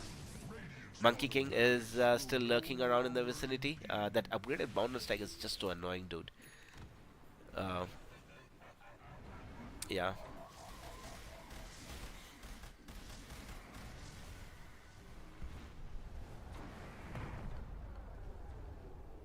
Right. So, we see two set of racks going down in the favor of Team SIBE. 14,000 net worth advantage. And yeah, it's all dark and gloomy for NextUp currently. The only problem they have is, well, the majority of the problem they have is how to deal with this big Chaos Knight. Because even though Templar Assassin commits with a BKB, standing no way or shape against this Chaos Knight, who's just making, you know, doing magical stuff and making heroes disappear within seconds. Next objective is going to be Russian, or is it? What are they looking for? Right, they're going to move to the top area of the map, realizing Roshan would... Okay, it's only, what, 24 seconds till night? Yeah, so... Next objective is definitely Mr. Roshan. There is all the Radiant heroes in the vicinity smoked up as well. In fact, the first hero that catches the Templar Assassin. How sad is that? Has to really... commit the buyback immediately because they know they can't give this Roshan away to in the hands of Chaos Knight. They have to contest it. Right. In the meantime, there was the Elder Titan going down, and it's time for Team NextUp to kind of run away from the engagement. Sven has to commit his BKB TP away, but again, it is going to be the Underlord who ends up giving his life away in the process. So. Yep, Roshan attempt gone down, buyback being committed by Templar Assassin in hopes of fighting for Roshan, but yeah, just did not work in their favor. Really did it. Yeah, Chaos Knight did 4,400 damage out of 7,400. So all of the rest of the four heroes combined, they did about what 3,000 damage in that fight. Ooh. Yeah. I think this match is being manhandled by this Chaos Knight at the moment, dude. He is not letting any hero live, whomever he's able to catch. How long is he? Oh, does have his BKB available. Next is going to queue up a Blink Dagger. does not even care about the boots anymore. In fact, Templar Assassin could have been in a little bit of trouble, but able to successfully TP away. And they would be making an attempt on the first life of Chaos Knight, which they are not able to successfully do so. Still has a BKB available in the inventory in case if he feels threatened, falling a little low on HP, should end up giving away his first life easily. No, in fact, yes, he is able to give his first light away, but in return, there is a dieback on the Templar Assassin, which is going to be the big news. Sven is able to commit with his God Strength, does not have BKB available for another 3 seconds, and in those 3 precious seconds, he did lose his Underlord as well. Okay, so yeah, Sven has his BKB and God Strength is up. If something needs to be done by NextUp, it has to be done now in the next literally 5 seconds. Yep. In fact, what ends up happening is their Sven, even after committing his BKB, is not able to stand up against Chaos Knight in his full glory, eventually ending game number 1 between NextUp and Team SIBE, which goes in the favor of Team SIBE. So, yeah, Chaos Knight did come out on top, people. Most definitely he did. Right, yeah.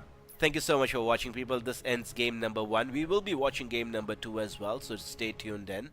Leave a like and subscribe to the channel and all the good stuff. That would be appreciated. Right, so thanks for tuning in, people. I will be meeting you in game number 2. Stay tuned stay tuned for that. Enjoy the music, and I'll catch up to you soon. Yeah, thanks again, guys. See you soon.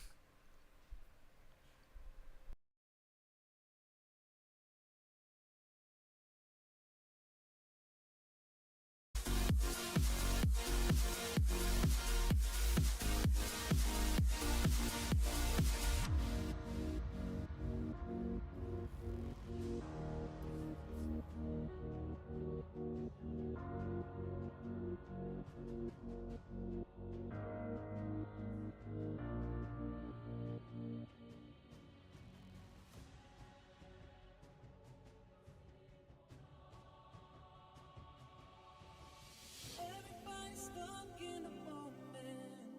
This feeling's got us flying so high. Nobody really knows where they're going, but as long as we are here, we are right. Free from all the pain, from all the sorrow, free from all the rain. 'Cause there will be tomorrow. Nobody really knows where we're going, but as long as we're here, we gon' be loving this moment.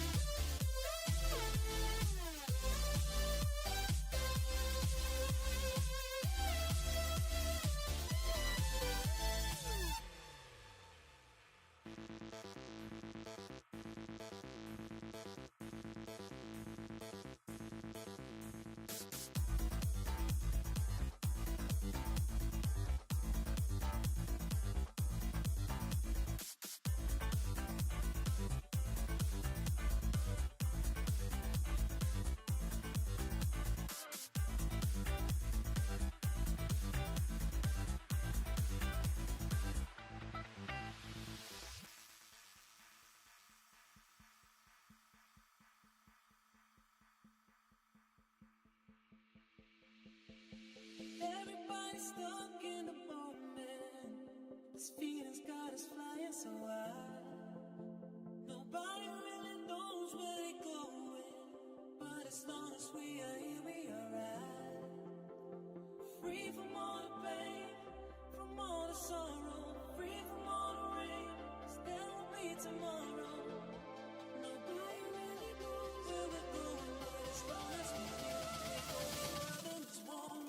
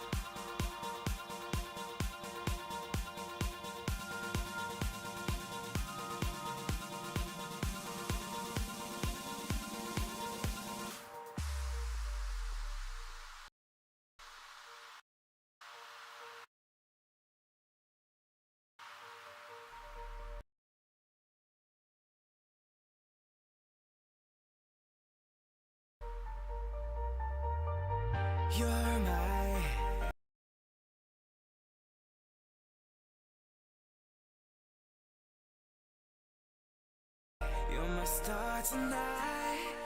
Oh,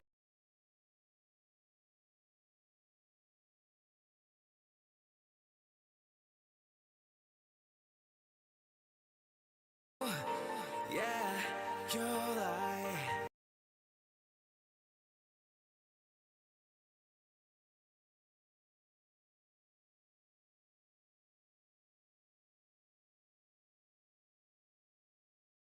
Gets me through the night. Oh,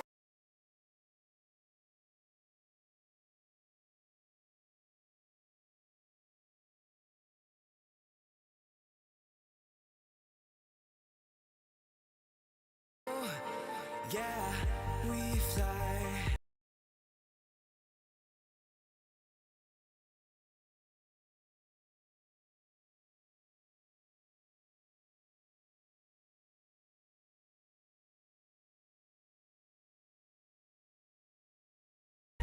And we soar the heights.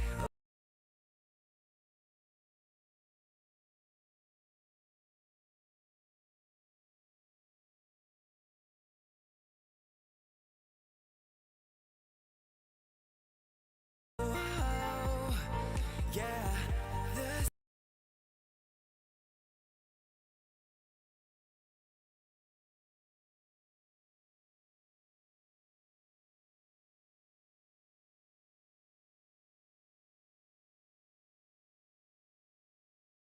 sky will be ours tonight.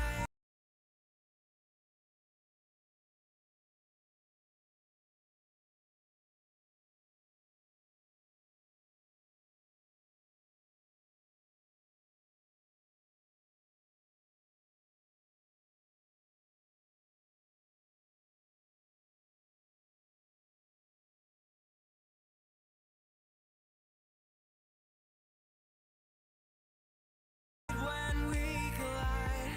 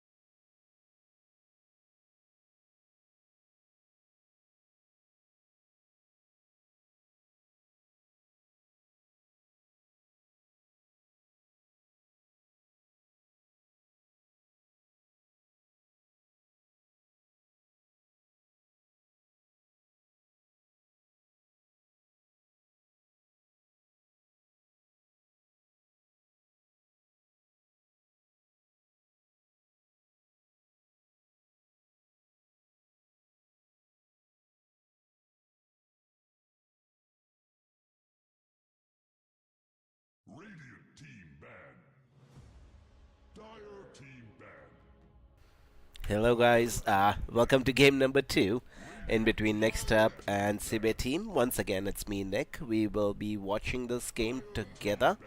And let's see if NextUp is able to level out the series or Team SIBE is able to clean sweep with the 2 games. So far in the tournament, what we have seen is 2-0 from both the series which happened previously, and it would be interesting to see if we are able to get a turnaround and get a 1-1 series, or it's just going to go 2-0.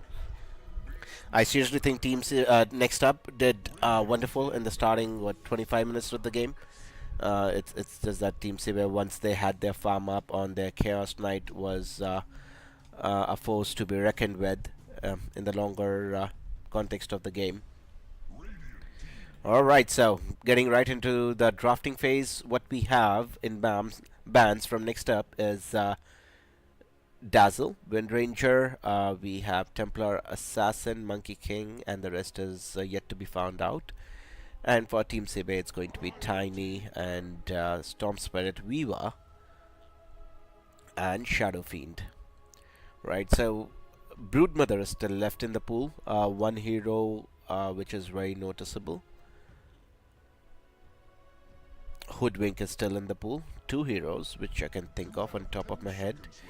Darkseer has been picked up by SIBE team. You have 5 seconds left. Right, so let's see what the ban is going to from SIBE going to be. Alright, Hoodwink is the hero which has been banned out. Let's see if any of these 2 teams decide to pick up the Broodmother, if there are any Broodmother players in their lineup. Would be interesting to watch.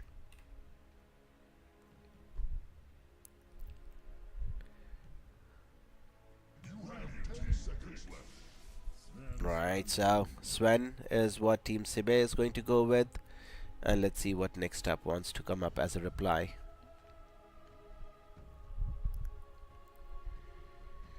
This could be a support Sven though. In that case, NextUp wins by default. You have 10 seconds left. Radiant team, Dire. Right, techies. Wonderful. And Elder Titan, okay. So, magic damage amp by Elder Titan. Techies with the magical damage and the mines. Beastmaster with his Aghanim Scepter. This is what we are looking at from NextUp draft. And from Team SIBE, it's pretty much open at the moment. I think this Sven goes to support role. Not sure how much they would like to play him in the core role, since did not work out for them in the previous game. Okay, it's a Bat Rider.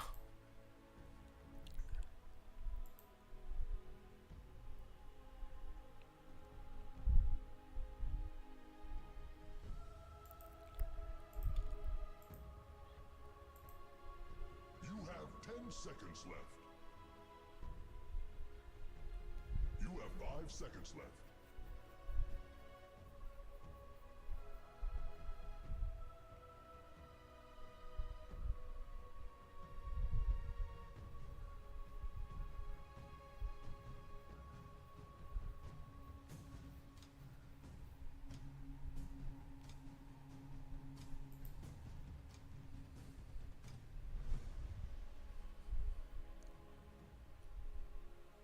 Bat Rider probably could go mid from SIBE. Radiant team, pick. That's Ember mid. So, Ember mid, support Bat Rider, support Sven, position 3 Darkseer is what I'm guessing. Or position 1 Sven maybe, and they would just pick up another support. You have 10 seconds left. We'll find out how NextUp bans the couple of heroes to give us a better idea of that. In the meantime, it's Ursa getting picked up from NextUp. I already like this pick against Sven. If he's the core hero, can actually move in and blow up any of these heroes on Ursa if he's able to get his Battle Fury blink timing. Buck has been banned from SIBE team. And the final ban is going to be from NextUp. Most probably they'll be banning out a support. They did ban out the troll last time around, so maybe they are also thinking that this Sven could be a support. You have 10 seconds left. You have 5 seconds left. Radiant team. Right, it's the Terrorblade, so they also think it's a Sven support. Yeah, Terrorblade could have been devastating against Ursa. Could have been.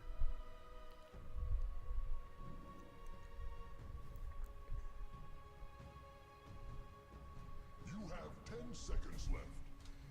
Right, mid lane pickup. You have 5 seconds left. Storm? No. Void looks good. But again, has to be careful of chains from Ember and Batrider in specific. Getting a lasso onto him.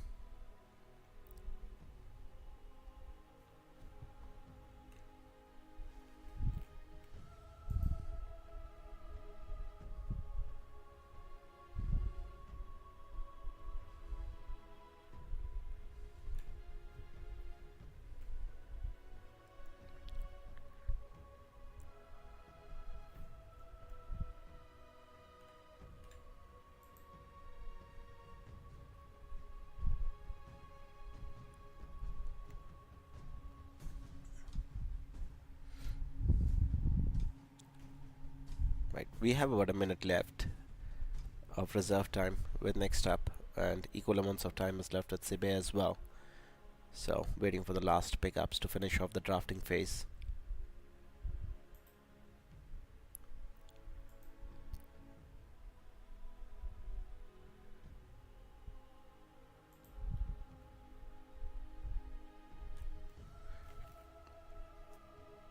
Any spirit would work from them. Any type of control they're able to get is what I'm guessing they're looking for.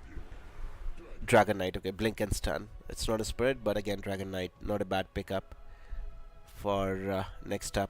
A little bit of armor, HP, push coming out.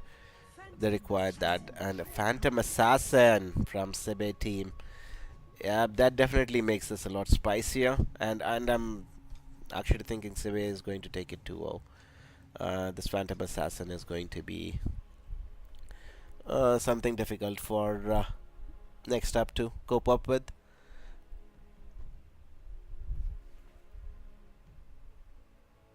Alright, what is methodical 2 on Phantom Assassin? I think it's every 6 strikes is a critical one. I guess that's the talent which PA has gone for.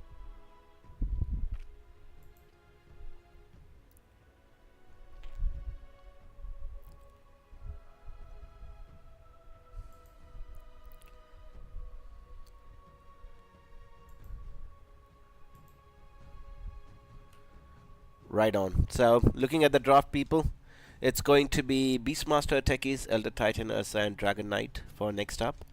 And for SIBE team, this is going to be a Darkseer, Sven, Batrider, Ember Spirit, and Phantom Assassin. I prefer SIBE team's draft, to be honest. I think Phantom Assassin can easily take over this game once the Battle Fury and couple of more items are completed.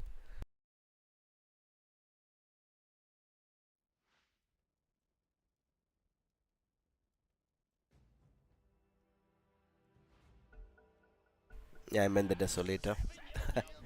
Right on, so smoke coming out from Team SIBE. Let's see what they are able to achieve. They are running towards the river area. Similar movement by NextUp as well. Let's see who gets a taste of what in this starting phase of the match.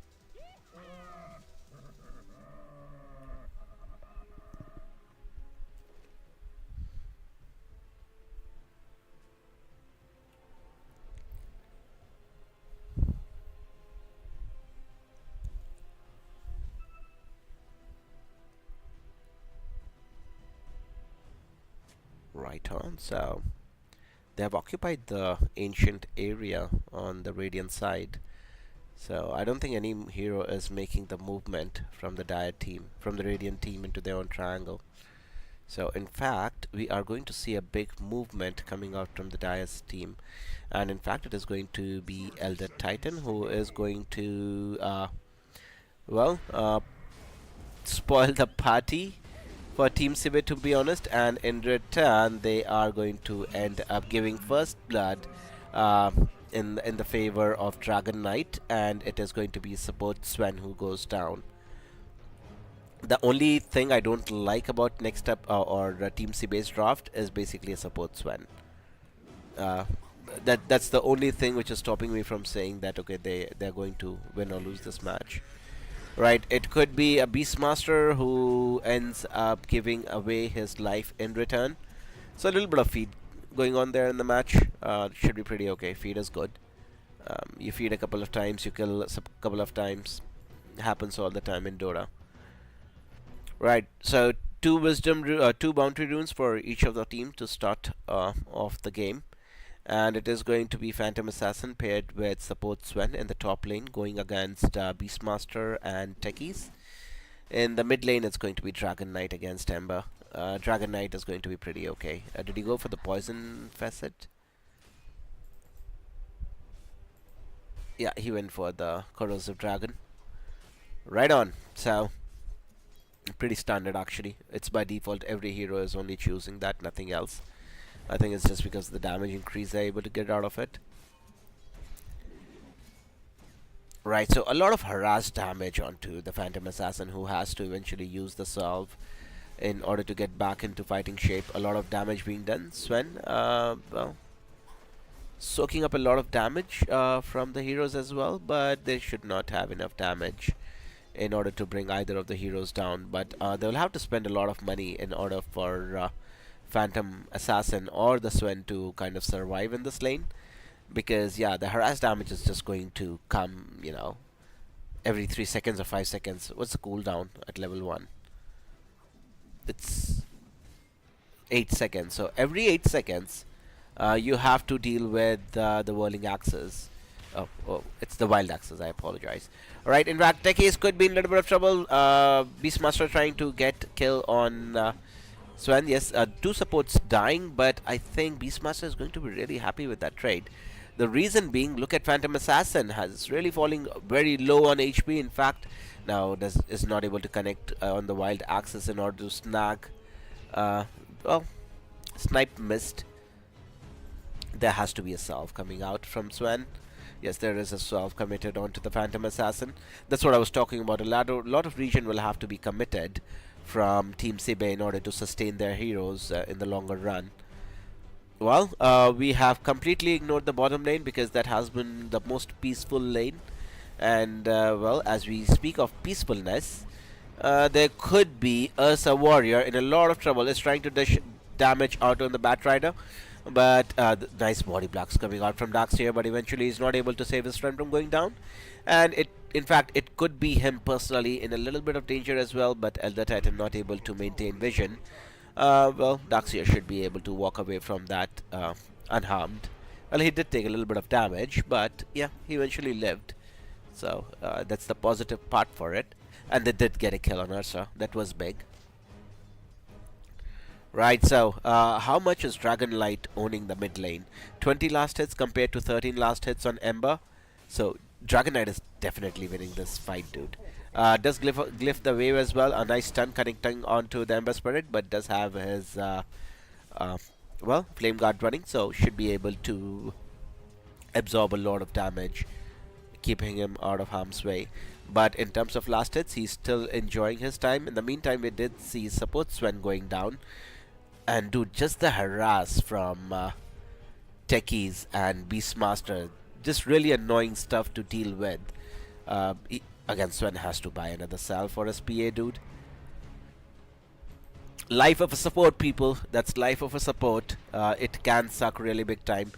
One more hit. Yes, they are able to get one more hit. Wild Axes connecting on to Phantom Assassin, they're able to successfully get the kill. In fact, with so many creeps in the area, it is Sven who is going to go down in that engagement as well.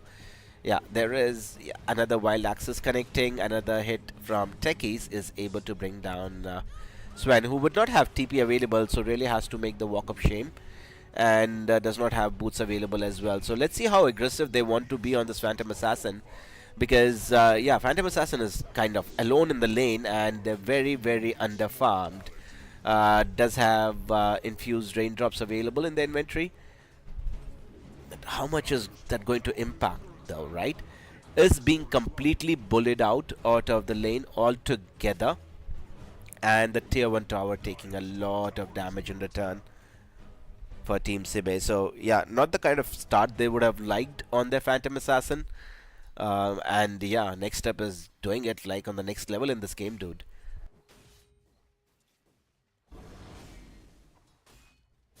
We are 5 minutes into the game. The biggest benefactor of this has to be the Dragon Knight, dude. He's at what, 35 last hits and 15 denies. Yeah, that's a lot. Um, I seriously believe it can make a dent into the confidence of the opposition mid laner. In fact, Dragon Knight did commit his dragon form. Ember is not level 6 as yet. And there is a 3-man rotation. In fact, Ember Spirit goes down to Techies in the mid lane, wherein he's able to come and successfully snag the kill. So things going from bad to worse for Team SIBE in the starting phases of the game. PA has a lot of catching up to do, dude. The road to catch up is not going to be that easy. 7-minute wisdom rune still, no. We're just 6 minutes in. It's just a stack with Beastmaster wanted to make for himself. In fact, is going to go for Aghanim Scepter, as suspected, for himself. Right on. So back to the harass, on to the Phantom Assassin. And let's see what the support Sven is able to do in order to help.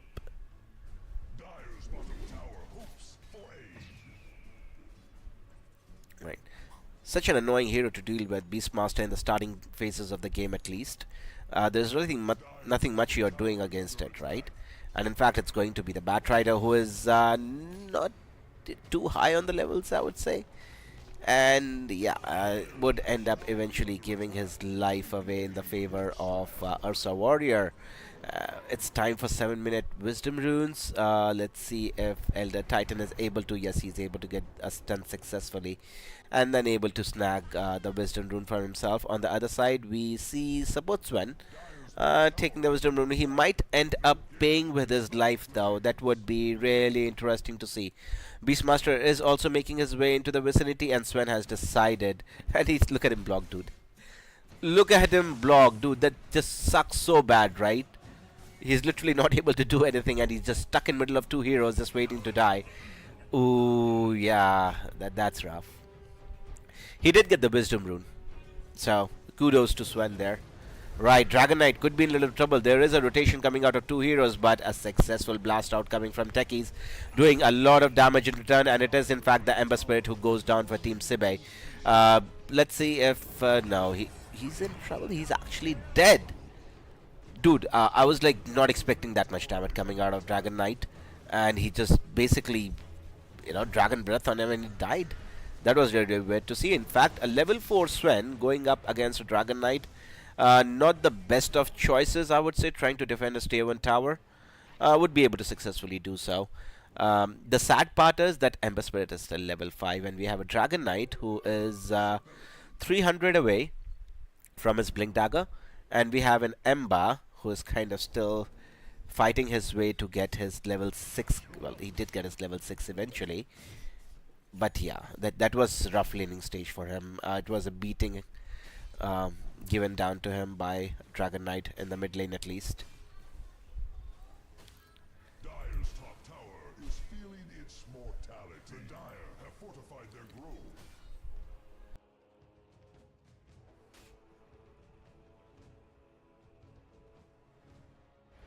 Right, so before well, Sven dies again, trying to protect tier 1 tower. I just see Sven trying to protect towers and going down. It's just the chain feed which this hero gives as a support hero, which kind of has made me lost my confidence on this hero as a support.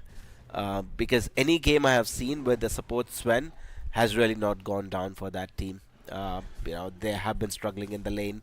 Sven not able to do much in the mid or the later portions of the game, does not give enough value, is what I feel.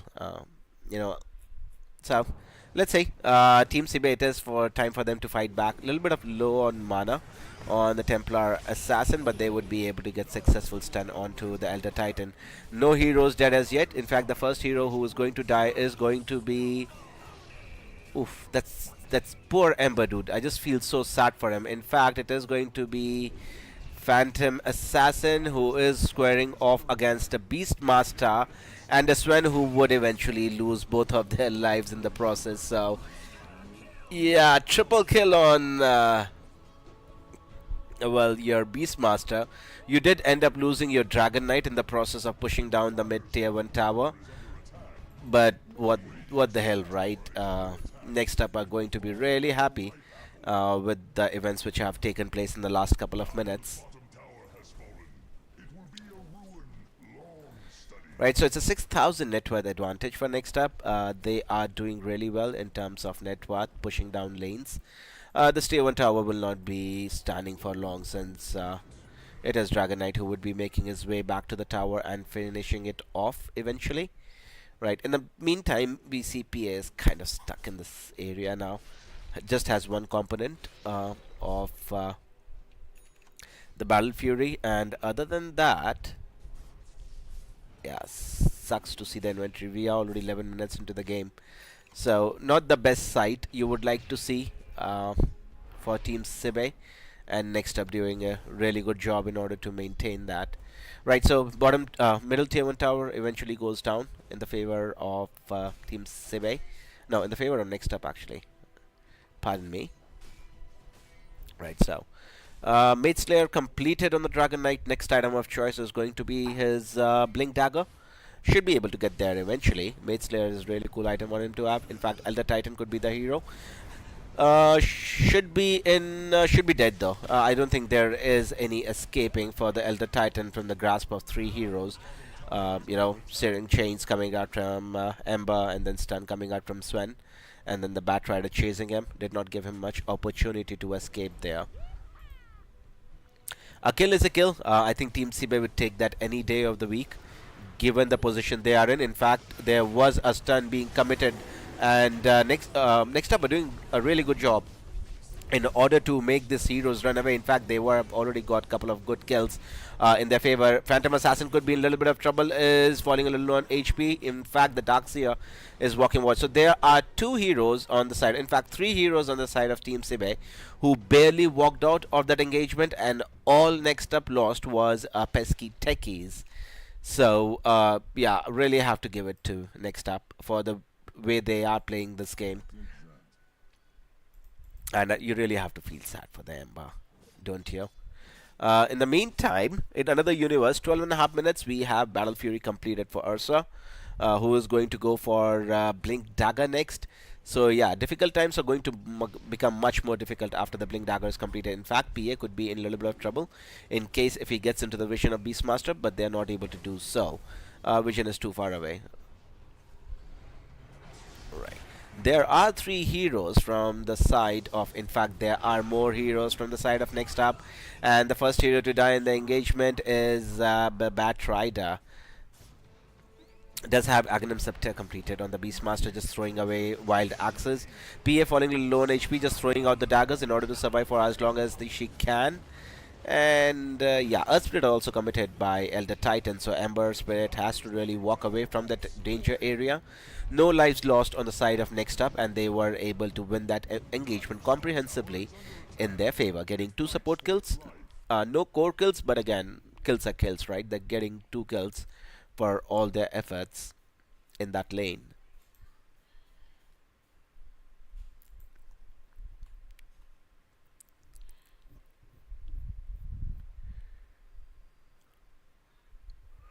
Right, so Elder Titan disconnected, latest update, and we have next up actually owning this game at the moment. 8,000 net worth advantage in their favor.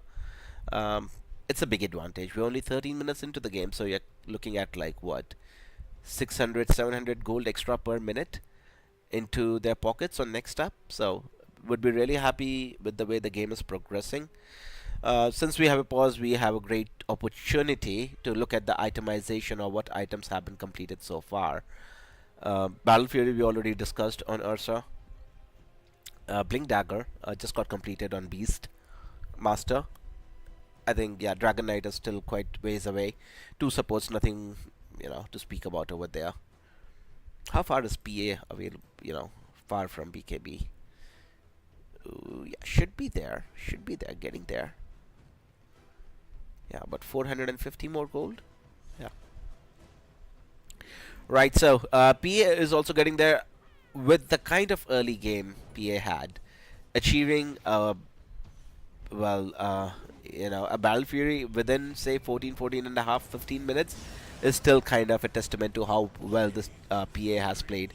In fact, there is going to be kill onto the techies. It's going to take some time, but eventually they would end up giving that or taking that kill onto the techies. There was an attempt made by Ursa for the Wisdom Rune, but he's just fighting against two heroes, dude. I'm not exactly sure how much you would really want to commit. In fact, it is the Phantom Assassin. He does not have Enrage available for another 40 seconds, so in case if there is another crit, he would end up, yes, he does end up going down to a crit coming out from Phantom Assassin. So, yeah, that completes the Battle Fury. Along with that, the farming progression of this Phantom Assassin is just going to go through the roof now. In the meantime, there was a kill onto the Dragon Knight, onto the Batrider by the Dragon Knight. In fact, Phantom Assassin is the hero who is being chased, but does not have enough disable in order to lock down to Phantom Assassin. But in the meantime, a bigger kill happens, and they are able to get a kill onto the Beastmaster and Elder Titan. I don't think he would be surviving the assault coming out from Ember Spirit. Considering how the game has went for Team SIBE, these are some excellent moves, bringing them right back into the game. Not sure they will have enough damage in order to get the kill off on Ember Spirit, but definitely the Sven is going to go down to this Dragon Knight. In fact, he is going to chase for more Darkseer. I don't think Darkseer is in a lot of trouble though. Has too much HP to work with. He will have his Surge available in case he was feeling too threatened, so should be okay. But couple of good return kills. Well, one good return kill coming out from NextUp. Not losing too much. They are still in the lead comprehensively by 7,000 net worth. So yeah, a couple of kills going in Team SIBE's favor, but next up are kind of meh about it.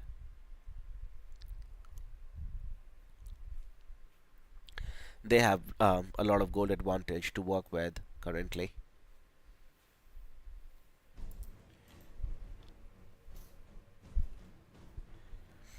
Right, so we have another pause, and the next the next objective for us is definitely going to be Roshan. Let's see how long does he take in order to go ahead and get that kill, and if the next up team is ready to contest that, because one thing you have with Ursa in your lineup is Roshans are just too easy.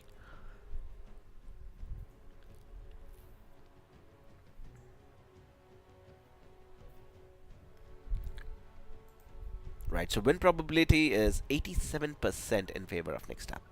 So, perfect. We are right back into it, people. Pause is broken. And yeah, it's going to be Roshan probably, which is...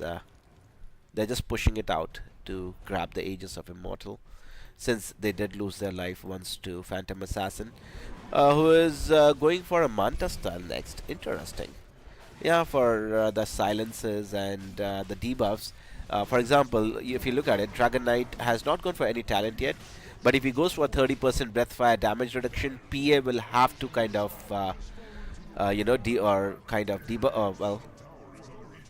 get that buff off before she could do any damage, because it negates a lot of damage being done by Phantom Assassin.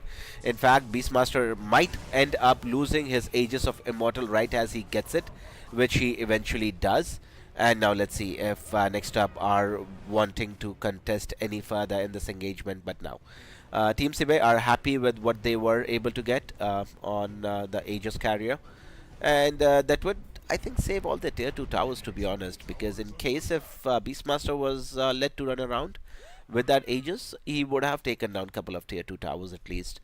But now they'll really have to think twice before they make any commitment. So that stalls the game for another 7 minutes to 8 minutes. And I don't think there would be any major aggression in terms of objective taking from either of the teams.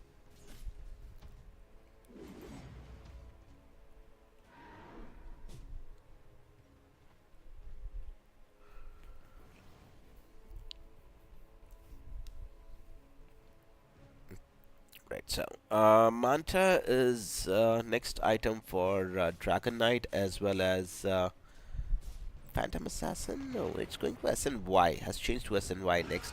Okay, Darkseer could be Roar has been committed onto the Darkseer, which should make the quite a work of him. In fact, there is a move made by Team SIBE, and they are. Oh, Phantom Assassin gets double kill out of it. No, in fact, it's Techies who gets double kick.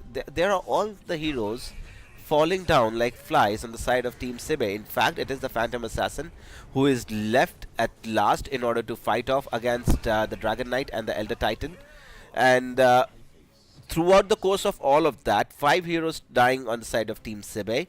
It's only the the Beastmaster and the Techies who fall down for next up, and there was no Ursa in the fight. I'm not exactly sure how Next Up has won that fight. To be sure, dude. Um, they were not supposed to win that fight, 4 versus 5. They did not have ages, but they still won. Yeah, that's kind of surprising. I really thought PA would be able to clean up on all of the heroes, but it's just too much farm on the Dragon Knight, I suppose, and which kind of halted the aggression coming out of Phantom Assassin.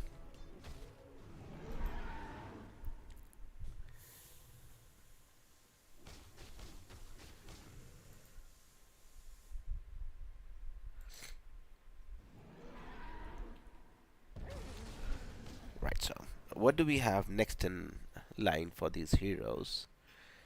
Ember could be in the vicinity, is trying to make his way. There is tech showing up in the area, so the first hero they are able to catch is the Elder Titan. Let's see if the lasso is committed by the Bat Rider. He does have it available in case if he wants to use it. Is not in range anymore. In fact, the steering chain successfully connecting all to the Elder Titan, but again a Stomp coming out as well, but did not have enough in order to save his life. In fact, lasso coming out from a Bat Rider. Ember Spirit dies on the side of Sibe. So that's sad news. It's time for them to retreat.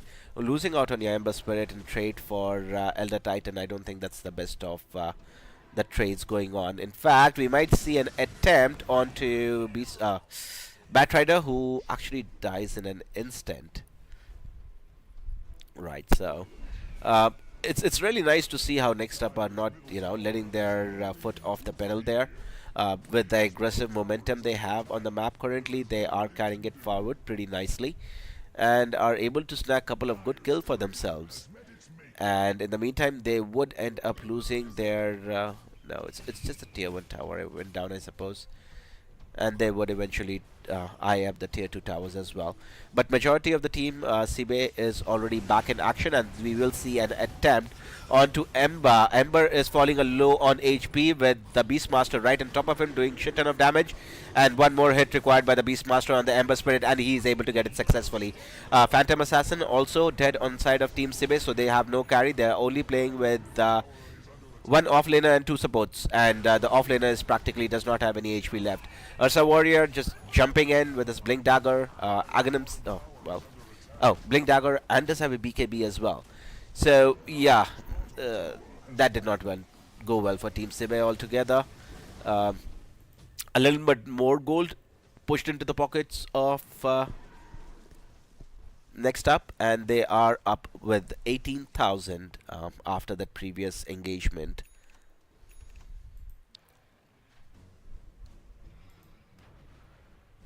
Dyer's bottom tower hopes for aid. Right, so next move is from Next Up is going to be interesting. They don't have Dragon Farm another 46 seconds. It would be up really soon. They know the positioning of Team Sibe though.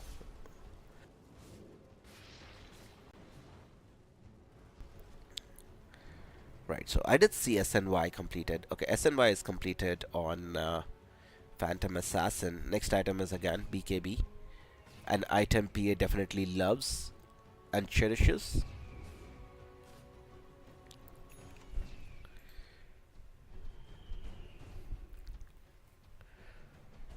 There are still 2 tier 2 towers remaining for Next Up to take before they approach the high ground. I'm pretty sure they will wait for next stages of model. Mostly that would go into the hands of Ursa before any aggressive moves are being made. In fact, no, they are scouting here, trying to fish out any heroes they might see.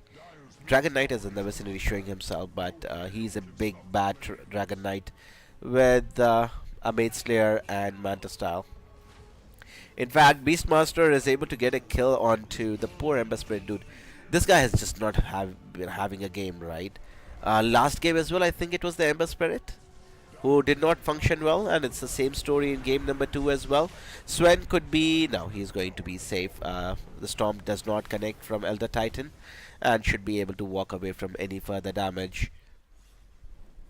But, well, the Tier 2 tower does not survive though. An aggressive move made by Phantom Assassin onto the Dragon Knight. I don't think that was the smartest of targets. Still have about 60% HP to work it. In fact, it is only the techies who has gone down first in the engagement. And let's see how much Team SIBE are able to get out of this engagement. Phantom Assassin has turned his way towards the Dragon Knight, dishing out a lot of damage.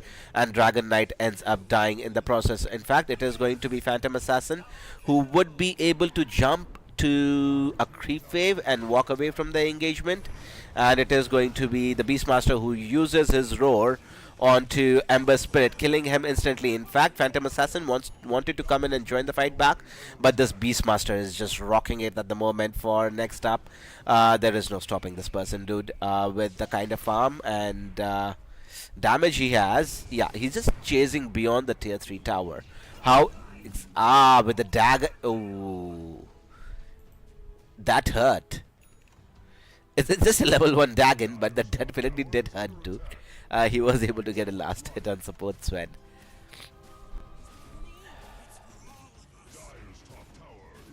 Yeah, this is basically the reason I don't like support Sven. Every match I've seen, it just leads to the downfall of the team who picks up Sven as support. So, yeah, makes my predictions easier somehow. Because if you have 100% failure rate, you really don't have any competition in that context, right? Right, so as we see it, NextUp is definitely in charge of this game currently with 26,000 net worth advantage 25 minutes into the game. That means they are gaining additional about 1,000 gold every minute. In fact, a big roar coming on to the Batrider. He was able to successfully get a kill, but a 1346 crit by Phantom Assassin brings down the 10x kill streak for Beastmaster. How much gold did the PA fucking get for it? 1273 gold just given to a Phantom Assassin. That should have her what, BKB completed in about 266 gold. And is not going for a Desolator, is in fact going for a Basher as the next choice of item. I don't blame the PA for that, because, yeah, it's a PA.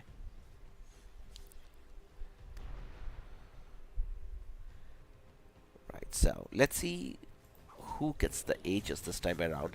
I'm pretty sure NextUp are going to be very confident since it was Beastmaster diving into tier 3s in order to get that kill. He did get that kill in between the 5 heroes. But yeah, the result could have been different in case if we wouldn't have jumped in. This gives a lot of freedom and space to for Team SIBE to farm up on the map.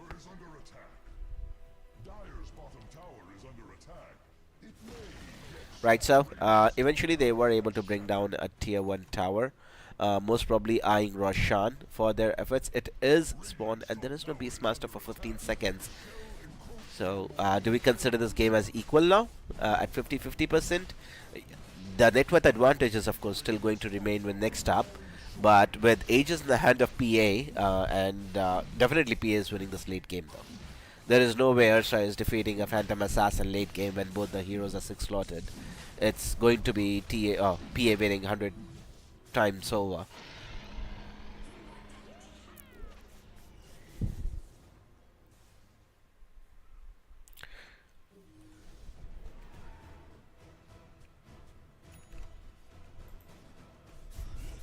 Right, so It would be interesting to see how NextUp takes the next engagement, though. In fact, they don't really care, man. They are going in. Ages or not. In fact, a nice vacuum wall coming out from Dax here. Able to clip a couple of heroes, but there is a lot of shit happening on the map currently. Phantom Assassin loses the Aegis of Immortal, but Ursa is still alive along with well, the Beastmaster. In fact, let's see how much more damage they are able to get onto these heroes. In fact, it is going to be Ember Spirit who dies next in the engagement. Dragon Knight has used his BKB, is standing really strong against the Phantom Assassin and would be able to bring down the hero successfully. So Beastmaster plus the Dragon Knight were more than enough to bring down the Phantom Assassin 2 times. That's the answer given to us by NextUp, who, well, I don't think they'll be chasing after the Ember. Are they? No. Probably they'll go for tier 3 towers, right? Yeah, they are going for tier 3 towers. Dragon Knight, of course, can easily tank it. Ursa could be in... Oh, what is the person going to do? There is a buyback from Phantom Assassin, and it is time for Team SIBE to hightail out of it. Well, Elder Titan uses his Ghost Scepter, able to TP away. Everyone TPs away. They get a buyback after Phantom Assassin. They tried to push the tier 3 tower, brought it down by 60% health. So what's not to lose? So you don't have a buyback on your Phantom Assassin for the next 7 minutes.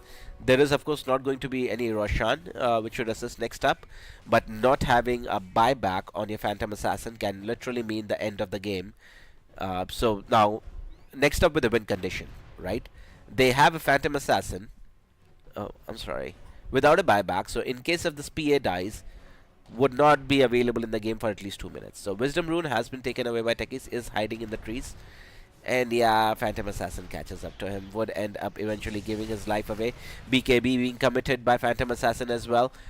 Now, yeah, Tech is not going to survive, but he did get the BKB out of PA. And what, the BKB is not down to 7 seconds. Every second matters for Phantom Assassin, dude. Every literal second matters. And getting a BKB out just for a support kill is hats off to the Techies in a bigger context. Because what? They'll have the Techies in the next 20 seconds and he'll be ready to go. But if he is able to get the BKB, and now they just have to kill the PA. And PA would be hiding away in the jungle, not showing herself, I'm pretty sure. Would be playing around her vision, not anywhere else on the map. And there has to be some sort of backup for this PA now.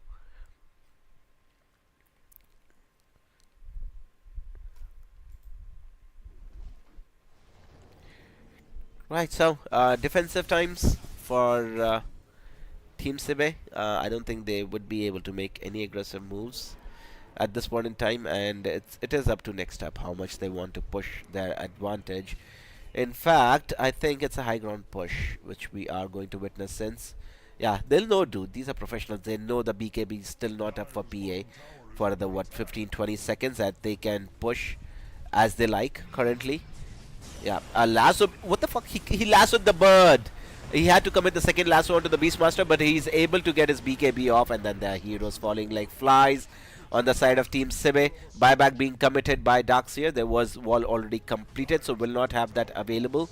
But again, the damage output coming out from NextUp is pretty substantial, and in fact, they would be able to get themselves a rack advantage for their efforts.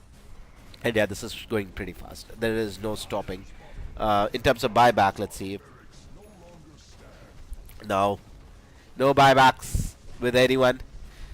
Right on. So, it's a very nice vacuum wall coming out from Darkseer. I think this is the final hurrah, but eventually there is no wall. I forgot. Yeah, they did end up killing the Elder Titan. And GG. Yeah, it looked like it. Alright, so that concludes the series 1-1. It did not go one-sided. NextUp are able to level the series and bring home 1 point for themselves. So great match, to be honest. It was a lot of fun watching the series with you guys, people. Please leave a like, subscribe to the channel, follow it. That's really appreciated. And yeah, a great series to watch. That concludes our day, to be honest. We did watch 3 series today. Which went in between, just a second here. Yeah, which happened in between, what the hell, which page am I at? Okay, this page. Well, it was versus Dragon versus One Move, wherein One Move was able to take the series 2-0. Second series was between Navi Junior and Team T. Team T took that series 2-0. And the final series was NextUp versus SIBE, wherein we did see the series kind of being drawn out. So a great day of Dota. It was a lot of fun watching the series with you people. Again, please leave a like, subscribe to the channel, and all that good stuff. That's really appreciated. And yeah, I'll be seeing you guys tomorrow, or maybe after a couple of hours. That might be a scenario. What series would that be? Let me check. That's EPL World America Series, EPL World Series America Season 12. So in case if you're interested in that series, do let me know. I would be more than happy to cast that series as well. The first series of the day is already going on, so I'll go ahead and start the stream with series number 2, which would take place between Team Lava and Apex Genesis. Lava Esports and Apex Genesis, and the last series of the day would be Grin Esports and Hokori. So you can, just subscribe to the channel, get back to the channel after a couple of hours, and you'll see me live streaming again. So thank you for your time, people. I will see you next time. Hope you enjoyed the cast, had fun, and I'll catch you guys later. Thanks again.